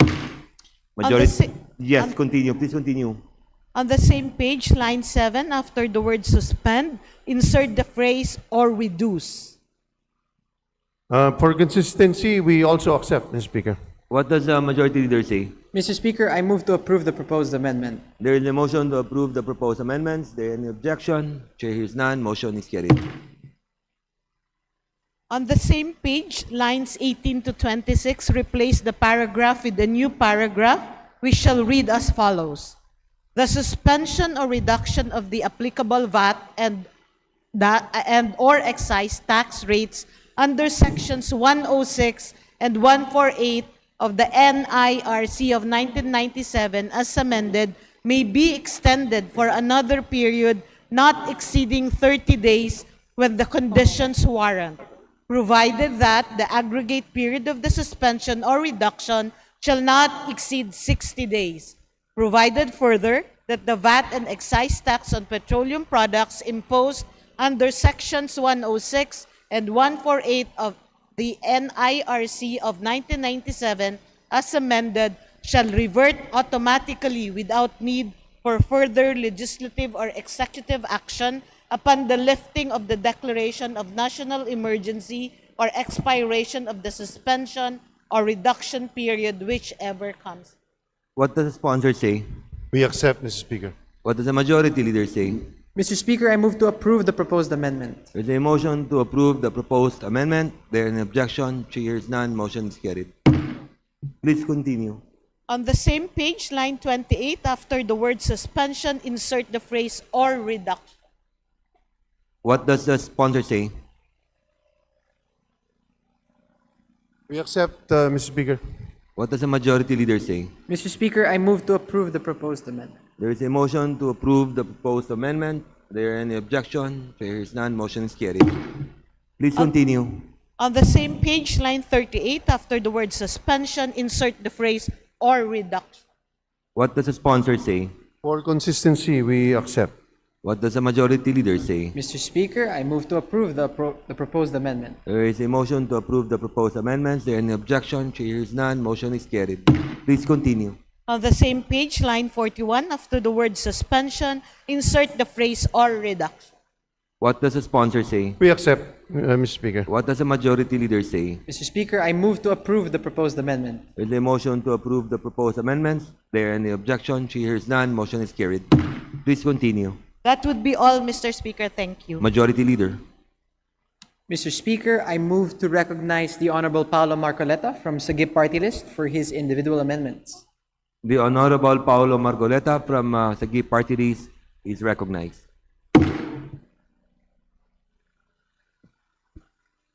Thank you, Mr. Speaker.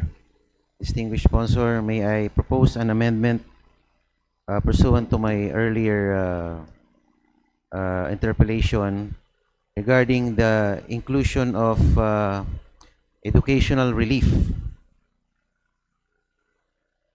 in the form of a moratorium on the payment of tuition fees for private schools of not less than 60 days. What does the sponsor say?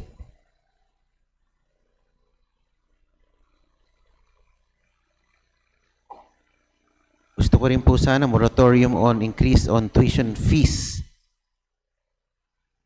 for the entire school year 2026 Where to specifically, 2027. Mr. Speaker, is the distinguished gentleman seeking to insert the proposed amendment?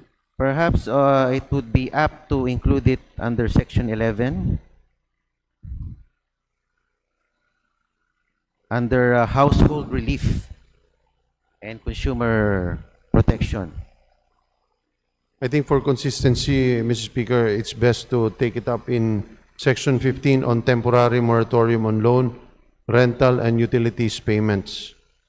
If the purpose of the distinguished gentleman is to include within the ambit of the moratorium period the suspension of payment of tuition fees that falls due during that period of time or during that emergency period or moratorium period, which applies to banks, applies to other subsections here, we accept. So to include the private learning institutions, schools. Tuition fee for that matter without distinction. Thank you very much. What does the majority leader say? Mr. Speaker, I move to approve the proposed amendment. There's a motion to approve the proposed amendments. There any objection? Chair is none. Motion is carried. Thank you very Please much, continue. Mr. Speaker. Thank you. Majority leader. Mr. Speaker, Mr. Speaker, I move to recognize Congressman Leandro Leviste from the 1st District for his individual amendment. The gentleman from Batangas is recognized. Mr. Speaker, sa Section 30A, iminumungkahi ko na ang mandatory cut sa non-essential MOOE ay itaas mula 10% tungo sa numero na tatanggapin mo ngayong gabi. Kung maari po, ang aking unang panukala ay not less than 50%. Yun ang unang panukala. Ano ang huling panukala? Maaari Okay. ba nating malaman? Sige, Mr. Chair. Ito naman po ay hindi para sa atin, ito po ay para sa bayan, di ba? Kaya Tama. kung mas mataas, mas maganda. At sa kasalukuyan, ang 10% sa non-essential MOOE ay baka mga 12 billion pesos. At ang 20% ay mga 25 billion pesos. Siyempre, mas maganda kung 50% para mga 55 billion pesos o 60 billion pesos ang matitipid natin. Pero kung 20%, at least 25 billion pesos ang Doble yun. matitipid natin. Doble na yun. Doble na, pero malaki pa rin ang naiiwan na non-essential MOE. Yung 60 billion pesos na 50% cut, kaya Mr. Chair, hindi kaya. Anong tingin po ng DBM? Hindi nila, sa tingin nila, mahirap, maaring itali natin masyado, lalo yung mga future undertakings or future budgets, masyado siyang mataas at this point in time. At sa tingin ko ay acceptable ang 20%. Salamat po, Mr. Chair, at pumapayag kayo na idoble ang 10 maging 20, ang 12 maging 25 billion. Kung maari po na lang, kung pwedeng mag-commit ang DBM na magbigay na rin sila ng best efforts. Kahit na hindi nakalagay dito na not less than 50%, kung nakalagay dito not less than 20%, pero sana makukuha natin ang kanilang commitment na makakatipid tayo ng 50% or more sa non-essential MOOE sa halaga ng 60 billion pesos kahit hindi po ito minamandate sa Kalinga Act. Sa So, tingin po ba natin, ito po ba ay kaya? We're in the period of amendments. Just make the necessary proposal, distinguished colleague. 50% ayaw nyo po. That's not acceptable because it's unrealistic because even with 20%, they're having difficulty already. Okay. Sa aking pananaw, What is the 50 proposal, Mr. Speaker? Okay, sa aking pananaw po, reasonable na magpanukala na ibaba ng 50%, ngunit para matapos tayo ngayong araw, papayag po ako kung ang inyong panukala ay 20% at nais ko lang i-manifest na sana sa mga susunod na pagdinig mag-report din ng DBM ng mas mataas pa na savings kaysa sa 20% po lamang. Anyway, nakalagay naman po dito, not less than X%. I believe the amendment, Mr. Sponsor, is for 20%. And So, what does sponsor to say? formalize the amendment, if I am correct, distinguished colleague, Mr. Speaker, wishes to amend line 33 by stating an amount not less than, instead of 10%, is to replace that with the words 20% of the covered line items, just for formality. Am I correct, Mr. Yes, Speaker? Mr. Chair. Dahil yan ang sinasabi na posible ngayong gabi, my proposal is to have not less than 20%. So we accept the proposal with the condition that we specify that this refers to this particular fiscal year. Because like I said, it is difficult to project what happens in the years that will come. If we have a better budgeting system, it will be more difficult to tie their hands down, but we accede to the proposal of my best friend, my son, Congressman Leandro Leviste. What does the majority leader say? Mr. Speaker, I move to approve the proposed amendment. There is a motion to approve the proposed amendment. There is any objection? There is none. Motion is carried. Maraming Please salamat continue. po, Mr. Chair. Maraming salamat sa aking prodigal son. Salamat po. Sa aking mahal na son. Thank you po. Thank you, Majority Leader. Mr. Speaker, there being no other member who wishes to propose individual amendments, I move to terminate the period of amendment. There is a motion to terminate the period of amendment. There any objection? Chair is none. Motion is carried. Majority Leader. Mr. Speaker, may we recognize the guests of the Honorable Marlo C. Bangcoro of the 1st District of Zamboanga. I'm sorry. I withdraw the motion. Apologies, Mr. Speaker. Mr. Speaker, I move that we vote on second reading House Bill 9305 as amended. Move to suspend, Mr. Speaker. Session suspended.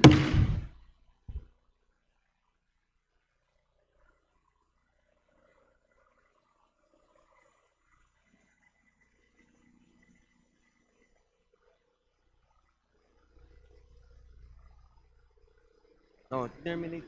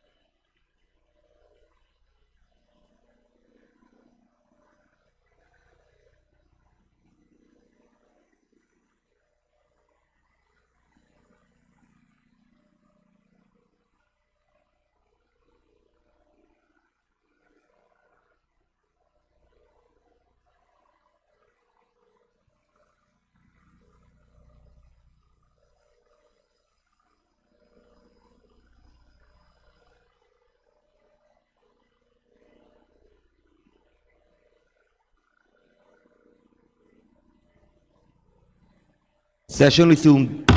Majority Leader. Mr. Speaker, I move to reconsider the termination of the period of amendments. There is a motion to reconsider the termination for the period of amendments. There is no objection. Here is none. Motion is carried. Please proceed, Majority Leader. Mr. Speaker, I move to recognize Chair Miro to sponsor the measure. The sponsor, Chair Miro, is hereby recognized. We are open to more amendments, Mr. Speaker. Majority Leader. Mr. Speaker, I move to recognize Representative Rolando M. Valeriano from the 2nd District of Manila for his individual amendments. The gentleman from Manila is hereby recognized. Thank you, Please Mr. proceed, sir. Speaker. Mr. Otto, I have some proposed amendments, and are you willing to? Yes, proceed, please. On section 30B, page 26, line 17, delete the word "or" after the word "unobligated" and replace it with a comma. We accept the proposal of the kingpin of the city of Manila. What does the Majority Leader say? Mr. Speaker, I move to approve the proposed amendment. There is a motion to amend, and there is no objection. Chair is none. Motion is carried. Majority Leader. That's all, Mr. Speaker. Thank you. Mr. Speaker, there being no other member who wishes to propose any individual amendments, I move that we terminate the period of amendments. There is a motion to terminate the period of amendments. There is any objection? Chair hears none. Motion is carried. Majority Leader. Mr. Speaker, I move that we vote on House Bill 9305 on second reading as amended. There is a motion to approve on second reading House Bill 9305 as amended. All those who are in favor say aye. All those who again say nay. The ayes have it. House Bill 9305 is hereby approved for second reading as amended. Maraming salamat, Mr. Speaker. Congratulations. Maraming salamat po. Congratulations, Chair. Maraming salamat sa 12 fellow co-chairs ko din po nakasama namin. Maraming salamat, Mr. Speaker. Thank you. Majority Leader. Mr. Speaker, may we recognize the guest of the Honorable Marlo C. Bangcoro of the 1st District of Zamboanga, Sibugay, and they are LGU officials from that province. They are Vice Mayor Gerald Acosta, Sangguniang Bayan Member Alan Balida Escamilan Sr., Sangguniang Bayan Member... Before we proceed with, could we request all those who were called for recognition to please rise? Please continue, Majority Leader. Sangguniang Bayan Member Mujahid C. Jajuri, Board Member Eufemio Javier, Board Member Pepito Yanga, Board Member Hershey May Senarlo, Maria Belia Javier, Maria Yvonne Palma, Maria Esperanza Corazon D. Rillera Hajiula, Jesse Lagas, and Abdurao Abison. To the guest of Attorney Marlo Bangcoro from the 1st District of Zamboanga, Sibugay, LGU officials from the province of Zamboanga, Sibugay, led by Vice Mayor Gerald Acosta. Sir, maayong pag-abot diri sa Balay, Baloroonan. Kumusta ko, Boyet Tiambaw? Majority Leader. Mr. Speaker, under the calendar of business for today, I move that we consider House Bill number 8392 as considered in the committee report number 144, submitted by Committee on Suffrage and Electoral Reforms, copies of which have been distributed to the members. For this purpose, may I request the Secretary General to be directed to read the title of the bill. There is a motion to consider House Bill 8392. The Secretary General is directed to read the title of the bill. House Bill 8392, an act declaring National Election Day as regular non-working holiday, amending for the purpose Section 26, Chapter 7, Book 1 of Executive Order Number 292, otherwise known as the Administrative Code of 1987. Majority Leader. Mr. Speaker, I move that we open a period of sponsorship and debate. There is a motion to open the period of sponsorship and debate for House Bill 8392. There any objection? Chair hears none. Motion is carried. Majority Leader. Mr. Speaker, I move that we recognize J.C. Abalos of 4-Piece Party List to sponsor the measure. The Honorable J.C. Abalos is hereby recognized to sponsor House Bill 8392. Mr. Speaker, distinguished colleagues, and to our guests in attendance, magandang gabi po. The Committee on Suffrage and Electoral Reforms, to which were referred House Bills number 102, House Bill number 3101, House Bill number 3102, has considered the same and recommends that the attached House Bill number 8392, entitled An Act Declaring National Election Day as Regular Non-Working Holiday, amending for the purpose Section 26, Chapter 7, Book 1 of Executive Order 292, otherwise known as the Administrative Code of 1987, be approved in substitution of House Bills numbered 102, 3101, and 3102, with Representatives J.C.M. Abalos, Arnie B. Fuentebella, Noel Bong N. Rivera, Javier Miguel Lopez Benitez, Sarah Jane Elago, Maximo B. Rodriguez Jr., Esmael G. Mangudadatu, and Zia Adyong as authors thereof. Mr. Speaker, ang araw ng halalan ay isa pong special non-working holiday. Hindi po katulad ng mga ibang araw tulad ng Labor Day, Independence Day, National Day, and the like. Sa kasalukuyan, Mr. Speaker, ang araw ng halalan na nagaganap tuwing ikalawang Lunes ng Mayo ay special non-working holiday lamang by virtue of a presidential proclamation typically issued days before the election day itself. Ayon po sa ating labor code, Mr. Speaker, ang mga papasok sa trabaho ay mabibigyan lamang ng additional 30% ng kanilang sahod at ang mga hindi papasok naman sa trabaho sa araw ng eleksyon ay hindi mababayaran dahil po sa no work, no pay policy. Mr. Speaker, evidently there is a practical flaw in the fundamental exercise of democracy that should and can be addressed through this legislation. I believe that voters should be free from any fear or burden in order to vote. That in the minds of every voter, they should never have to make a choice between the future of our nation and the ability to earn a day's wage to support their family. Mr. Speaker, this measure seeks to remedy this by making national elections a regular holiday, thereby allowing Filipinos the right to full payment of wages every election day and would help ensure their participation in the democratic process. Voters shouldn't have to rush through the process, and they would be able to give thoughtful consideration to their choices and to have ample time for the undecided to study the qualifications of all candidates. Mr. Speaker, maraming salamat po. Thank you very much, Majority Leader.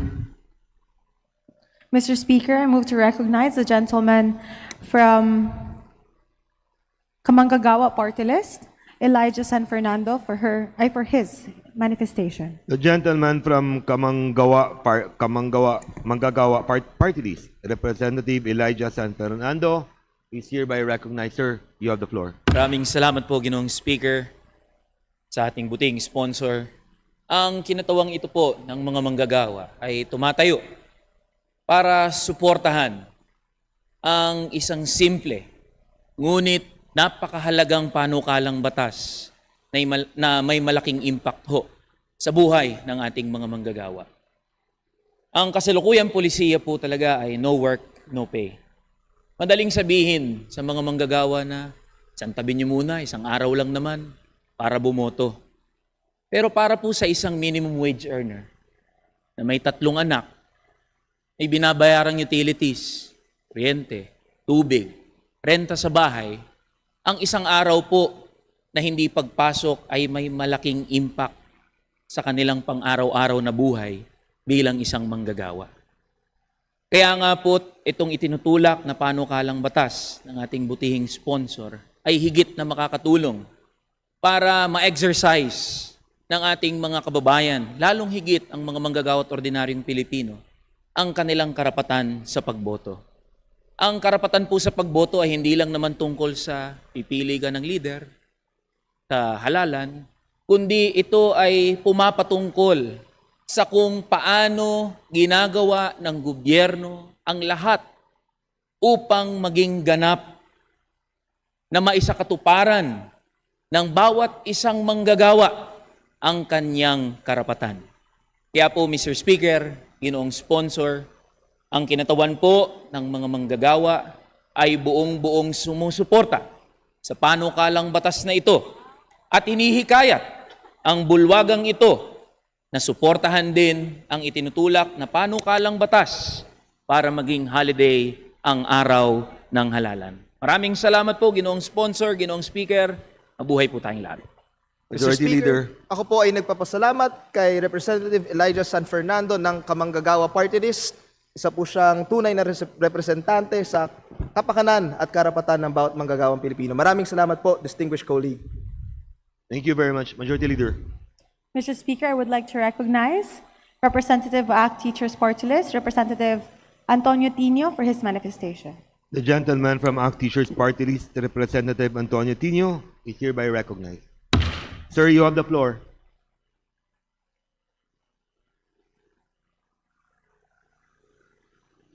Maraming salamat, Mr. Speaker. Actually, with the permission of the sponsor, isang manifestasyon lang po ito ng buong pagsuporta sa pagsasabatas ng House Bill number 102. Isa pa nga ito sa mga unang-unang bill na na-file sa kongresong ito, no? At matagal na pong advokasya ng kagalang-galang na sponsor na si Congressman J.C. Abalos. Napakahalaga po at napakaganda ng panukala na gawin ng regular non-working holiday ang araw ng eleksyon, yung national elections. Bakit? Katulad naman ng nasabi, para matiyak na ang bawat Pilipino ay meron talagang pagkakataon na makaboto. Yun ang pinaka-basic. Pero para sa mga manggagawa, no, na siyempre kailangang kilalanin at irespeto natin ang karapatang bumoto ay yes, working holiday ang election day, pero ano po ang nagagawa kapag ka maging non-working, regular non-working holiday na po ito? Ibig po sabihin ay may dagdag na kompensasyon na matatanggap. No? Ang mga manggagawa, ang mga empleyado, manggagawa sa pabrika, mga empleyado, huwag natin kalimutan ang mga public school teacher natin na inaasahan nating magsilbi sa eleksyon. So meron na nga silang, yes, meron silang honorarium, pero ngayon, pag napasa ang batas na ito, ay entitled pa rin sila sa nakatakda sa ating mga labor laws kaugnay sa dagdag na kompensasyon kapag ka regular non-working holiday. Kaya, di ko na po pahahabain. Buong-buo po ang suporta natin sa panukalang ito at sana ay mabilis na aprubahan ng kapulungan ito. Maraming salamat po, Mr. Speaker, at pagbati po sa sponsor. Thank you very much. What does the sponsor say? Mr. Speaker, ako po ay nagpapasalamat sa kagalang-galang Congressman Tonsi Tino ng ACT Teachers Party List sa kanyang suporta sa ating panukalang batas. Maraming salamat, Mr. Speaker. Thank you very much, Majority Leader. Mr. Speaker, lastly, we would like to recognize a representative of 4K Party List, Representative Iris Marie de Mesa Montez, for her manifestation. The gentle lady from 4K Party List, Representative Iris Marie de Mesa Montez, is hereby recognized. Ma'am, you have the floor. Thank you, Mr. Speaker. Kakababaihan Kabalikatan para sa Kapakanan at Kaunlaran ng Bayan, or 4K, manifests its full support to the proposed measure declaring Election Day as a regular non-working holiday. By ensuring that every Filipino voter has the time, space, and freedom to cast their ballot without burden of work obligations, we affirm that suffrage is not a privilege but a constitutional right that must be accessible to all. Declaring it a regular holiday removes barriers for our workers who often struggle to balance livelihood with civic duty. It is a recognition that democracy thrives when participation is universal. Sa madaling salita po, ang araw ng halalan ay dapat maging tunay na araw ng bayan. Sa pamamagitan ng pagdideklara nito bilang regular non-working holiday, ginagawang konkretong hakbang ang inklusibong pamamahala, isang garantya na walang Pilipino ang mapapag-iwanan sa pagboto. Mr. Speaker, may I therefore reiterate our support for the bill and urge our colleagues to do the same. for the empowerment of every Filipino voter. Maraming salamat. Thank you very much. What does the sponsor say? Mr. Speaker, I would like to express my full gratitude and appreciation to the manifestation of Representative Iris Montes of 4K Party List. Maraming salamat, Mr. Speaker, distinguished colleagues. Thank you very much, Majority Leader. Mr. Speaker, there being no other members who wish to interpolate nor manifest, we would like to end or terminate the period of sponsorship and debate. There is a motion to terminate sponsorship and debate for House Bill 8392. There any objection? Chair hears none. Motion is carried. Majority Leader. Mr. Speaker, I move that we open a period of amendments. There is a motion to open period of amendments for House Bill 8392. There are an objection? Chair hears none. Motion is carried. Majority Leader. Mr. Speaker, there being no individual and committee amendments, we move to terminate the period of amendments. There is a motion to close. There is a motion. There any objection? Chair hears none. Motion is carried. Majority Leader. Mr. Speaker, I move that we vote on second reading House Bill number 8392. There is a motion to vote on House Bill 8392. Those who are in favor say aye. Aye. Those who are against say aye. The ayes have it. House Bill 8392 is approved on second reading. Majority Leader. Mr. Speaker, under the calendar of business for today, I move that we consider House Bill number 8702 as contained in Committee Report number 233 under the Committee on Public Order and Safety. And may I direct the Secretary General read the title of the bill. The Secretary General is directed to read the title of House Bill 8702.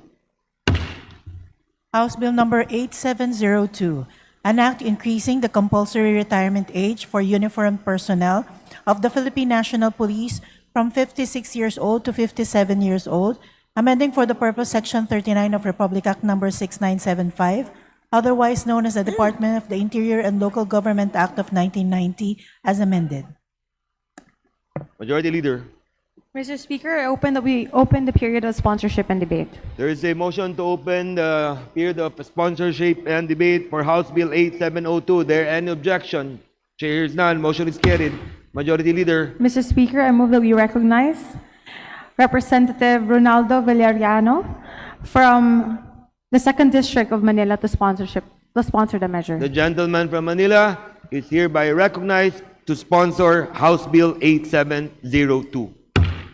Thank you, Mr. Speaker. Mr. Speaker and distinguished colleagues, this representation is honored to sponsor Committee Report number 233 on House Bill number 8702 entitled An Act Increasing the Compulsory Retirement Age of Uniformed Personnel of the Philippine National Police or PNP from 56 years old to 57 years old, amending for the purpose Section 39 of Republic Act number 6975, otherwise known as the Department of the Interior and Local Government Act of 1990 as amended.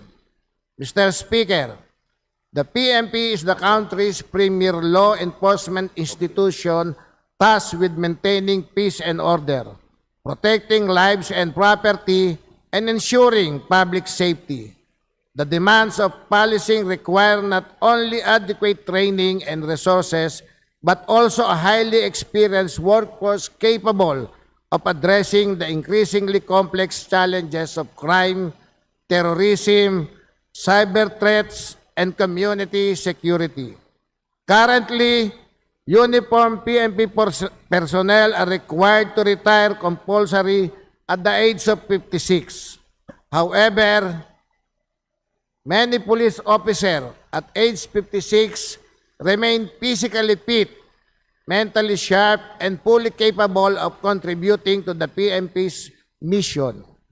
Raising the retirement age to 57 allows the organization to maximize the expertise, leadership, and institutional knowledge of its senior officers while providing additional time for knowledge transfer to younger personnel. Furthermore, increasing the retirement age will help ease the growing fiscal pressures on the government's pension system. By extending service for one more year, the state defers pension payouts while simultaneously continuing to benefit from the services of trained personnel. It must be emphasized that in the previous Congress, the PNP Organizational Reform Bill included this very provision, but the measure was vetoed for reason unrelated to the proposed increase in retirement age. The President's veto message did not object to this particular reform, which highlights the soundness and urgency of its passage today. Mr. Speaker and distinguished colleagues, this representation seeks your support for the immediate approval of this measure. Thank you, Mr. Speaker. Thank you very much, Mr. Sponsor. Majority Leader. Mr. Speaker, we would like to recognize Representative Romeo M. Aco for his manifestation. The gentleman from the 2nd District of Antipolo City, Representative Romeo Acop, is hereby recognized. Sir, you have the floor. Good evening. May I manifest that I am not Representative Romeo Acop. I am Representative Philip Conrad Acop. Thank you. Let me correct myself. Congressman Philip Acop. Thank you. Sir, you are recognized, and my apologies. Thank you very much. Mr. Speaker, distinguished colleagues, I rise today to express my full and unequivocal support of House Bill number 8702, entitled An Act Increasing the Retirement Age for Uniformed Personnel of the Philippine National Police from 56 years old to 57 years old, amending for the purpose of Section 39 of Republic Act number 6975, otherwise known as the Department of Interior and Local Government Act of 1990, as amended. This measure is deeply personal to me. This bill was among the priority legislative advocacies of my father, the late Honorable Romeo M. Acop, whose life was defined by decades of dedicated service to the Philippine National Police and to the Filipino people. Long before he entered Congress, he served with honor in the police service, and throughout his public life, he remained a steadfast advocate of the welfare, dignity, and professional development of our uniformed personnel. He understood the realities faced by our police officers, not merely from policy discussions, but from lived experience. He knew the sacrifices demanded by the profession, the pressures carried by those in uniform, and the immense value of experience and leadership within the ranks of the PNP. It is therefore with profound respect for his legacy and with full conviction in the merits of this measure that I stand before this chamber today in support of House Bill number 8702. Mr. Speaker, this proposed adjustment from 56 to 57 years old is modest, measured, and reasonable.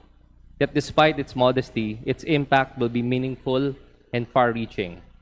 First, this measure recognizes the continuing capability and value of experienced police officers. Many officers who reach the age of 56 remain physically fit, mentally sharp, and professionally effective. Indeed, it is often at this stage in their careers that they possess the greatest institutional knowledge, operational wisdom, and leadership maturity. Allowing them to continue serving for an additional year enables the Philippine National Police to retain invaluable experience and expertise that would otherwise be lost prematurely. Second, the House Bill number 8702 promotes institutional stability within the PNP. Continuity in leadership and personnel is critical to effective law enforcement and public safety operations. By slightly extending the retirement age, we help ensure smoother transitions, preserve institutional memory, and strengthen organizational capacity. More importantly, this bill sends a clear message to our men and women in uniform that this institution recognizes their continuing capacity to serve, and that their dedication is honored not only in rhetoric, but through meaningful legislation. Mr. Speaker, this bill is not simply about extending tenure. It is about valuing service, strengthening institutions, and recognizing the enduring contributions of those who dedicate their lives to maintaining peace and order in our country. In supporting this measure, I also honor the lifelong advocacy of my late father, an advocacy rooted in service, discipline, and deep respect for the men and women of the Philippine National Police.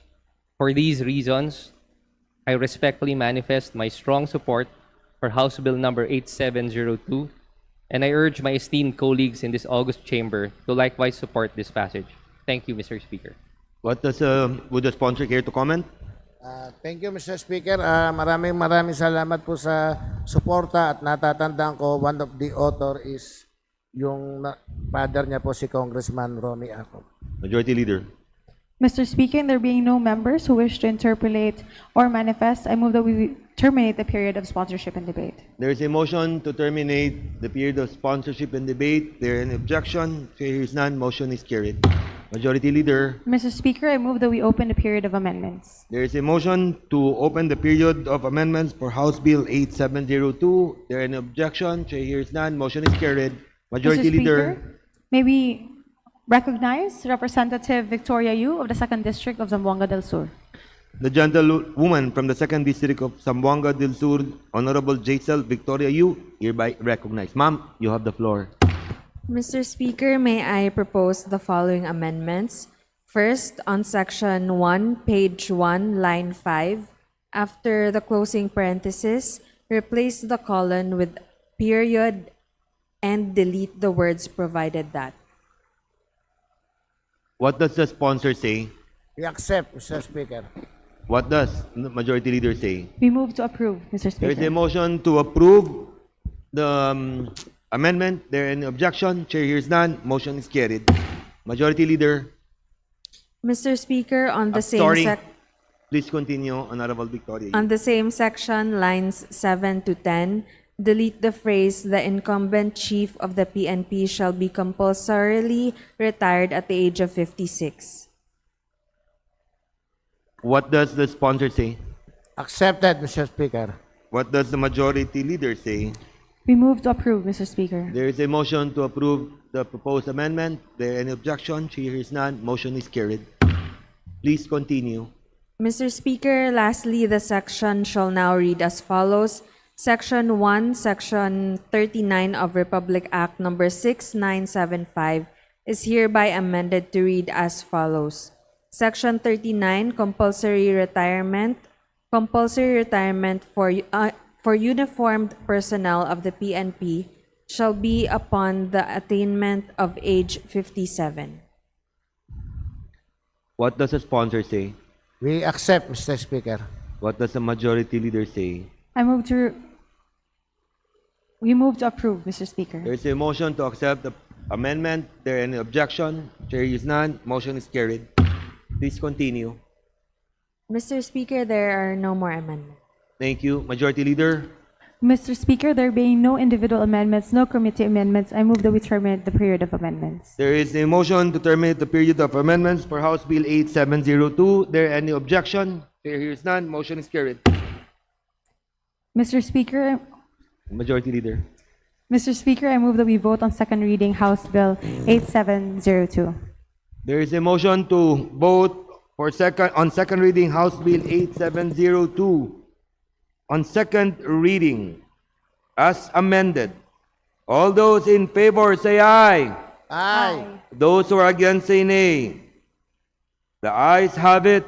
House Bill 8702 as amended is approved on second reading. Congratulations, Mr. Sponsor. Thank you, Mr. Speaker. Thank you, dear colleagues. Majority Leader. Mr. Speaker, we move to suspend session for a few minutes. Session suspended.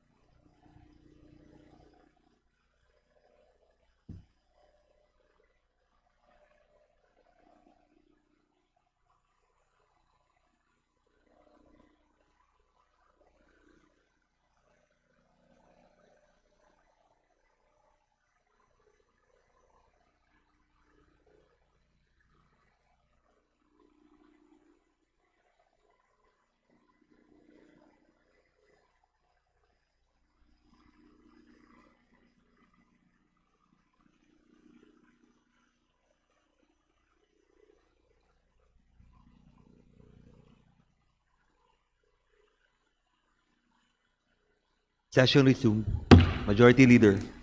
Mr. Speaker, under the calendar of business for today, I move that we consider House Bill number 9000 as considered in Committee Report number 251, submitted in the Committee on Legislative Franchises, copies of which has been distributed to the members. For this purpose, may I request the Secretary General be directed to read the title of the bill. There is a motion for the Secretary General to read the title of House Bill 9000. 9000. House Bill 9000, an act granting the Times Broadcasting Network Corporation a franchise to construct, install, establish, operate, and maintain radio and television broadcasting stations in the Philippines. Majority Leader. Mr. Speaker, I move that we open the period of sponsorship and debate. There is a motion to open the sponsorship and debate on House Bill 9000. There an objection? She hears none. Motion is carried. Majority Leader. Mr. Speaker, I move that we recognize Honorable Jeffrey Ferrer of the 4th District of Negros Oriental. The Honorable George Jeffrey Ferrer is hereby recognized to sponsor House Bill 9000. Please continue, sir. Thank you, Mr. Speaker. Ma'am, narinig ko Oriental yung sinabi mo. I'm Negros Occidental. Well, anyway, thank you very much, Mr. Speaker, Your Honor, and distinguished colleagues. Good evening. House Bill number 9000 is contained in Committee Report number 251, seeks to grant franchise to Times Broadcasting Network Corporation to construct, install, establish, operate, and maintain radio, television, stations in the Philippines for 25 years. Times Broadcasting Network Corporation has complied with the required documentary submission.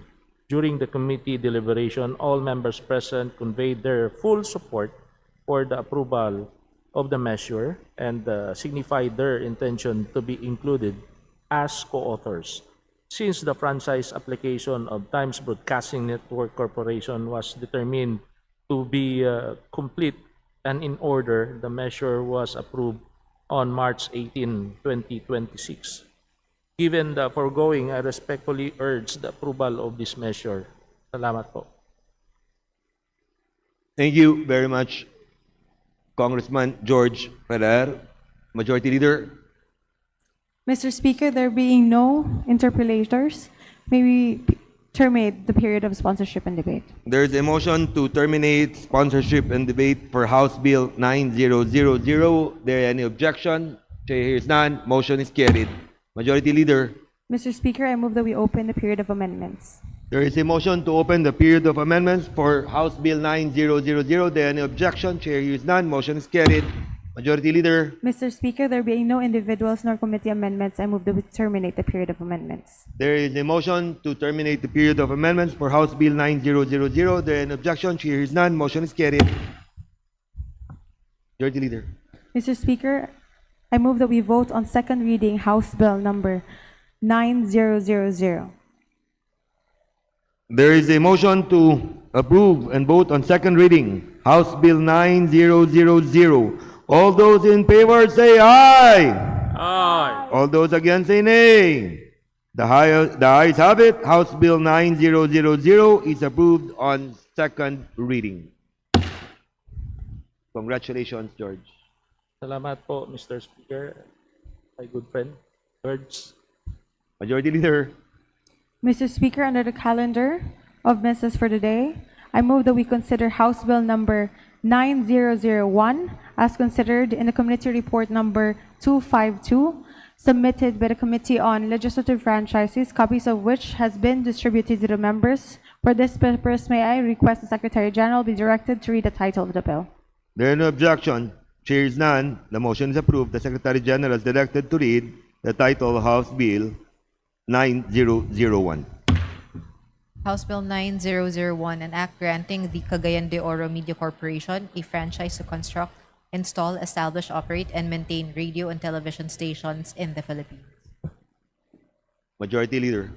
Mr. Speaker, I move that we open the period of sponsorship and debate. There is a motion to open the period of sponsorship and debate for House Bill 9001.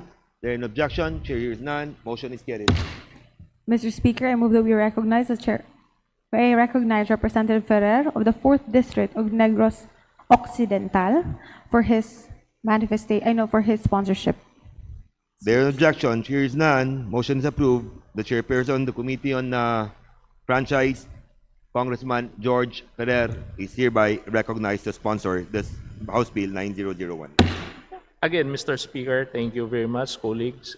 House Bill number 9001, as contained in the committee report number 252, seeks to grant the franchise of Cagayan de Oro Media Corporation to construct, install, establish, operate, and maintain radio and television station in the Philippines for 25 years.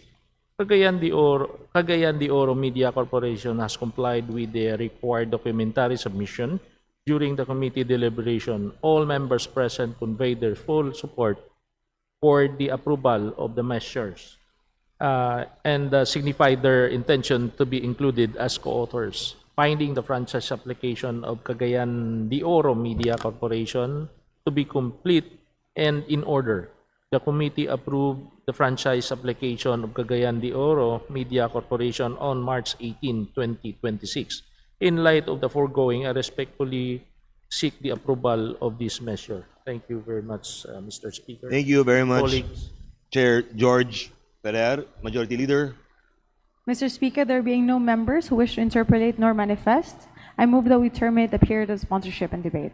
There is a motion to terminate sponsorship and debate on House Bill 9001. There any objection? Chair is none. Motion is carried. Majority Leader. Mr. Speaker, I move that we open the period of amendments. There is a motion to open the period of amendments on House Bill 9001. There any objection? Chair is none. Motion is carried. Majority Leader. Mr. Speaker, there being no individual nor committee amendments, I move to close the period of amendments. There is a motion to close the period of amendments for House Bill 9001. There is no objection. Chair is none. Motion is carried. Majority Leader. Mr. Speaker, I move that we vote on second reading House Bill number 9001. There is a motion to vote on House Bill 9001 on second reading. All those in favor say aye. Aye. All those who against say nay. The ayes have it. House Bill 9001 is approved on second reading. Congratulations, George. Thank Majority you very Leader. much, Mr. Speaker. Colleagues, thank you very much. Mr. Speaker, under the calendar of business for the day, I move that we consider House Bill number 9010 as contained in Committee Report number 257 submitted by the Committee on Legislative Franchises, copies of which have been distributed to the members. For this purpose, may I request the Secretary General be directed to read the title of the bill. There is no objection. Chair is none. The motion is approved. The Secretary General is directed to read the title of House Bill 9010. House Bill 9010, an act granting First Gas Pipeline Corporation a franchise to construct, install, own, operate, and maintain pipelines for the transportation and distribution of natural gas, petroleum, and petroleum products throughout the Philippines. Majority Leader. Mr. Speaker, I move that we open the period of sponsorship and debate. There is a motion to open the sponsorship and debate on House Bill 9010. There is an objection. Here is none. Motion is carried. Majority Leader. Mr. Speaker, I move that we recognize Representative Ferrer of the 4th District of Negros Oriental for his sponsorship speech. The gentleman, the chairman, Congressman George Ferrer, is hereby again recognized. Thank Go you ahead, very sir. much again, Mr. Speaker. Colleagues, good evening. House Bill number 9010 is contained in committee report of number 257, seek to grant a franchise to First Gas Pipeline Corporation to construct, install, own, operate, maintain pipelines for the transportation and distribution of natural gas, petroleum, and petroleum products throughout the Philippines for 25 years. During the committee deliberation, it was highlighted that granting a new franchise for the First Gas Pipeline Corporation is an important step in protecting our country's energy security. It will also help lessen the impact of unpredictable global energy prices on consumers and support the Philippines in moving toward a more stable energy infrastructure.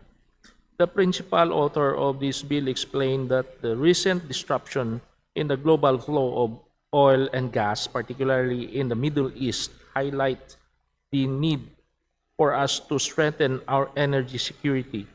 Since the Philippines relies heavily on imported fuel, the disruption of the global supply chain quickly leads to the higher electricity cost and may affect the steady and reliable supply of power that households and businesses depend on.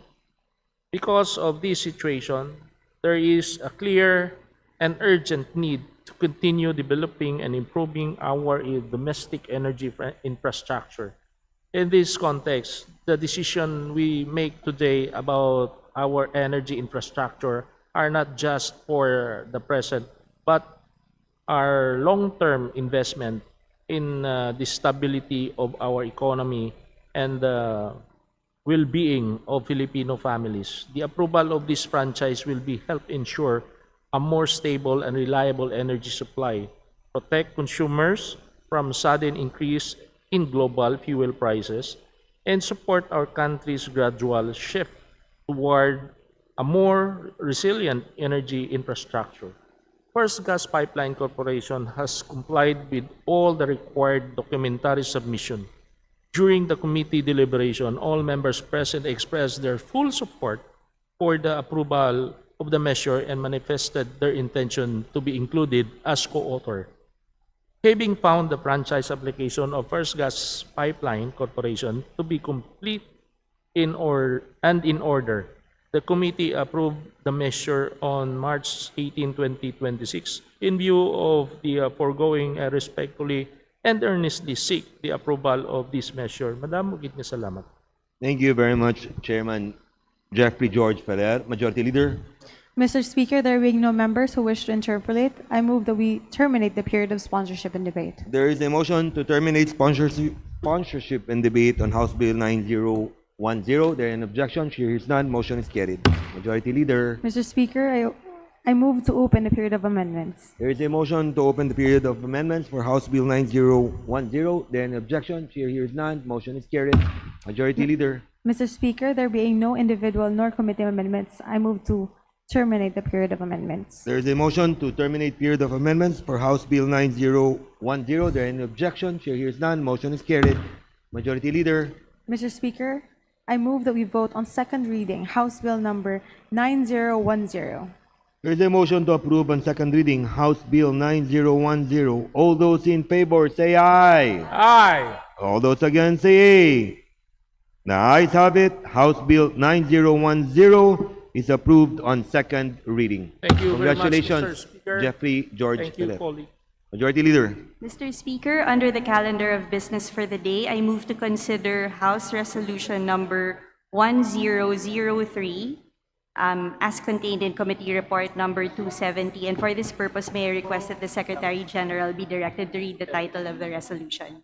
The Secretary General is directed to read the title of House Resolution 1003. House Resolution 1003, resolution urging the Department of Budget and Management to guarantee full and sustained funding in the National Expenditure Program for the 52 infrastructure flagship projects identified by the Department of Economy, Planning and Development for completion during the Marcos administration. Majority Leader. Mr. Speaker, I move to adopt House Resolution number 1003. There is a motion to adopt House Resolution 1003. There any objection? Here is none. Motion is carried. Majority Leader.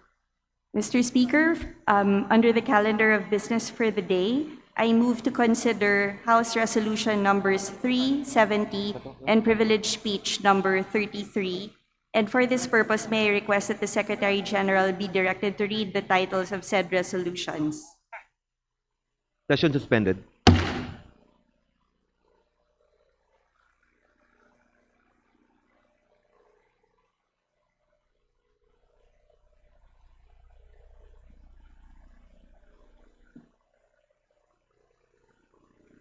Ayos na isa.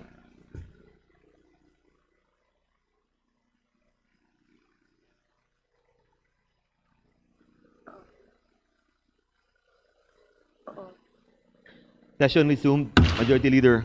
Mr. Speaker, I move to adopt House Resolution number 1003 as earlier stated. There is a motion to adopt House Resolution 1003. Those in favor say aye. All those against say nay. The ayes have it. House Resolution 1003 is hereby adopted. Majority Leader. Mr. Speaker, under the calendar of business for the day, I move that we consider House Resolution numbers 370 and privilege speech number 33 as contained in Committee Report 234. And for this purpose, may I request that the Secretary General be directed to read the title of said measure. The Secretary General is directed to read House Resolutions 370 and privilege speech number 33. House Resolution 370 and Privilege Speech Number 33 under Committee Report Number 234 on the status of the implementation of Republic Act Number 11315, otherwise known as the Community-Based Monitoring System Act. Majority Leader. Mr. Speaker, I move to adopt House Resolution numbers 370 and privilege speech number 33 as contained in said Committee Report 234. There is a motion to adopt House Resolutions 370 and privilege speech number 33. Those who are in favor say aye. Those who are against, and the findings, let me correct myself, and the findings, and those who are against say nay. The ayes have it. House Resolutions 370 and privilege speech number 33, including its findings, is considered as adopted. Majority Leader. Mr. Speaker, under the calendar of business for the day, I move that we consider House Resolution numbers 326, 370, and 491 as contained in Committee Report 258. And for this purpose, may I request that the Secretary General be directed to read the title of said measure. The Secretary General is directed to read the title of House Resolutions numbers 326, 370, and 491. House Resolution Numbers 326, 370, and 491 contained in Committee Report 258 on the occupational safety and health violations and labor rights abuses committed by business process outsourcing companies. Majority Leader. Mr. Speaker, I move that we adopt the findings and recommendations as contained in Committee Report 258. There is a motion to adopt adopt the findings and recommendations as contained in Committee Report numbers 326, 370, and 491. Those who are in favor say aye. Aye. Those who are against say nay. The ayes have it. House Resolutions number 326, 370, and 491 is adopted, including its findings, recommendations as contained in the committee report. Majority Leader. Mr. Speaker, I move to consider bills under the calendar of business for Thursday and Friday. There is a motion to consider House bills for Thursdays and Fridays. Are there any objection? Chair hears none. Motion is carried. Please proceed, Majority Leader. Mr. Speaker, pursuant to our rules, I move for the omnibus consideration of the following local bills. Under the Committee on Legislative Franchises, House Bill number 9002, under Committee Report number 253, House Bill 9003, under Committee Report 254, House Bill 9004, under Committee Report 255, and House Bill 9005, under Committee Report 256. And for this purpose, may I request that the Secretary General be directed to read the titles of the bills. Is there any objection? Hearing none. The Secretary General is directed to read the titles of the bills. House Bill Number 9002, an act granting a legislative franchise to Camarines Sur 2 Electric Cooperative Inc., Casureco 2, to construct, install, establish, operate, own, manage, and maintain a distribution system for the conveyance of electric power to the end users in the city of Naga and municipalities of Bombon, Calabanga, Canaman, Magarao, Milaor, Minabalak, Pili, Siruma, and Tinambak, province of Camarines Sur. House Bill Number 9003, an act granting a legislative franchise to Camarines Norte Electric Cooperative Inc., Canoreco, to construct, install, establish, operate, own, manage, and maintain a distribution system for the conveyance of electric power to the end users in all municipalities of the province of Camarines Norte.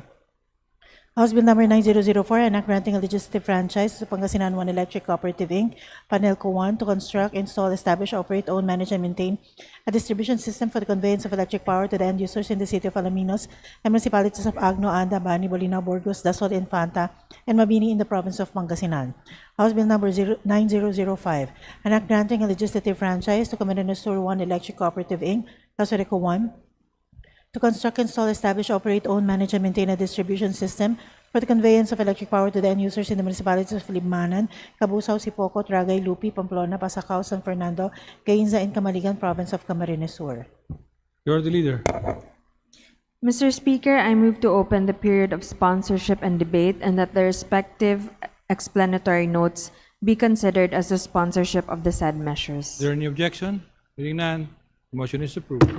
You're the leader. Mr. Speaker, there being no member who wishes to interpellate on the said measures, I move to close the period of sponsorship and debate. Is there any objection? Hearing none, period of sponsorship and debate is now closed. You're the leader. Mr. Speaker, I move to open the period of amendments and approve the committee amendments, if any, as contained in the respective committee reports of the aforementioned bills. Is there any objection? The chair hears none, the motion is approved. Mr. Speaker, there being no individual amendments, I move to close the period of amendments. Is there any objection? Hearing none, the period of amendments now closed. You're the leader. Mr. Speaker, I move to vote on second reading the aforementioned bills.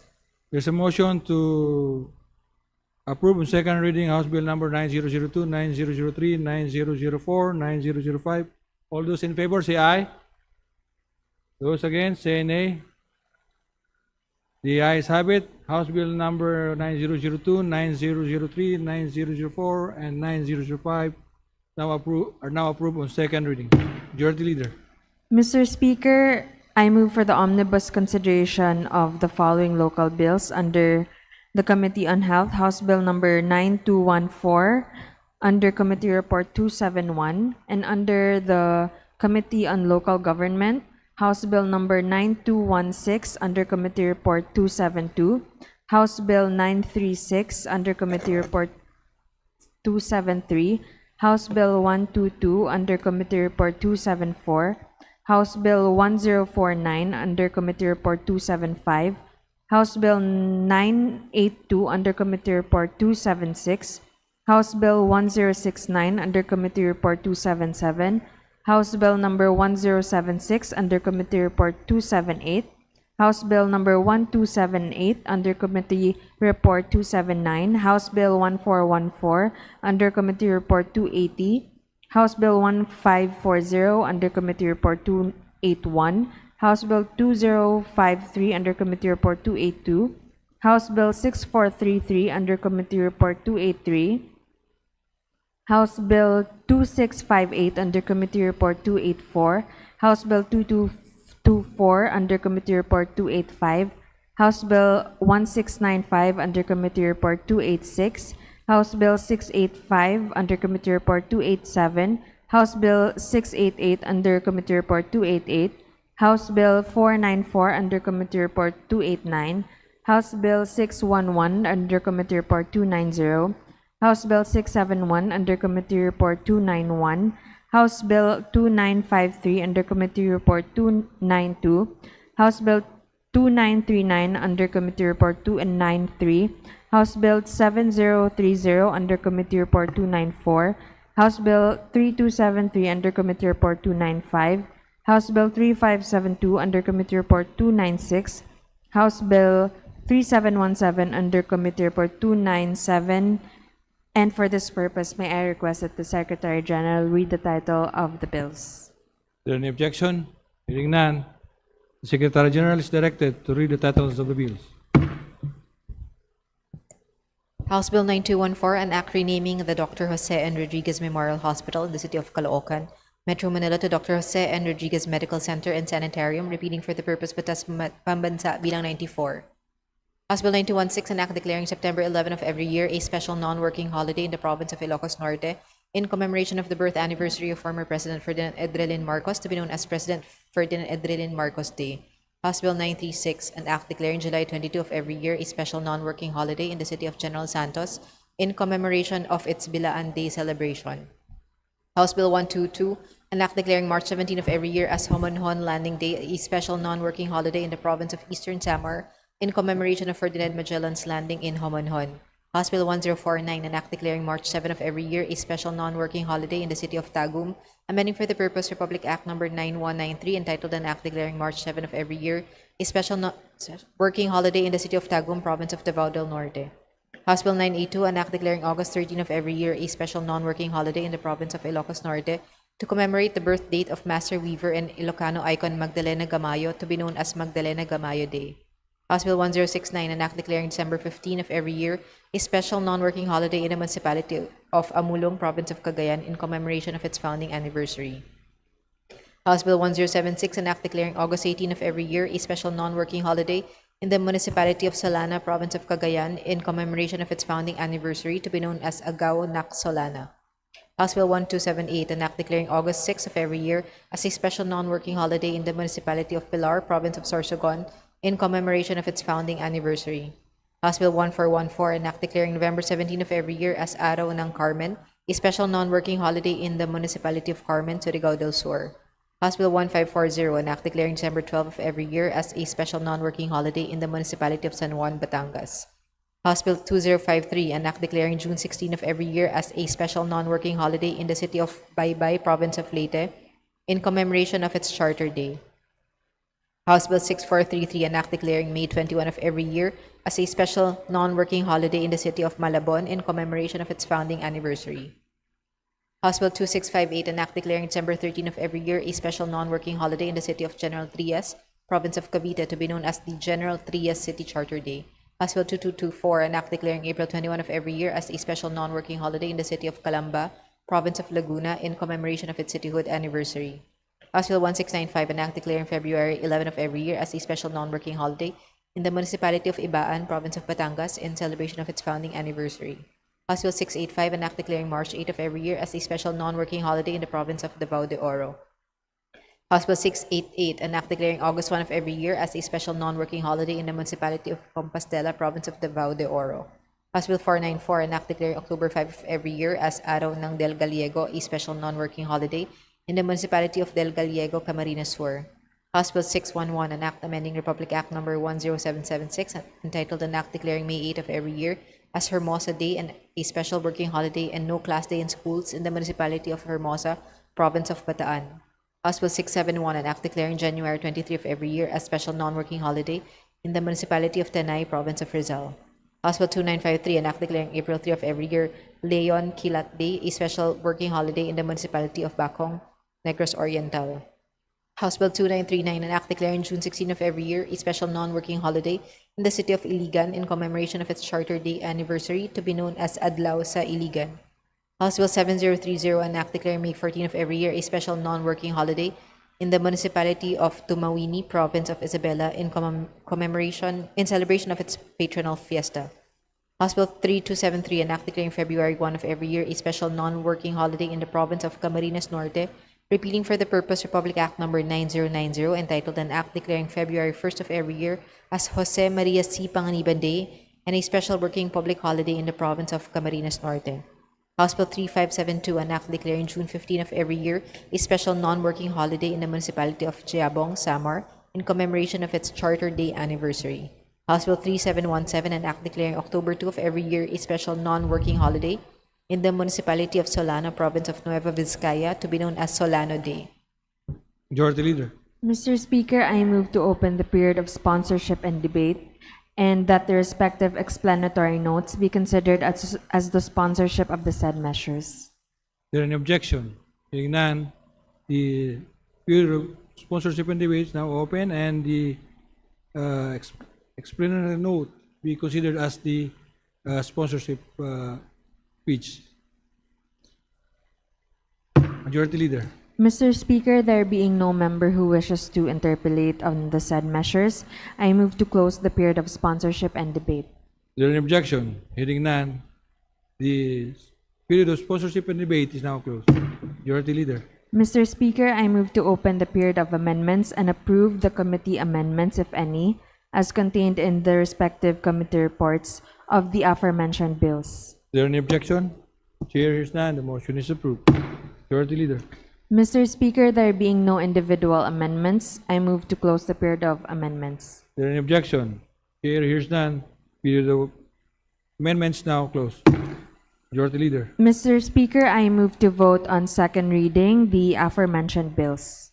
There's a motion for the omnibus approval of the aforementioned bills. All those in favor say aye. Those against say nay. The ayes have it. The said House bills are now approved on second reading. Majority Leader. Mr. Speaker, I move for the consideration on third reading of House Bill number 9157, printed copies of which were distributed to the members. And pursuant to these rules, may I request that the Secretary General be directed to read the title of the bill and thereafter call the roll for nominal voting. Is there any objection? Chair hears none. The Secretary General is directed to read the title of House Bill number 9157 and thereafter call the roll for nominal voting. House Bill 9157, an act establishing a national framework for the development, regulation, and operation of facilities utilizing waste-to-energy and other waste treatment technologies. Roll call of members in consideration on third reading of House Bill number 9157. Abalo sa Batia Sidri ako, Pacosta, Diong Advincula, Garaw, Aguiao, Alano, Alba, Albano, Almario Chino Miguel, Almario Dennis, Almonte Alvarez, Jose Alvarez Mercedes, Amante Amatong, Angara, Angeles Aquino, Aquino Magsaysay, Arbison Munir, Musir Munir Jr., Arena Sargancia, Sistio Atay, de Aumentado, Ayon, Bagao, Balindong, Badis Naglaris, Bangkora, Barba, Barbers, Barondo, Barzaga, Basco, Bautista Claude, Bautista Johan Munich, Bautista Lim, Beltran, Benitez Alfredo, Benitez Alver Miguel, Renus Ching, Venus JB, Biron, Bocobo, Bolivia, Bondok, Briones, Brutebag, Begtang, Cagas, Calderon, Calixto, Cawagdan, Carrie Castro, Caiton, Telesa, Sendanya, Sinisa, Chan, Franz, Norbert, Ausilito, Almario, Chan Jr., Chuo, Chuatay, Changalao, Coco Pilar, Kuwangko, Jaime, Eduardo Mart, Kuwangko Mark, Coliantes, Corvera. Mr. Speaker, I vote no and I reserve my right to explain my vote later. Thank you. Cruz, Agata, Cruz, Ricardo, Cruzado, Cuwa, Dagok, Dalog, Liang Hirang Daza de Jesus de Lima de Venecia, Defensor de Gama del Mar de Los Santos, de Mapua de Maguila, Dimaporo Imelda, Dimaporo City Amina, de Ocno, Dionisio Domingo de Mogan, Duterte Harold James, Duterte Omar Vincent, Duterte Paulo, Di Faustino Michael Carlos, Di Ian Paul de Lago, Emano Enverga, Risa, Escudero, Mr. Speaker, I vote no and I reserve my right to explain my vote later. Thank you.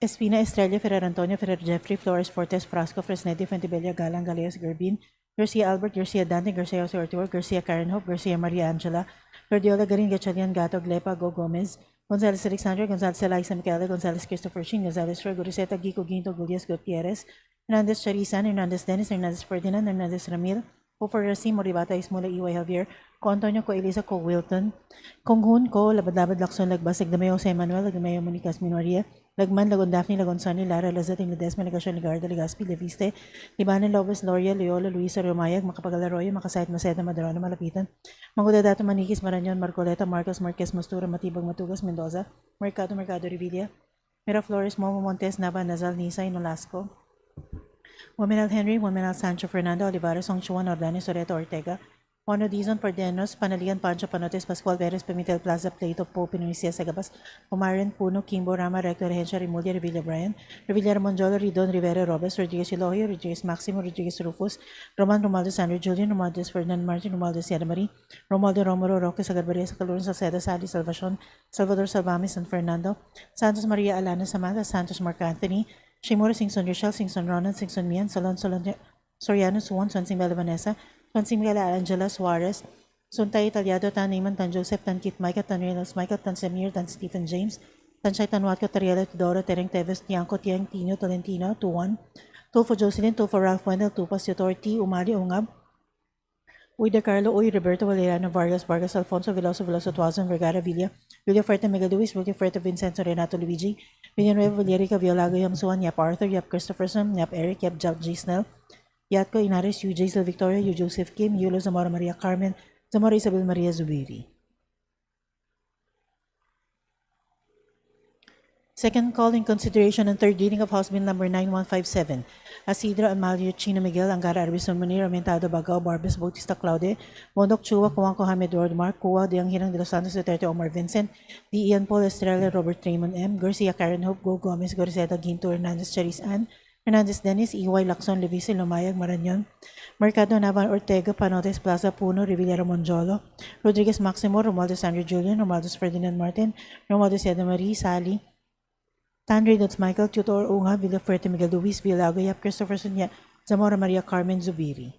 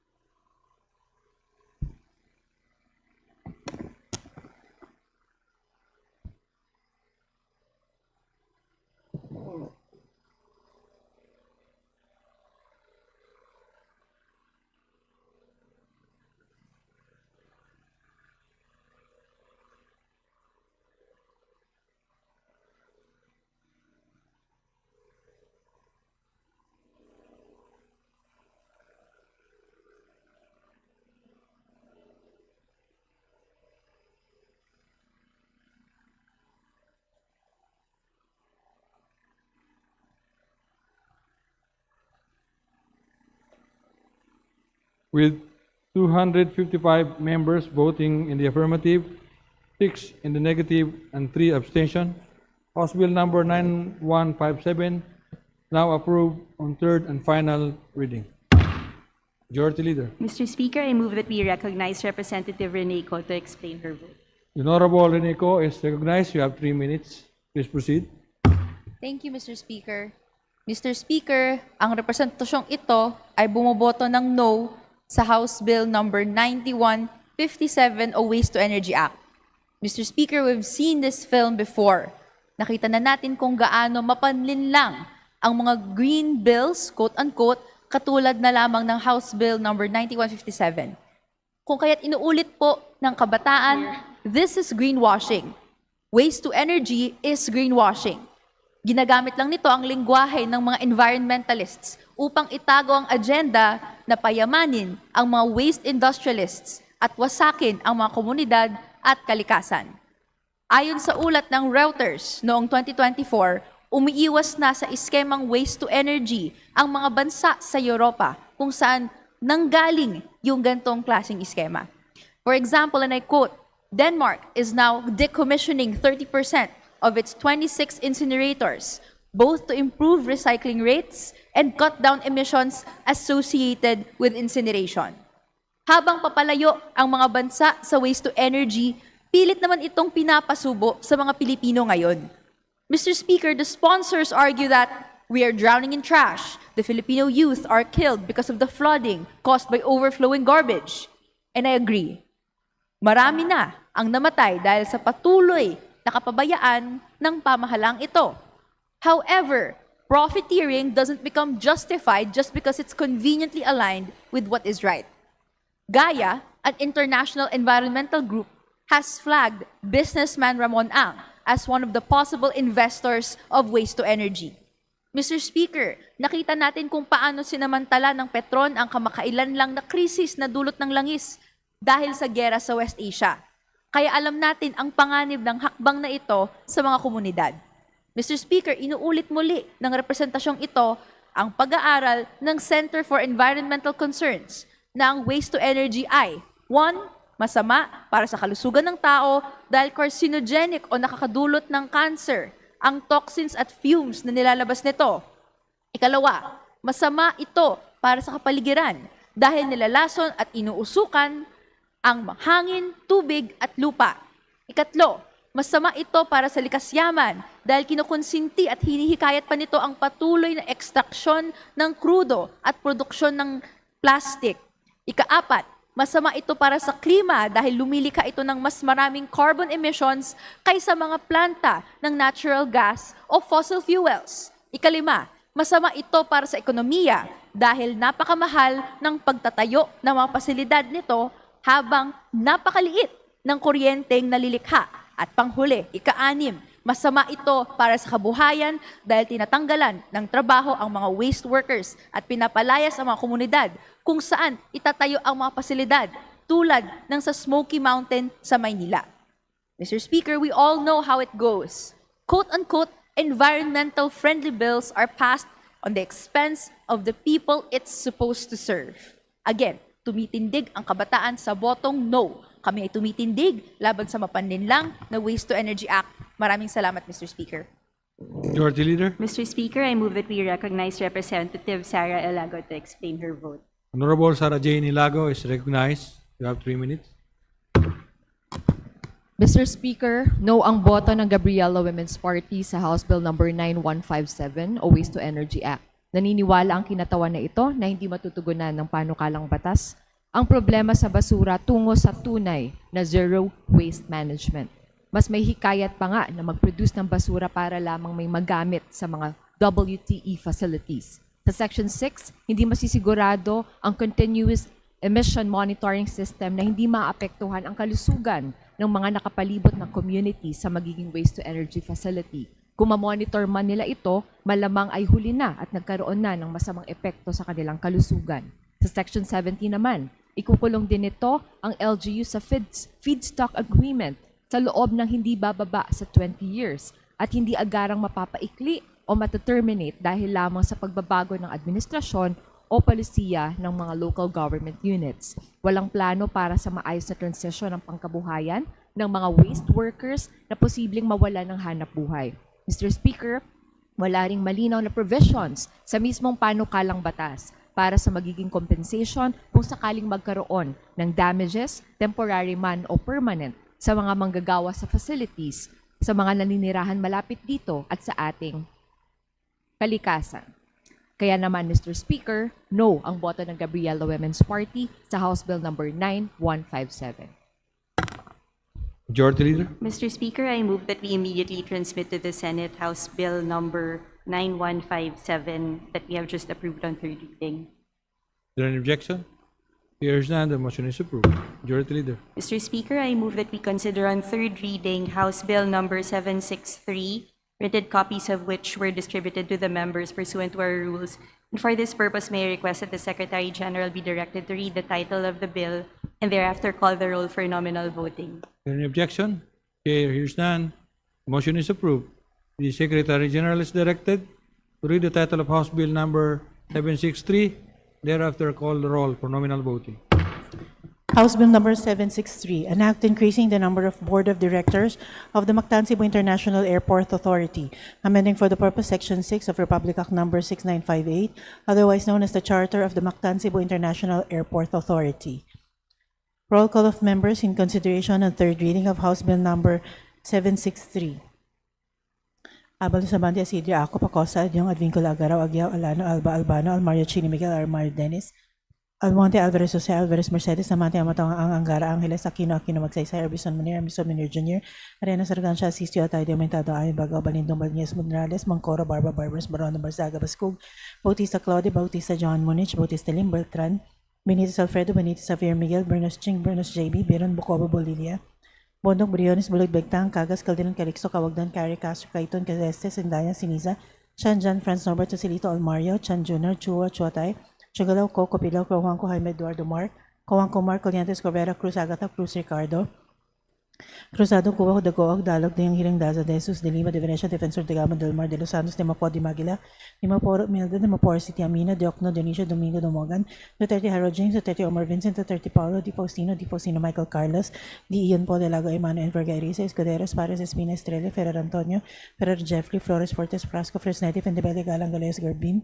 Garcia Albert, Garcia Dani, Garcia Osorto, Garcia Karen Hope, Garcia Maria Angela, Guardiola Garin, Gachalian Gato, Glepago Gomez, Gonzales Alexander, Gonzales Eliza Micaela, Gonzales Christopher Sheen, Gonzales Roy, Goriseta, Gico Ginto, Gulius Gutierrez, Hernandez Charisan, Hernandez Dennis, Hernandez Ferdinand, Hernandez Ramil, Hofer Racimo, Ribata Ismo de Iway Javier, Ko Antonio, Ko Elisa, Will Wilton, Kongun, Ko Labad-Labad, Lakson, Lagbas, Lagdameo Jose Manuel, Lagdameo Miniquez Min Maria, Lagman, Lagon Daphne, Lagon Sonny, Lazaro, Desin, Ledesma, Legasyon, Ligardo, Legaspi, Levis, Libanon, Lopez, Loria, Loyola, Luistro, Lumayag, Makapag-Alaroyo, Makasahid Mused na Maduro na Malapitan, mga Dadato, Maniquis, Maranyon, Marcoleta, Marcos, Marquez, Masura, Matibag, Matugas, Mendoza, Mercado, Revilla, Mero Flores, Momo, Montes Nava, Nazal, Nisay, Nolasco, Maminal Henry, Mumina Sancho, Fernando, Olivares, Songchuan, Ordani, Soreto, Ortega, Juano Dizon, Padiernos, Panaligan, Pancho, Panotes, Pascual, Perez, Pimentel, Plaza, Plato, Pope, Promisia, Sagabas, Pumarin, Puno, Kimbo, Rama, Recto, Rehencia, Rimulya, Revilla, Brian, Revilla, Ramonjolo, Ridon, Rivera, Robins, Rodriguez, Eloy, Rodriguez, Maximo, Rodriguez, Rufus, Roman, Romualdez, Andrew Jr., Romualdez, Ferdinand Martin, Romualdez, Adamari,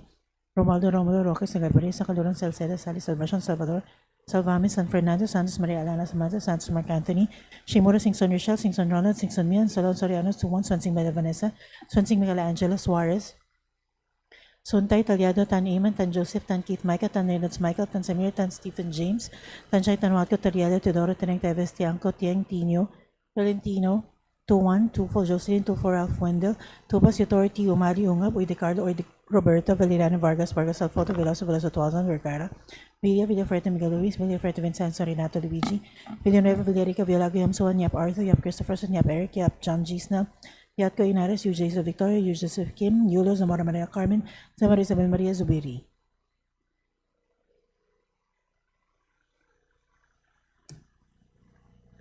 Second call of members in consideration and third reading of House Bill Number 763. Asidra Almario Chino Miguel Angara Arbis Sumanir Armentado Bagao Barbers Bautista Claude Bondok Chua Juanco Jaime Eduardo Marcoa de Hirang de los Santos Duterte Omar Vincent D. Ian Paul Estrella Garcia Karen Hope Go Gomez Garceto Guido Hernandez Charisan Hernandez Dennis Iway Lacson Levis Mike Marañon Mercado Nava Ortega Parotes Plaza Puno Revilla Ramonjolo Rodriguez Maximo Romualdez Andrew Julian, Romualdez Ferdinand Martin, Romualdez Yada Marie, Sari, Tan Reynolds Michael, Tutor Ungap, Villafuerte Miguel Luis, Villago, Yap Christopherson, Zamora Maria Carmen Zubiri.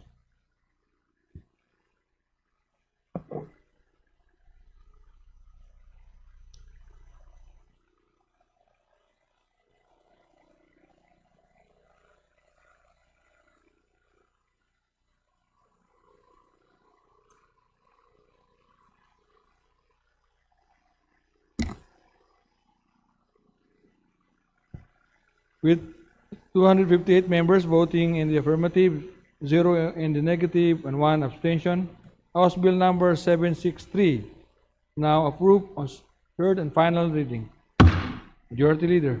Mr. Speaker, I move to consider on third reading House Bill Number 4706, printed copies of which were distributed to the members pursuant to our rules, and for this purpose, I request that the Secretary General be directed to read the title of the bill and thereafter call the roll for nominal voting.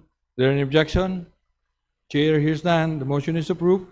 The Secretary General is directed to read the title of House Bill Number 4706 and thereafter call the roll for nominal voting. House Bill 4706, an act amending Republic Act Number 9418, otherwise known as the Volunteer Act of 2007, to declare the month of December as National Volunteer Month and December 5 as National Volunteer Day and for other purposes. Roll call of members in consideration of third reading of House Bill Number 4706. Abala Sabante, Isidre Ako Pacosta, Adyong, Advincula Agaraw, Aguiao, Alano, Alba, Albano, Almario Chino, Miguel, Almario Dennis, Almonte, Alvarez, Jose, Alvarez, Mercedes, Amante, Matong, Ang Angara, Angeles, Aquino, Kino, Magsaysay, Arbison Manir Jr., Arena, Saragancha, Asisto, Atay de Aumentado, Ayon, Bagao, Balindong, Baños Nograles, Bangcoro, Barba, Barbers, Barondo, Barzaga, Bascul, Bautista Claudia, Bautista Joan Monich, Bautista Lim, Beltran, Benitez Alfredo, Benitez Javier, Miguel, Bernos Ching, Bernos JB, Beron, Bocobo, Bolilla, Bodok Briones Bulut Bigtang, Cagas Calderon, Calixto Cawagdan, Cari, Castro, Caiton, Celeste, Sandanya, Saniza, Chanjan, Franz Norbert, Joselito, Almario, Chan Junard, Chua Chuatay, Chongalao Co, Copilar, Coanco, Jaime Eduardo Mark, Coanco Mark, Juliantes Corbera, Cruz Agatha, Cruz Ricardo, Cruzado, Hua de Gook, Dalog de Hirang Daza de Jesus, de Lima de Venecia, Defensor de Gamo del Mar de Los Santos, de Macua, de Maguila, de Maporo, Imelda, de Maporo City, Amina Jokno, Dionisio, Domingo de Mogan, Duterte, Harold James, Duterte, Umar Vincent, Duterte, Paulo, Di Focino, Michael Carlos, D. Ian Paul, Elago, Emano, Enverga, Erisa, Escudero, Espadas, Espina, Estrella, Fair Antonio, Fair Jeffrey, Flores Fortes, Frasco, Frestedi, Fentebella, Galang, Galeos, Garbin, Garcia Albert, Garcia Dante, Garcia Jose Arturo, Garcia Karen Hope, Garcia Maria Angela, Guardiola, Garin, Gatchalian, Gato, Glepago, Gomez, Gonzalez, Alexandria, Gonzalez, Liza, Micaela, Gonzalez, Christopher Sheen, Gonzalez, Troy, Godeseta, Guico, Ginto, Gulias, Gutierrez, Hernandez, Charisse Ann, Hernandez, Dennis, Hernandez, Ferdinand, Hernandez, Ramil, Hoofer, Hasim, Horibata, Ismula, Iway, Javier, Co, Antonio, Co, Elisa, Co, Wilton, Punghun, Ko, Labad-Labad, Lacson, Lagbas, Lagdameo, Jose Manuel, Lagdameo, Muni, Kizmin, Maria, Lagman, Lagon Daphne, Lagon Sani, Lara, Lezatin, Ledesma, Legacion, Legarde, Legaspi, Levisa, Lebanon, Lopez, Loria, Loyola, Luistro, Lumayag, Makapagal, Arroyo, Makasait, Maceta, Madrona, Malapitan, Mangodato, Maniquez, Marañon, Marcoleta, Marcos Marquez, Mastura, Matibag, Matugas, Mendoza, Mercado, Revilla, Miraflores, Momo, Montes, Nava, Nazal, Nisay, Nalasco, Omanal, Henry, Omanal, Sancho, Fernando, Olivares, Ongchuan, Ordanes, Oreto, Ortega, Owano, Dizon, Padiernos, Panaligan, Pancho, Panotes, Pascual, Perez, Pimentel, Plaza, Plato, Po, Primicios, Agabas, Pumarin, Puno, Kimbo, Rama, Rector, Rehencia, Remulla, Revilla, Brian, Revilla, Monjolo, Ridon, Rivera, Robes, Rodriguez, Elohio, Rodriguez, Maximo, Rodriguez, Rufus, Roman, Romualdez, Andrew Julian, Romualdez, Ferdinand Martin, Romualdez, Yada Marie, Romualdo, Romulo, Roque, Sagurberia, Sacaluran, Salceda, Sally, Salvacion, Salvador, Salvame, San Fernando, Santos Maria, Alana, Samantha, Santos, Mark Anthony, Shimura, Singson, Rochelle, Singson, Ronald, Singson, Mian, Solon, Soriana, Swansing, Villavanessa, Swansing, Michaela Angela Suarez, Suntay, Taliado, Tan Iman, Tan Joseph, Tan Keith, Micah, Tan Reynolds, Michael, Tan Samir, Tan Stephen James, Tan Shai, Tan Watco, Tariela, Theodora, Tereng, Teves, Tiangco, Tieng, Tino, Tolentino, Tuan, Tulfo, Jocelyn, Tulfo, Ralph Wendell, Tupas, Authority, Umali, Ungab, Uy de Carlo, Uy Roberto, Valeriano, Vargas, Alfonso, Veloso, Tuazon, Vergara, Villa, Villaferte, Miguel Luis, Villaferte, Vincent, Renato Luigi, Villanueva, Villarica, Villago, Yamsuan, Yap Arthur, Yap Christopherson, Yap Eric, Yap John Chisnell, Yatco, Inaris, Yu Jazel Victoria, Yu Joseph Kim, Yulo, Zamora Maria Carmen, Zamora Isabel Maria Zubiri. Second call in consideration and third reading of House Bill number 4706. Asidre Almario Chino Miguel Angara, Arbison Manir, Aumentado Bagao, Barbers, Bautista, Claude, Bondok, Chuach, Cohuanco, Jaime Eduardo Mark, Cuba de Yang Hirang de los Santos, Duterte, Umar Vincent, Tian Paul, Estrella, Garcia, Karen Hope, Go, Gomez, Godeseta, Gintu, Hernandez, Charisse Ann, Hernandez, Dennis, Iway Lacson, Leviste, Lumayag, Marañon, Mercado, Nava, Ortega, Panotes, Plaza, Puno, Revilla, Ramonjolo, Rodriguez, Maximo, Romualdez, Andrew Julian, Romualdez, Ferdinand Martin, Romualdez, Yadamari, Sally, Tan Reynolds, Michael, Tutor, Ungab, Villaferte, Miguel Luis, Villago, Yap Christopherson, Zamora Maria Carmen, Zubiri.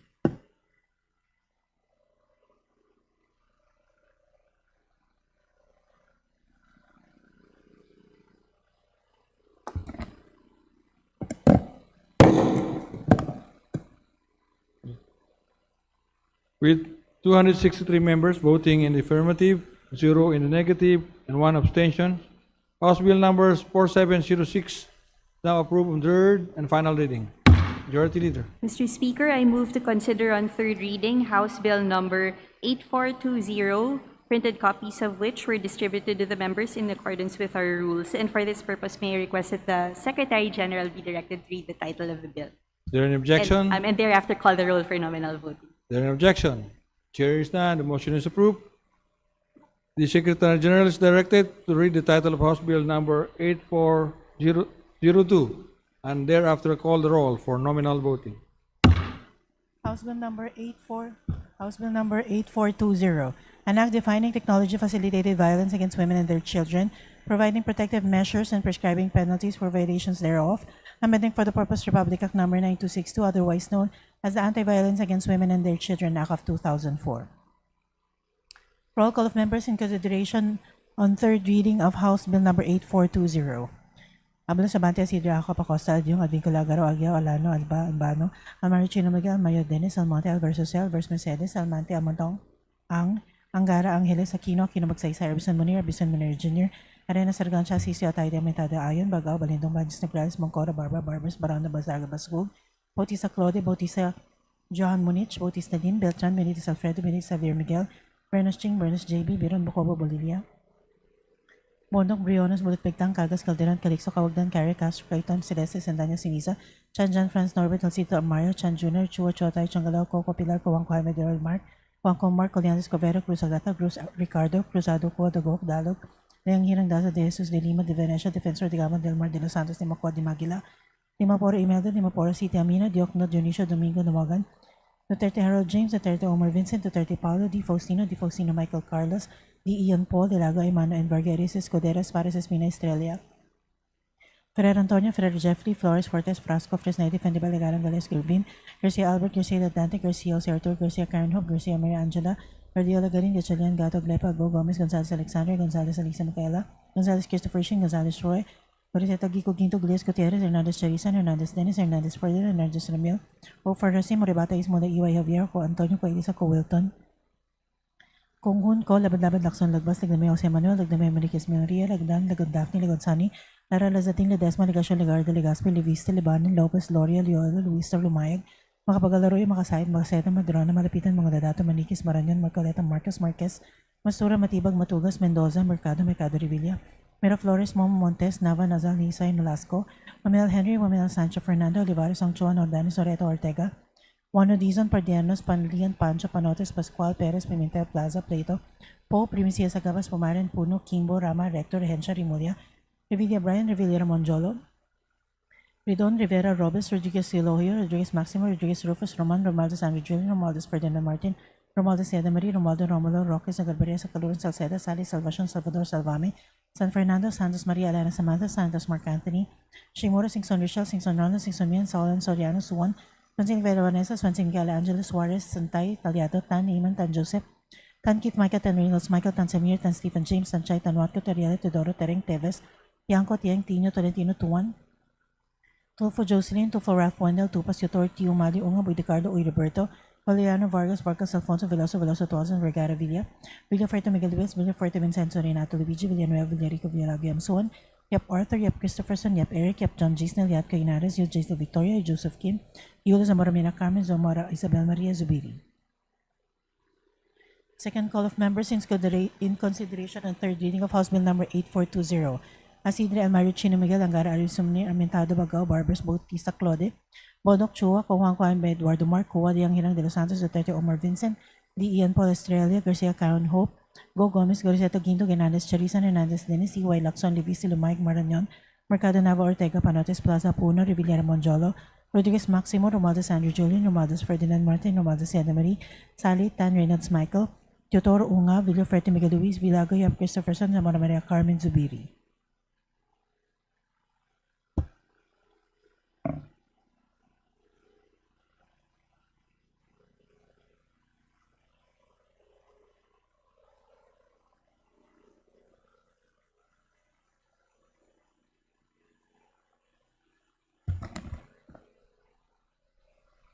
With 265 members voting in the affirmative, none in the negative, and with one abstention, House Bill 84202 is hereby approved on third and final reading. Majority Leader. Mr. Speaker, I move to consider on third reading House Bill number 8699, copies of which were distributed to the members in accordance with our rules, and for this purpose, may I request that the Secretary General be directed to read the title of the bill and thereafter call the roll for nominal voting. There any objection? Chair hears none. The motion is approved. The Secretary General is directed to read the title of the bill and thereafter call the roll for nominal voting. House Bill 8699, an act promoting Philippine indigenous and traditional writing systems and providing for their protection, preservation, and conservation.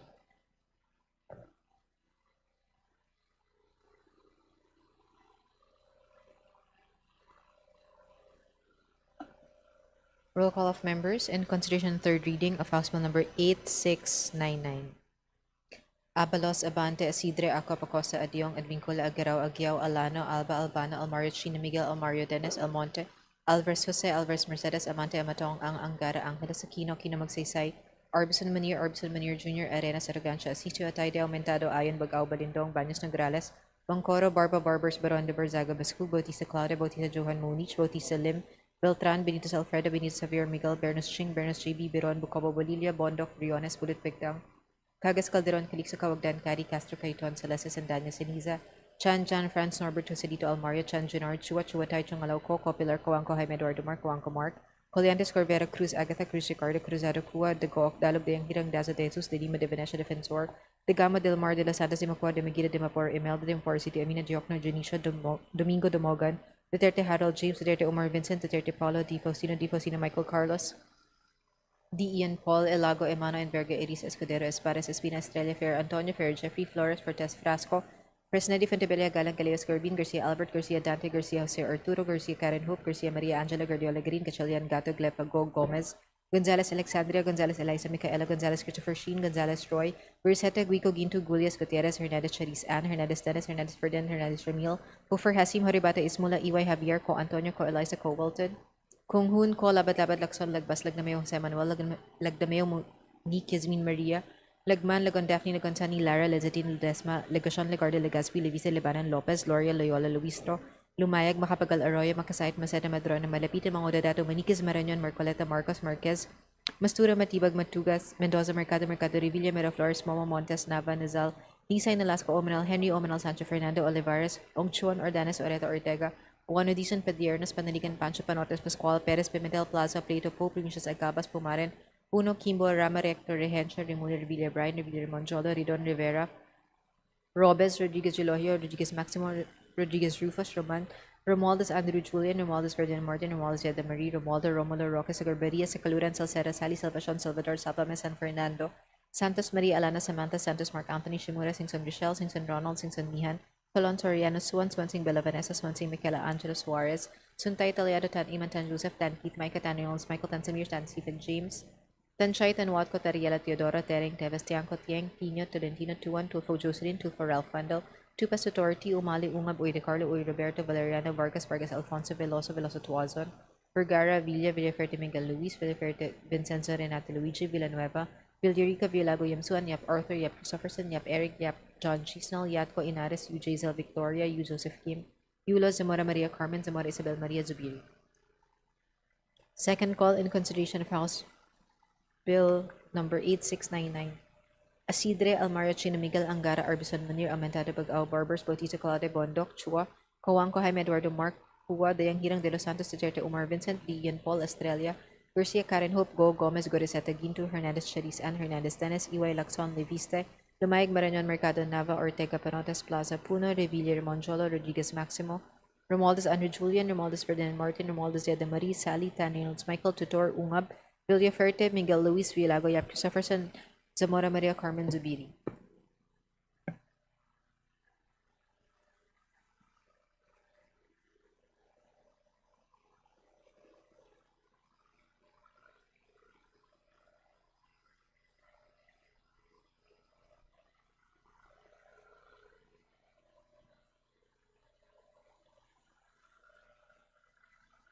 With 266 members voting in the affirmative, 0 in the negative, and 1 abstention, House Bill number 8699 is hereby approved on third and final reading. Majority Leader. Mr. Speaker, I move to consider on third reading House Bill number 8869, printed copies of which were distributed to the members in accordance with our rules, and for this purpose, may I request that the Secretary General be directed to read the title of the bill and thereafter call the roll for nominal voting. There an objection? Here is none. Motion is approved. The Secretary General is directed to read the title of the bill and thereafter call the roll for nominal voting. House Bill number 8869, an act providing for free professional examinations to qualified indigents and members of the indigenous peoples and indigenous cultural communities. Roll call of members in consideration on third reading of House Bill number 8869. Abalo sa Bante Asidre Ako, Pacosta, Diong, Advincula, Agaro, Agao, Alano, Alba, Albano, Amari Chinibel, Amari Dennis, Almonte, Alvarez, Alvarez, Mercedes, Amante, Amatong, ang Angara, Angeles Aquino, Magino Magsaysay, Arbison Munir, Arbison Munir Jr., Arena Sargasha, Sisio Atayde, Mentado Ayon, Bagao, Balindong, Manos Nograles, Mangkoro, Barbara Barbers, Baranda, Barzaga, Basco, Bautista Claudio, Pristam, John Munich, Bautista Lin, Beltran, Benitez Alfredo, Benitez Javier Miguel, Venus Ching, Venus JB, Biron, Bocobo, Bolivia.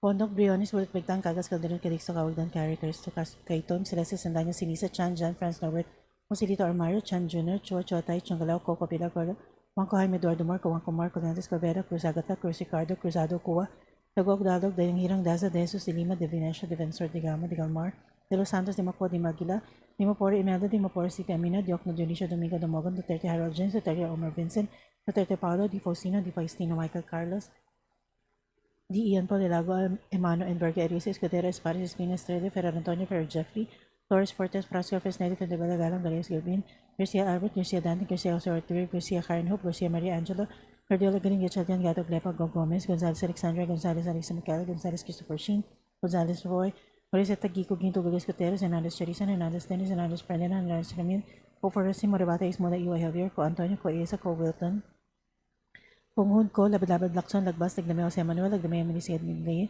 Lagman Lagon Daphne, Lagon Sonny, Lara Resisting Ledesma, Legasyon, Lagardo, Legaspi, Lewis, Libanon, Lopez, Lorio, Loyola, Luis, Lumayag, mga Pagalaroyo, Makasayad, Musayad, Madarona, Marapitan, Magandadato, Manikis, Maranyon, Marcoleta, Marcos, Marstura, Matibag, Matugas, Mendoza, Mercado, Revilla, Miraflores, Momo, Montes, Naval, Nazal, Nisa, Nolasco, Mominal Henry, Mominal Sancho Fernando, Olivares, Ongchon, Ordano, Soreto, Ortega, Juan Odizon, Padiones, Panaligan, Pancho Panotes, Pascual Perez, Pimentel, Plaza, Pueto, Pope, Numesia, Sagabas, Umaran, Puno, Kimo, Rama, Rector, Ruhensha, Rimulia, Revilla Brian, Revilla Monjolo, Ridion, Rivera, Robes, Rodriguez Eloy, Rodriguez Maximo, Rodriguez Rufus, Roman, Romaldo Sandro Gilgin, Romaldo Ferdinand Martin, Romaldo Siadamari, Romaldo Romulo, Rocco Zagalbaria, Sacaloran, Salceda, Salis, Salvation, Salvador, Salvamis, San Fernando, Santos Maria, Elena, Samantha, Santos, Mark Anthony, Shimura, Singson Rachel, Singson Ronald, Singson Mian, Salon Soriano, Suwon, Sonsing Bela Vanessa, Swansing Miguel Angela Suarez, Tuntay Talyado, Tan Iman, Tan Joseph, Tan Keith Micah, Tan Reynolds Michael, Tan Semir, Tan Stephen James, Tan Chay, Tan Wati, Toriel, Toriolo, Tereng, Teves, Tiangco, Tieng, Tinut, Nagdino, Tuan, Tulfo Josery, Tulfo Ralph Wendell, Tupas Authority, Umadi Ungab,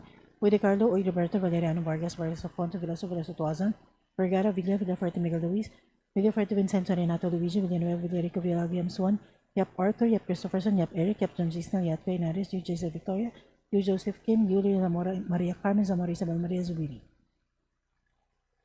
Second call of members in consideration of third reading of House Bill Number 8869. Asidre Almajo, Chil Mendel, Angara Albis Munir, Armentado Bagaw, Barbers Bautista Colati, Bondok, Chua, Coanco, Jaime Eduardo Mark, Juan de Angelo de los Santos, Duterte Omar Vincent, D. Ian Paul, Estrella Garcia Karen Hope, Bo Gomez, Garceta Guinto, Hernandez Charisan, Hernandez Dennis, Iway Lacson, Levis, Lumayag, Marañon, Mercado, Navarro, Ortega, Panotes Plaza, Puno, Revilla Ramonjolo, Rodriguez Maximo, Romaldo Sandro Julian, Romaldo Ferdinand Martin, Romaldo Siadamarin, Sally, Tanri Deds Michael, Tutor Unga, Villafuerte Miguel Luis, Villago, Christopherson, Zamora Maria Carmen Zubi.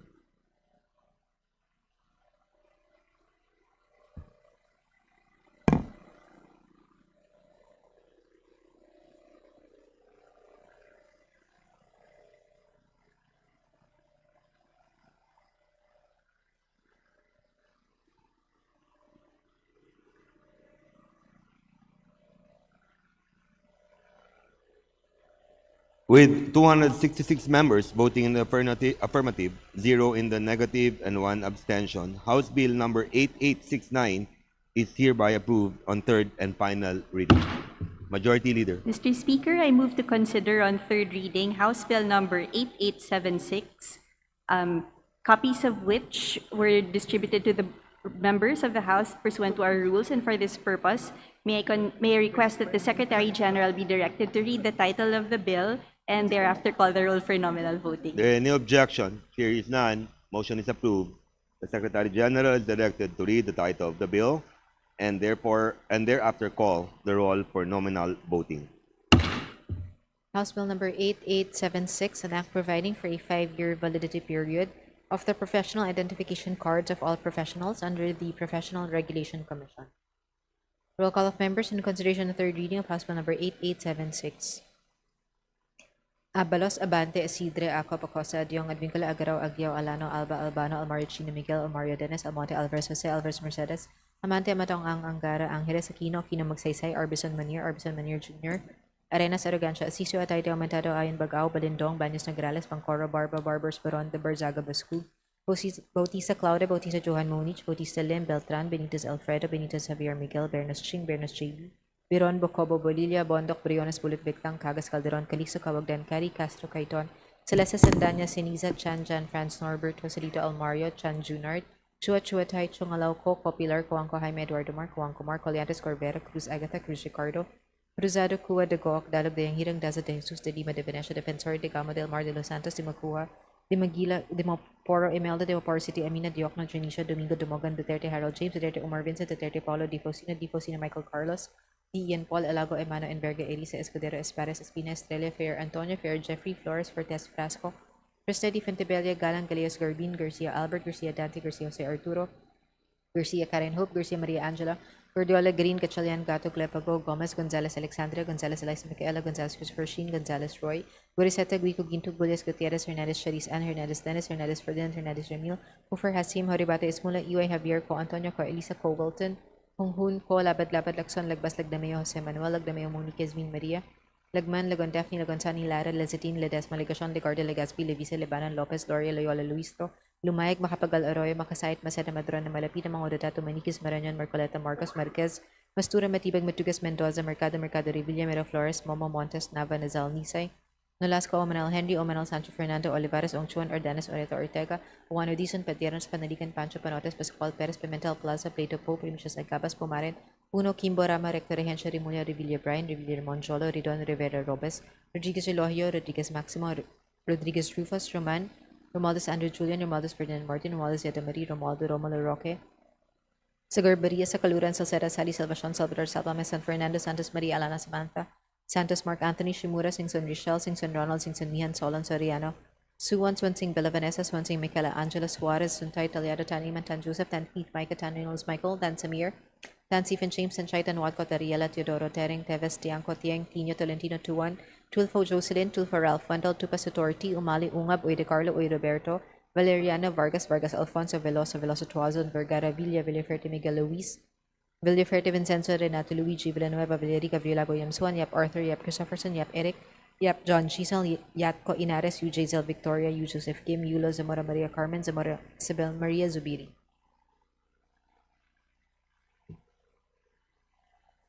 Second call in consideration of third reading of House Bill number 8876. Asidre, Almario Chino Miguel Angara, Arbison Munir, Almentado Bagao, Barbers, Bautista Claude, Bondok Chua, Coanco, Jaime Eduardo Mark, Cua de Yanghirang de Los Santos, Duterte, Omar Vincent, Ian Paul, Estrella Garcia Karen Hope, Go Gomez Goriseta Quintu, Hernandez Charis Ann, Hernandez Dennis, Iway Lacson, Levise Lumayag, Marañon Mercado, Nava Ortega Panotes Plaza Puno, Revilla Monjolo, Rodriguez Maximo, Romualdez Andrew Julian, Romualdez Ferdinand Martin, Romualdez Yadamari, Sally Tan Reynolds, Michael Tutor, Ungab, Villaferte Miguel Luis, Villago, Yap Christopherson, Zamora Maria Carmen Zubiri.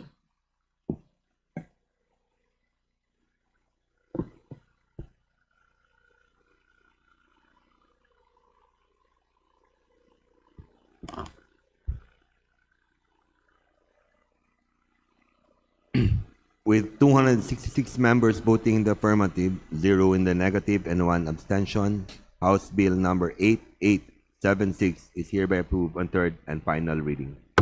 Majority Leader. Mr. Speaker, under the cluster of electric cooperatives, I move to consider on third reading House Bills number 8619 and 8620, and for this purpose may I direct the Secretary General to read the title of the bills and thereafter call the roll of members for nominal voting. There is no objection. Here is none. Motion is approved. The Secretary General is directed to read the titles of the bill, thereafter call the roll for nominal voting. House Bill number 8619, an act granting the condonation of the unpaid interest, penalties, and surcharges on the overdue obligations of the Maguindanao Electric Cooperative, Inc. to the Power Sector Assets and Liabilities Management Corporation. House Bill number 8620, an act granting the condonation of the unpaid interest, penalties, and surcharges on the overdue obligations of the Nanao del Sur Electric Cooperative, Inc. to the Power Sector Assets and Liabilities Management Corporation.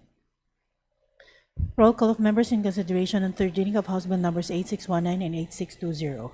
Abalo Sabante, Asidre Ako, Pacosta, Diong at Vincula Garaw Agyao, Alano Alba, Albalbano, Almario Chino Miguel, Almario Dennis, Almonte Alvarez Josel, Alvarez Menendez, Amante Amotong, Angara Angeles Aquino, Kinawagsaysay, Arbison Manir Jr., Renan Sergosan, Asisio Atayde, Aumentado, Ayon Bagao, Balindong, Banis Morales, Mancoro Barbara Barbers, Morono, Marzaga Basco, Bautista Claudio, Bautista Johan Munich, Bautista Lim, Beltran, Benitez Lafedo, Benitez Xavier Miguel, Bernus Chen, Bernus JB, Viron, Bucobo, Bolivia, Bondok, Briones, Bulbigtang, Cagas, Calderon, Calixto, Cawagdan, Cari, Castro, Caiton, Celeste, Sandanya, Siniza, Chan, John, Franz, Norbert, Facilito, Mario, Chan Jr., Chua, Chuatay, Changalao, Coco, Pilaw, Juan Jaime, Eduardo Mark, Juan Comar, Caliantes, Cabrera, Cruz Agata, Cruz Ricardo, Cruzado, Cuadagog, Dalog, Dayong Hilang, Daza, Daisus, De Lima, De Venecia, Defensor, De Gama, Del Mar, De Los Santos, De Macua, De Maguila, Di Maporo, Imelda, Di Mapores, De Amino, Diokno, Dionisio, Domingo Damogan, Duterte, Harold Jane, Duterte, Omar Vincent, Duterte, Paulo, Di Faustino, Michael Carlos, Di Ian Paul, De Lago, Emmanuel Varga, Elisa, Escudero, Espares, Espina, Estrella, Ferrer Antonio, Ferrer Jeffrey, Flores Fortes, Frasco, Fresnetti, Frentevilla, Galang, Galeas, Garbin, Garcia Albert,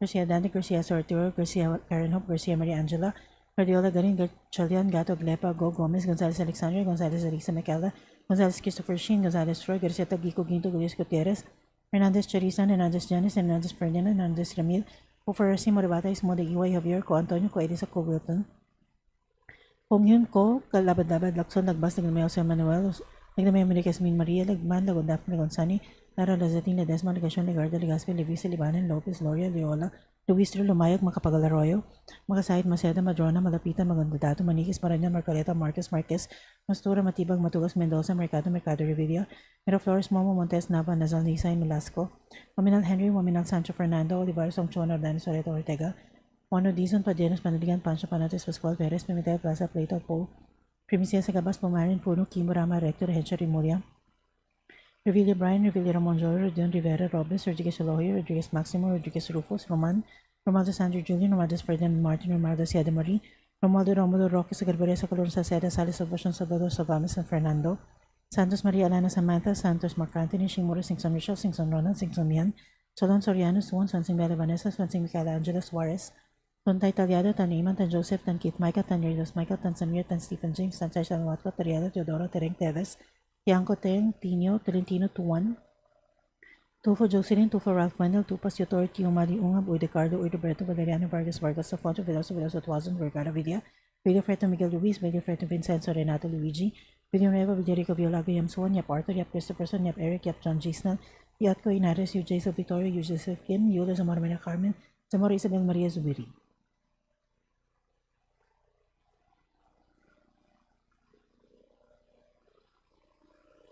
Second call of members in consideration of third reading of House Bill numbers 8619 and 8620. Asidro Almario Chino Miguel, Angarabi Sumunir, Armentado Bagao, Barbers, Bautista Claude, Bondok Chuo, Cojuanco Almedo, Eduardo Mark, Cuba de Hirang de los Santos, Duterte Omar Vincent, D. Ian Paul, Estrella Garcia, Karen Hope, Go Gomez, Gorizeta Guindo, Hernandez Charisan, Hernandez Dennis, EY, Lacson, Leviste, Lumayag, Marañon, Mercado Navano, Ortega, Panotes Plaza Puno, Revilla Ramon Joel, Rodriguez Maximo, Rodriguez Andrew Julian, Romaldes Ferdinand Martin, Romaldes Siada Marie, Salit, Tanreals Michael, Tutor Ungab, Violago Yap Christopherson, Ramora Maria Carmen Zubiri.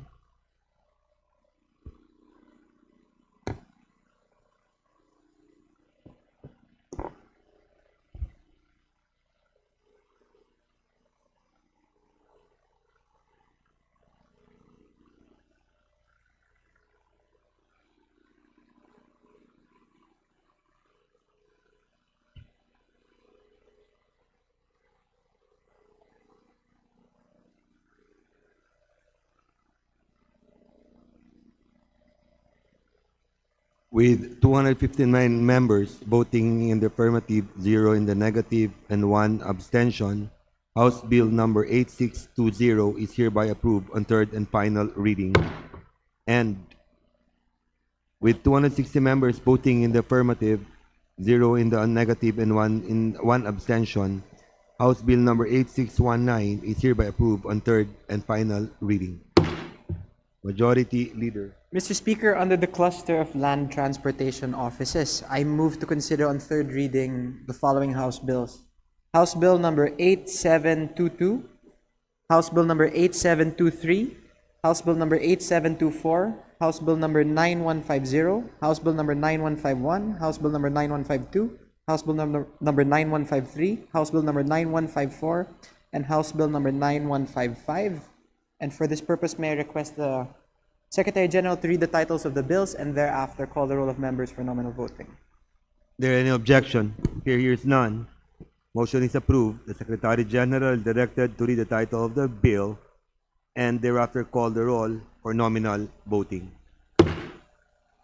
House Bill 8722, an act upgrading the district office of the Land Transportation Office in the municipality of San Luis, province of Aurora, from a Class D to a Class B district office and appropriating funds therefore. House Bill number 8723, an act upgrading the district office of Land Transportation Office in the city of Ormoc, province of Leyte, from a Class D to a Class A district office and appropriating funds therefore. House Bill 8724, an act upgrading the Land Transportation Office District Office in the city of Dagupan, province of Pangasinan, from Class B to Class A and appropriating funds therefore. House Bill number 9150, an act upgrading the District Office of the Land Transportation Office in the city of Iriga, province of Camarines Sur, from a Class D to a Class B district office and appropriating funds therefore. House Bill number 9151, an act converting the Extension Office of the Land Transportation Office located in the municipality of Sablayan, province of Occidental Mindoro, to a regular district office and appropriating funds therefore. House Bill number 9152, an act converting the Extension Office of the Land Transportation Office in the municipality of Giwan, province of Eastern Samar, into a regular LTO district office and appropriating funds therefore. House Bill number 9153, an act converting the Extension Office of the Land Transportation Office located in the municipality of Candelaria in the province of Quezon into a regular district office and appropriating funds therefore. House Bill number 9154, an act converting the Land Transportation Office Extension Office in the municipality of San Agustin, province of Romblon, into a regular district office and appropriating funds therefore. House Bill number 9155, an act converting the Land Transportation Office Extension Office in the municipality of Rojas, province of Oriental Mindoro, into a regular LTO district office and appropriating funds therefore. Roll call of members in consideration on third reading of House Bill numbers 8722, 8723, 8724, 9150, 9151, 9152, 9153, 9154, and 9155.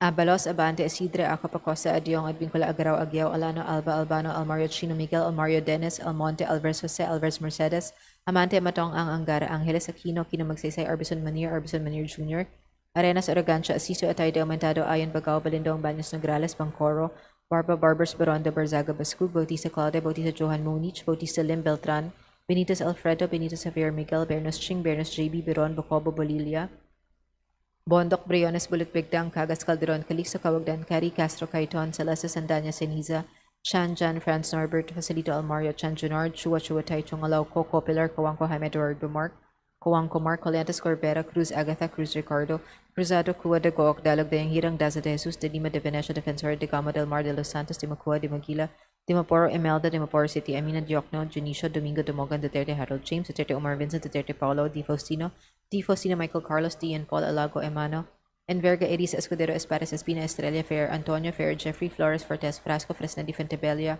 Galang, Galeos, Gorbin, Garcia, Albert, Garcia, Dante, Garcia, Arturo, Garcia, Karen Hope, Garcia, Maria Angela, Guardiola, Green, Gatchalian, Gato, Glepa, Go, Gomez, Gonzalez, Alexandria, Gonzalez, Eliza, Micaela, Gonzalez, Christopher Sheen, Gonzalez, Roy, Guriseta, Guico, Ginto, Gulles, Gutierrez, Hernandez, Charis Ann, Hernandez, Dennis, Hernandez, Ferdinand, Hernandez, Ramil, Hofer, Hasim, Horibata, Ismula, Iway, Javier, Co Antonio, Co Elisa, Co Wilton, Kung Hun, Ko Labad, Lakson, Lagbas, Lagdameo, Jose Manuel, Lagdameo, Monique, Yasmin, Maria, Lagman, Lagon, Daphne, Lagon, Sunny, Lara, Lazatin, Ledesma, Legacion, Legarde, Legaspi, Levisa, Lebanon, Lopez, Loria, Loyola, Luis Lumayag, Bakapagal, Arroyo, Makasait, Maceda, Madrona, Malapitan, mga Dato, Maniquez, Marañon, Marcoleta, Marcos, Marquez, Mastura, Matibag, Matugas, Mendoza, Mercado, Revilla, Miraflores, Momo, Montes, Nava, Nazal, Nisay, Nolasco, Omanal, Henry, Omanal, Sancho Fernando, Olivares, Ongchuan, Ordenas, Oreta, Ortega, Uano, Dizon, Padiernos, Panaligan, Pancho, Panotes, Pascual, Perez, Pimentel, Plaza, Plato, Po, Primicias, Agabas, Pumarin, Puno, Kimbo, Rama, Recto, Regencia, Remulia, Revilla, Brian, Revilla, Moncholo, Redon, Rivera, Robes, Rodriguez, Elohio, Rodriguez, Maximo, Rodriguez, Rufus,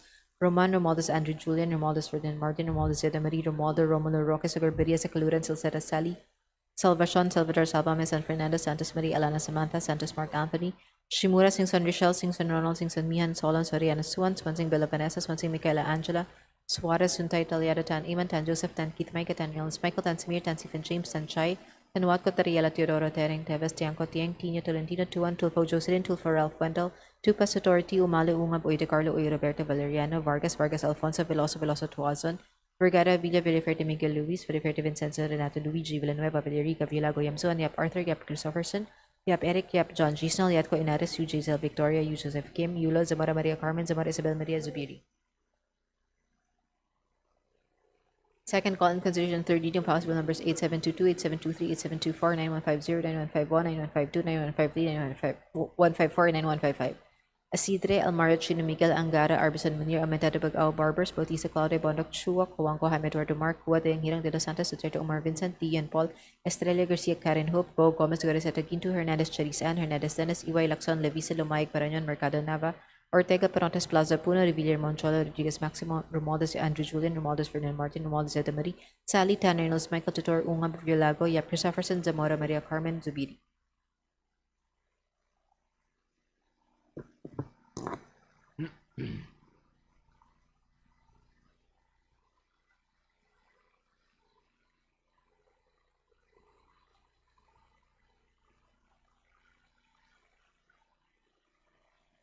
With 260 members voting in the affirmative, none in the negative, and 1 abstention, House Bills number 8722, 8723, 8724, 9150, 9152, 9153, 9154, and 9155 are hereby approved on third and final reading. Majority Leader. Mr. Speaker, I move to consider House Bill. I move that we vote on reading House Bill number 8700, and may request the Secretary General to read the title of the bill and thereafter. Session suspended.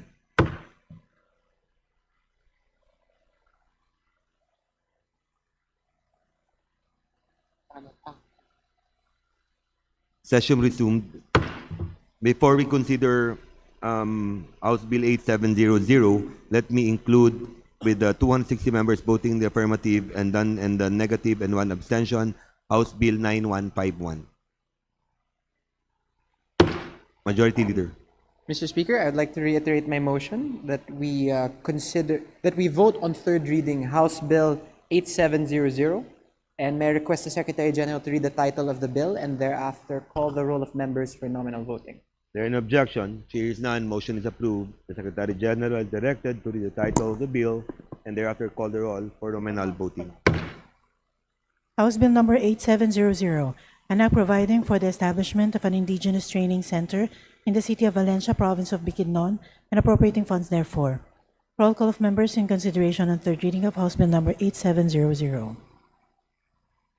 Abalo Sabante, Asidre, Ako, Pacosta, Diong, Advincula, Garaw, Agyao, Alano, Alba, Albano, Almario, Chino, Miguel, Almario, Dennis, Almonte, Alberto, Serra, Alvarez, Mercedes, Almati, Amatong, Angara, Angeles, Aquino, Magsaysay, Sarah, Bison, Munir, Amiso, Munir Jr., Arena, Saragansha, Sisto, Atay, Aumentado, Ayon, Bagao, Balindong, Badis, Nogres, Moncoro, Barbers, Baronda, Barzaga, Bascog, Bautista Claudia, Bautista Johan Monich, Bautista Lin, Beltran, Benitez Alfredo, Benitez Javier Miguel, Bernas Ching, Bernas JB, Piron Bucobo, Bulilia, Bondok, Briones, Bulidegtang, Cagas, Calderon, Calixto, Cawagdan, Carrie, Castro, Caiton, Celeste, Sendanya, Siniza, Chan, Jan, Franz, Norbert, Tosilito, Armario, Chan, Junad, Chua, Chuatay, Changalaw, Coco, Pilar, Cojuan, Jaime, Eduardo Mark, Conuanco Mark, Coldantes, Corvero, Cruz Agata, Cruz Ricardo, Cruzado, Coa, Dawak, Dalog, Yang Hirang Daza, De Jesus, Dilima, De Livenecia, Defensor, De Gamo, Del Mar, De Los Santos, De Macua, De Magida, De Mapor, Emado, De Mapor, City Amina, Yokno, Junicio, Dumogan, Domingo, Duterte, Harold, James, Duterte, Omar Vincent, Duterte, Paulo, Di Faustino, Michael Carlos, Dian Paul, Elago, Emano, Enverga, Arisa, Escudero, Esparza, Espina, Estrella, Ferrer Antonio,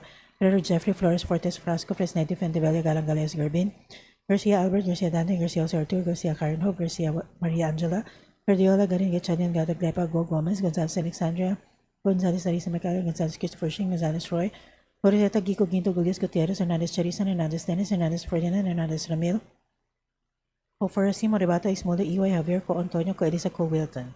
Punghun ko, labad-labad Lakson, Lagbas, Lagamayo, Jose Manuel, Lagdamayo, Manicas, Maria, Lagman, Lagod, Daphne, Lagonsani, Lara, Lazatin, Ledesma, Ligasio, Ligardo, Ligaspi, Livisa, Libani, Lopez, Loria, Riolo, Ruiz, Lumayag, Makapagalaroyo, Makasayat, Maceda, Madrona, Marabitan, Magonadato, Malikis, Maranyon, Marcoleta, Marcos, Marquez, Mastura, Matibag, Matugas, Mendoza, Mercado, Revidia, Miro Flores, Momo, Montes, Nava, Nazal, Nisa, Nolasco, Waminal Henry, Waminal Sancho, Fernando, Olivares, Songchuan, Ordanes, Oreto, Ortega, Owano, Dizon, Padianos, Paniligan, Pancho, Panotes, Pascual, Perez, Pimentel, Plaza, Plato, Po, Permisia, Sagabas, Pumarin, Puno, Kibo, Rama, Rector, Hensha, Rimulya, Revilla Brian, Revilla Ramonjolo, Redon, Rivera, Robes, Rodriguez, Elohoya, Rodriguez Maximo, Rodriguez Rufus, Roman, Romualdez, Sandra Julian, Romualdez, Ferdinand Martin, Romualdez, Eda Marie, Romualdo Roque Sagarbari Calor Salcedo Sally Salvacion Salvador Salvavis San Fernando Santos Maria Lana Samantha Santos Mark Anthony Shimura Singson Richard Singson Ronald Singson Mian Solon Soriano Suwon Sawan Sing Vanessa Pansing Michaela Angela Suarez Tontay Talyado Tan Amon Tan Joseph Tan Keith Micah Tan Ernest Michael Tan Samir Tan Stephen James Sanchez Tan Watio Talyado Doro Tereng Teves Tiangco Tiang Tino Tolentino Tuan Tofo Jocelyn Tofo Ralph Wendell Lupas Yotor, Tio Mali Ungam, Uy De Carlo, Uy Roberto Valeriano Vargas, Vargas Alfonso, Veloso Veloso Tuason, Vegala Villa, Villafuerte Miguel Luis, Villafuerte Vincenzo, Renato Luigi, Villanueva Villarico, Villago Yamsuan, Yap Arthur, Yap Christopherson, Yap Eric, Yap John Jason, Yatco Henares, Yu Jaisel Victoria, Yu Joseph Kim, Yulo Zamora Maria Carmen, Zamora Isabel Maria Zubiri.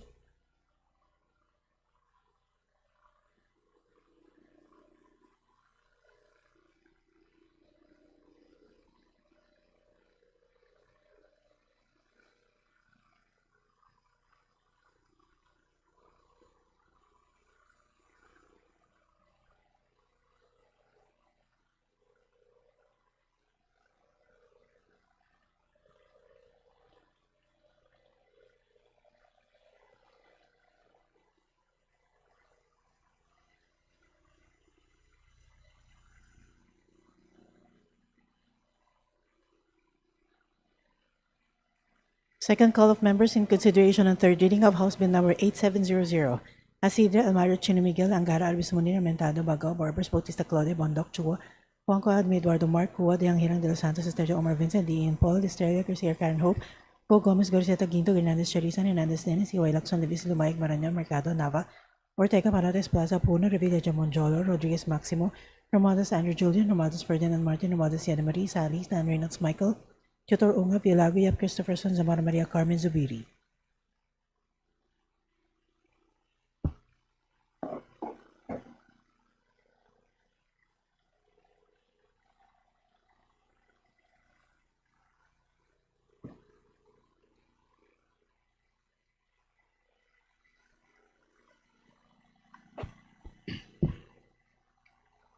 Thank you. With 261 members voting in the affirmative, 0 in the negative, and 1 abstention, House Bill number 8700 is hereby approved on third and final reading. Majority Leader.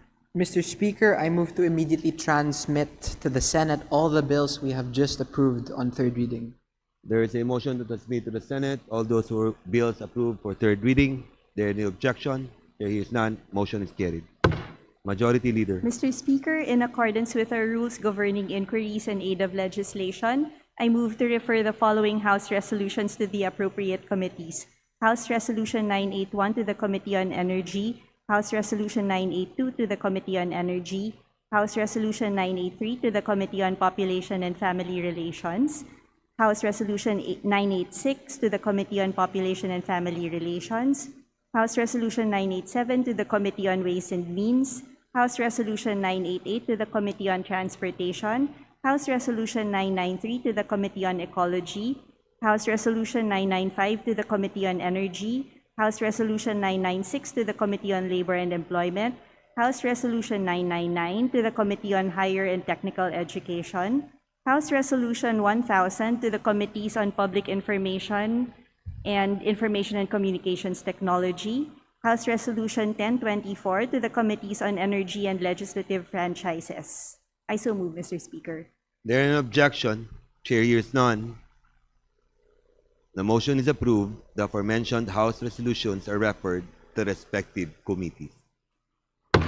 Majority Leader. Mr. Speaker, pursuant to our rules governing inquiries and aid of legislation, I move to refer the following speeches to the appropriate committees. The speech of Representative Asidre delivered on May 12, 2026 to the Committees on Public Information and Information and Communications Technology. The speech of Representative Mendoza delivered on May 12, 2026 to the Committee on Labor and Employment. The speech of Representative Ismula delivered on May 12, 2026 to the Special Committee on West Philippine Sea. The speech of Representative De Lima delivered on May 13, 2026 to the Committee on Natural Resources. And the speech of Representative Ko delivered on May 13, 2026 to the Special Committee on ASEAN Affairs.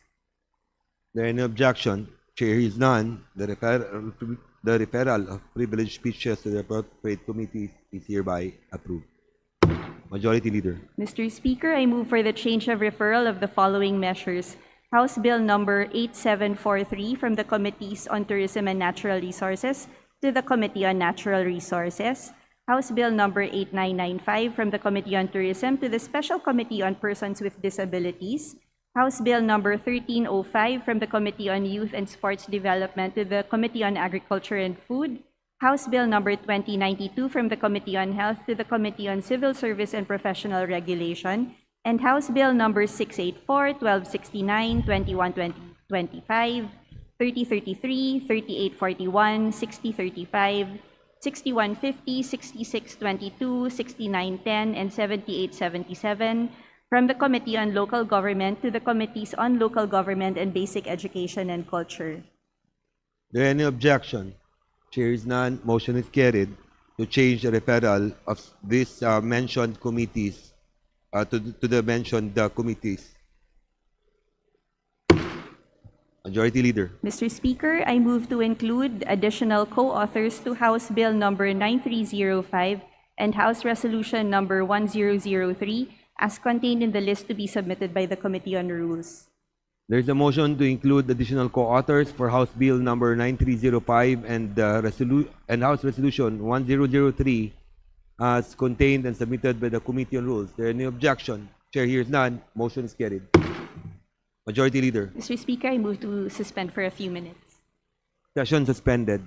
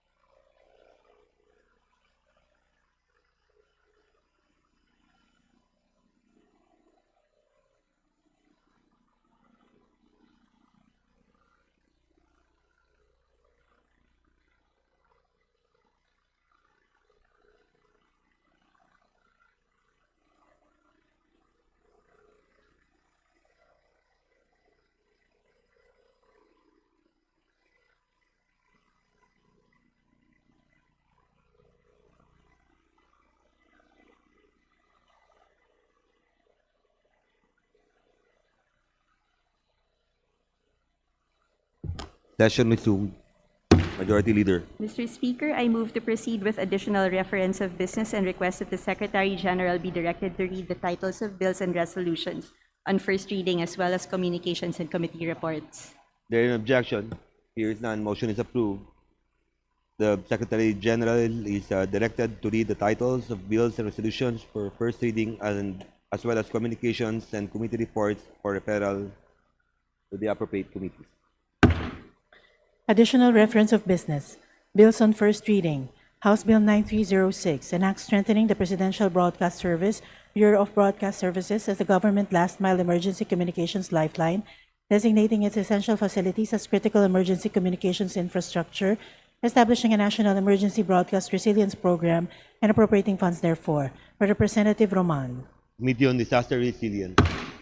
House Bill number 9307, upgrading the classification of Cabuyao District Office of the LTO in Cabuyao, Laguna from Class B to Class A District Office. By Representative De Maguila. Committee on Transportation. House Bill number 9308, an act strengthening public office accountability and transparency, mandating for the purpose the digitalization and verification of the statement of assets, liabilities, and net worth, and appropriating funds therefor. By Representative Benitez Alfredo. The Committee on Civil Service and Professional Regulation. House Bill number 9309, an act postponing the November 2026 Barangay and Sangguniang Kabataan elections, amending for the purpose Republic Act number 12232. By Representative Benitez Alfredo. The Committee on Suffrage and Electoral Reforms. House Bill number 9310, an act recognizing the right of patients to designate a healthcare agent through a healthcare proxy, promoting advanced care planning and providing for supported healthcare decision-making in the healthcare system. By Representative Montes. Committee on Health. House Bill number 9311, an act streamlining the registration and licensing of Minahang Bayan and ensuring environmental protection and responsible mining in the utilization of mineral resources, amending for the purpose Republic Act number 7076, otherwise known as the People's Small-Scale Mining Act of 1991. Committee on Natural Representative Yap Resources. Eric. House Bill number 9312, an act promoting local participation in the development and operation of indigenous potential and renewable energy resources, granting qualified local government units, communities, electric cooperatives, and distribution unities the right of first refusal over energy projects within their jurisdictions and for other purposes. Representative Yap Eric. Committee on Energy. House Bill number 9313, an act establishing an environmental service premium for local government units hosting critical watersheds, providing for the inclusion of critical watershed areas and the computation of the national tax allotment, amending for the purpose Republic Act number 7160, otherwise known as the Local Government Code of 1991, and for other purposes. By Representative Yap Eric. The Committee on Local Government. House Bill number 9314, an act providing for the partial transfer of supervisory powers over electric cooperatives to the Cooperative Development Authority, retaining the technical and specialized functions of the National Electrification Administration, amending for the purpose Presidential Decree number 269 as amended. By Representative Yap Eric. The Committees on Energy and Cooperative Development. House Bill number 9315, an act prohibiting usurious lending to farmers, appropriating funds therefore and for other purposes. By Representative Yap Eric. The Committee on Agriculture and Food. House Bill number 9316, an act providing for the tithing, protection, and management of public school sites under the Department of Education and for other purposes. By Representative Yap Eric. Committee on Basic Education and Culture. House Bill number 9317, an act to further capacitate the Department of National Defense and its bureaus, appropriating funds therefore and for other purposes. By Representative Yap Eric. The Committee on National Defense and Security. House Bill number 9318, an act providing for the establishment of an e-learning center in every city and municipality and appropriating funds therefore. By Representative Yap Eric. The Committee on Basic Education and Culture. House Bill number 9319, an act strengthening the field offices of the Commission on Elections by upgrading and creating certain positions, amending for the purpose Section 53 of Batas Pambansa Bilang 881, otherwise known as the Omnibus Election Code of the Philippines as amended, and providing funds therefore. By Representative Yap Eric. The Committee on Suffrage and Electoral Reforms. House Bill number 9320, an act maintaining tariff protection on selected agricultural products, ensuring their exclusion from tariff elimination under the Regional Comprehensive Economic Partnership and similar agreements, providing safeguards and support for local vegetable farmers and for other purposes. By Representative Yap Eric. The Committee on Agriculture and Food.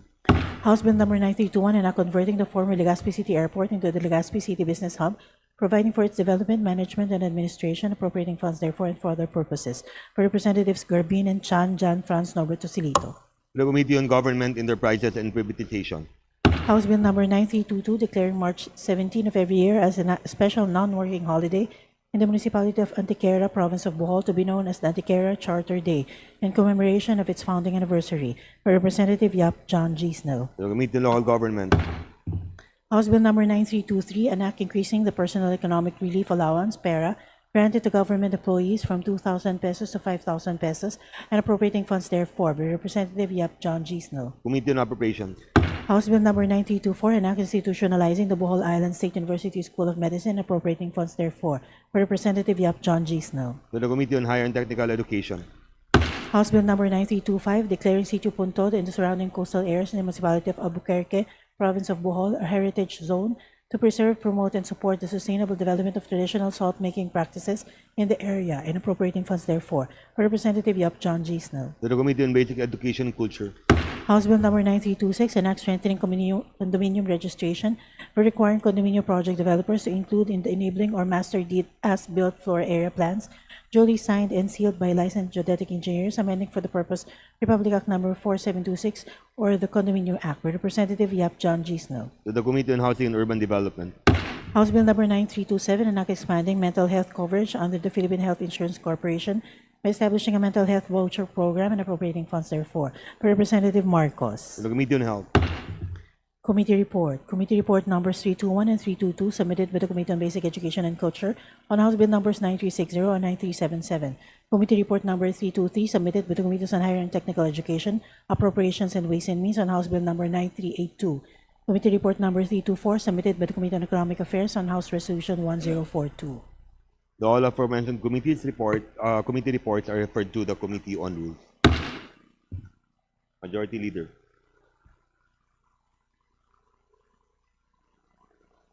Mr. Speaker, on the part of the majority, I move to reconsider the election of Representatives Roger Gaviola Mercado and Dale B. Corvera as Vice Chairperson of the Committee on Appropriations. There is a motion to elect Congressman Dale Corvera. Reconsider the election of Congressman Dale Corvera and Roger Mercado. There is no objection. There is none. Motion is carried. Majority Leader. Mr. Speaker, on the part of the majority, I move to nominate and elect to the Committee on Population and Family Relations Chairperson Representative Edwin Ongchuan, Vice Representative Roger G. Mercado. There is a motion. There is no objection. There is none. Motion is carried. Majority Leader. Mr. Speaker, on the part of the majority, I move to nominate and elect to the Special Committee on Southern Tagalog Development Chairperson Representative Loreto S. Amante, Vice Representative Ramil Laurel Hernandez. There is a motion by the Majority Leader. There is no objection. Motion is approved. Majority Leader. Mr. Speaker, on part of the majority, I move to nominate and elect. Committee on Civil Service and Professional Regulation, Vice Chairperson, Representative Jeffrey Soriano, Member, Josefina Talado, and Representative Zali Villa. On the Committee on Foreign Affairs, Vice Chairperson Josefina Talado and Representative Ana Victoria Veloso Tuazon. Committee on Health, Member, Representative Conrad Docbong Acop. Committee on Housing and Urban Development, Member, Representative Salvador A. Plato. Committee on Information Communications Technology, Member, Representative Bella Swansing. Committee on Justice, Vice Chairperson, Representative Attorney J.P. Padiernos. Committee on Labor and Employment, Member, Representative Conrad Docbong Acop. Committee on Overseas Workers Affairs, Member, Docbong Acop. Committee on Poverty Alleviation, Representative Docbong Acop. Committee on Public Order and Safety, Member, Representative Docbong Acop. Committee on Revision of Laws, Member, Representative Faustino Michael Carlos T.D. III. Committee on Science and Technology, Member, Representative Conrad Docbong Acop. Committee on Senior Citizens, Member, Representative Docbong Acop. Committee on Tourism, Member, Representative Docbong Acop. Committee on Transportation, Member, Representative Docbong Acop. Committee on Ways and Means, Member, Representative Joseph Kim Yu. Committee on Women and Gender Equality, Member, Representative Javier Miguel Lopez Benitez. Special Committee on Globalization and WTO, Member, Representative Lollipop Owano Dizon. Representative Janice Digamo, Representative Isabella Tagabaria, Representative Daphne Lagon. Special Committee on Persons with Disability, Member, Representative Doc Bong Akop. Special Committee on Southern Tagalog Development, Member, Doc Bong Akop. And I would like to add, Committee on Senior Citizens, Member, Representative Roy Gonzalez. I so move, Mr. Chair. There's a motion to Mr. Speaker. elect the aforementioned the members to the aforementioned committees. Are there any objection? There is none. Motion is approved. Majority Leader. Mr. Speaker, I move to adjourn session until May 25, 2026, Monday at 3 p.m. There's a motion to adjourn on Monday, May 25, 2026 at 3 p.m. There any objection? There is none. Motion is carried. Session adjourned. Thank you.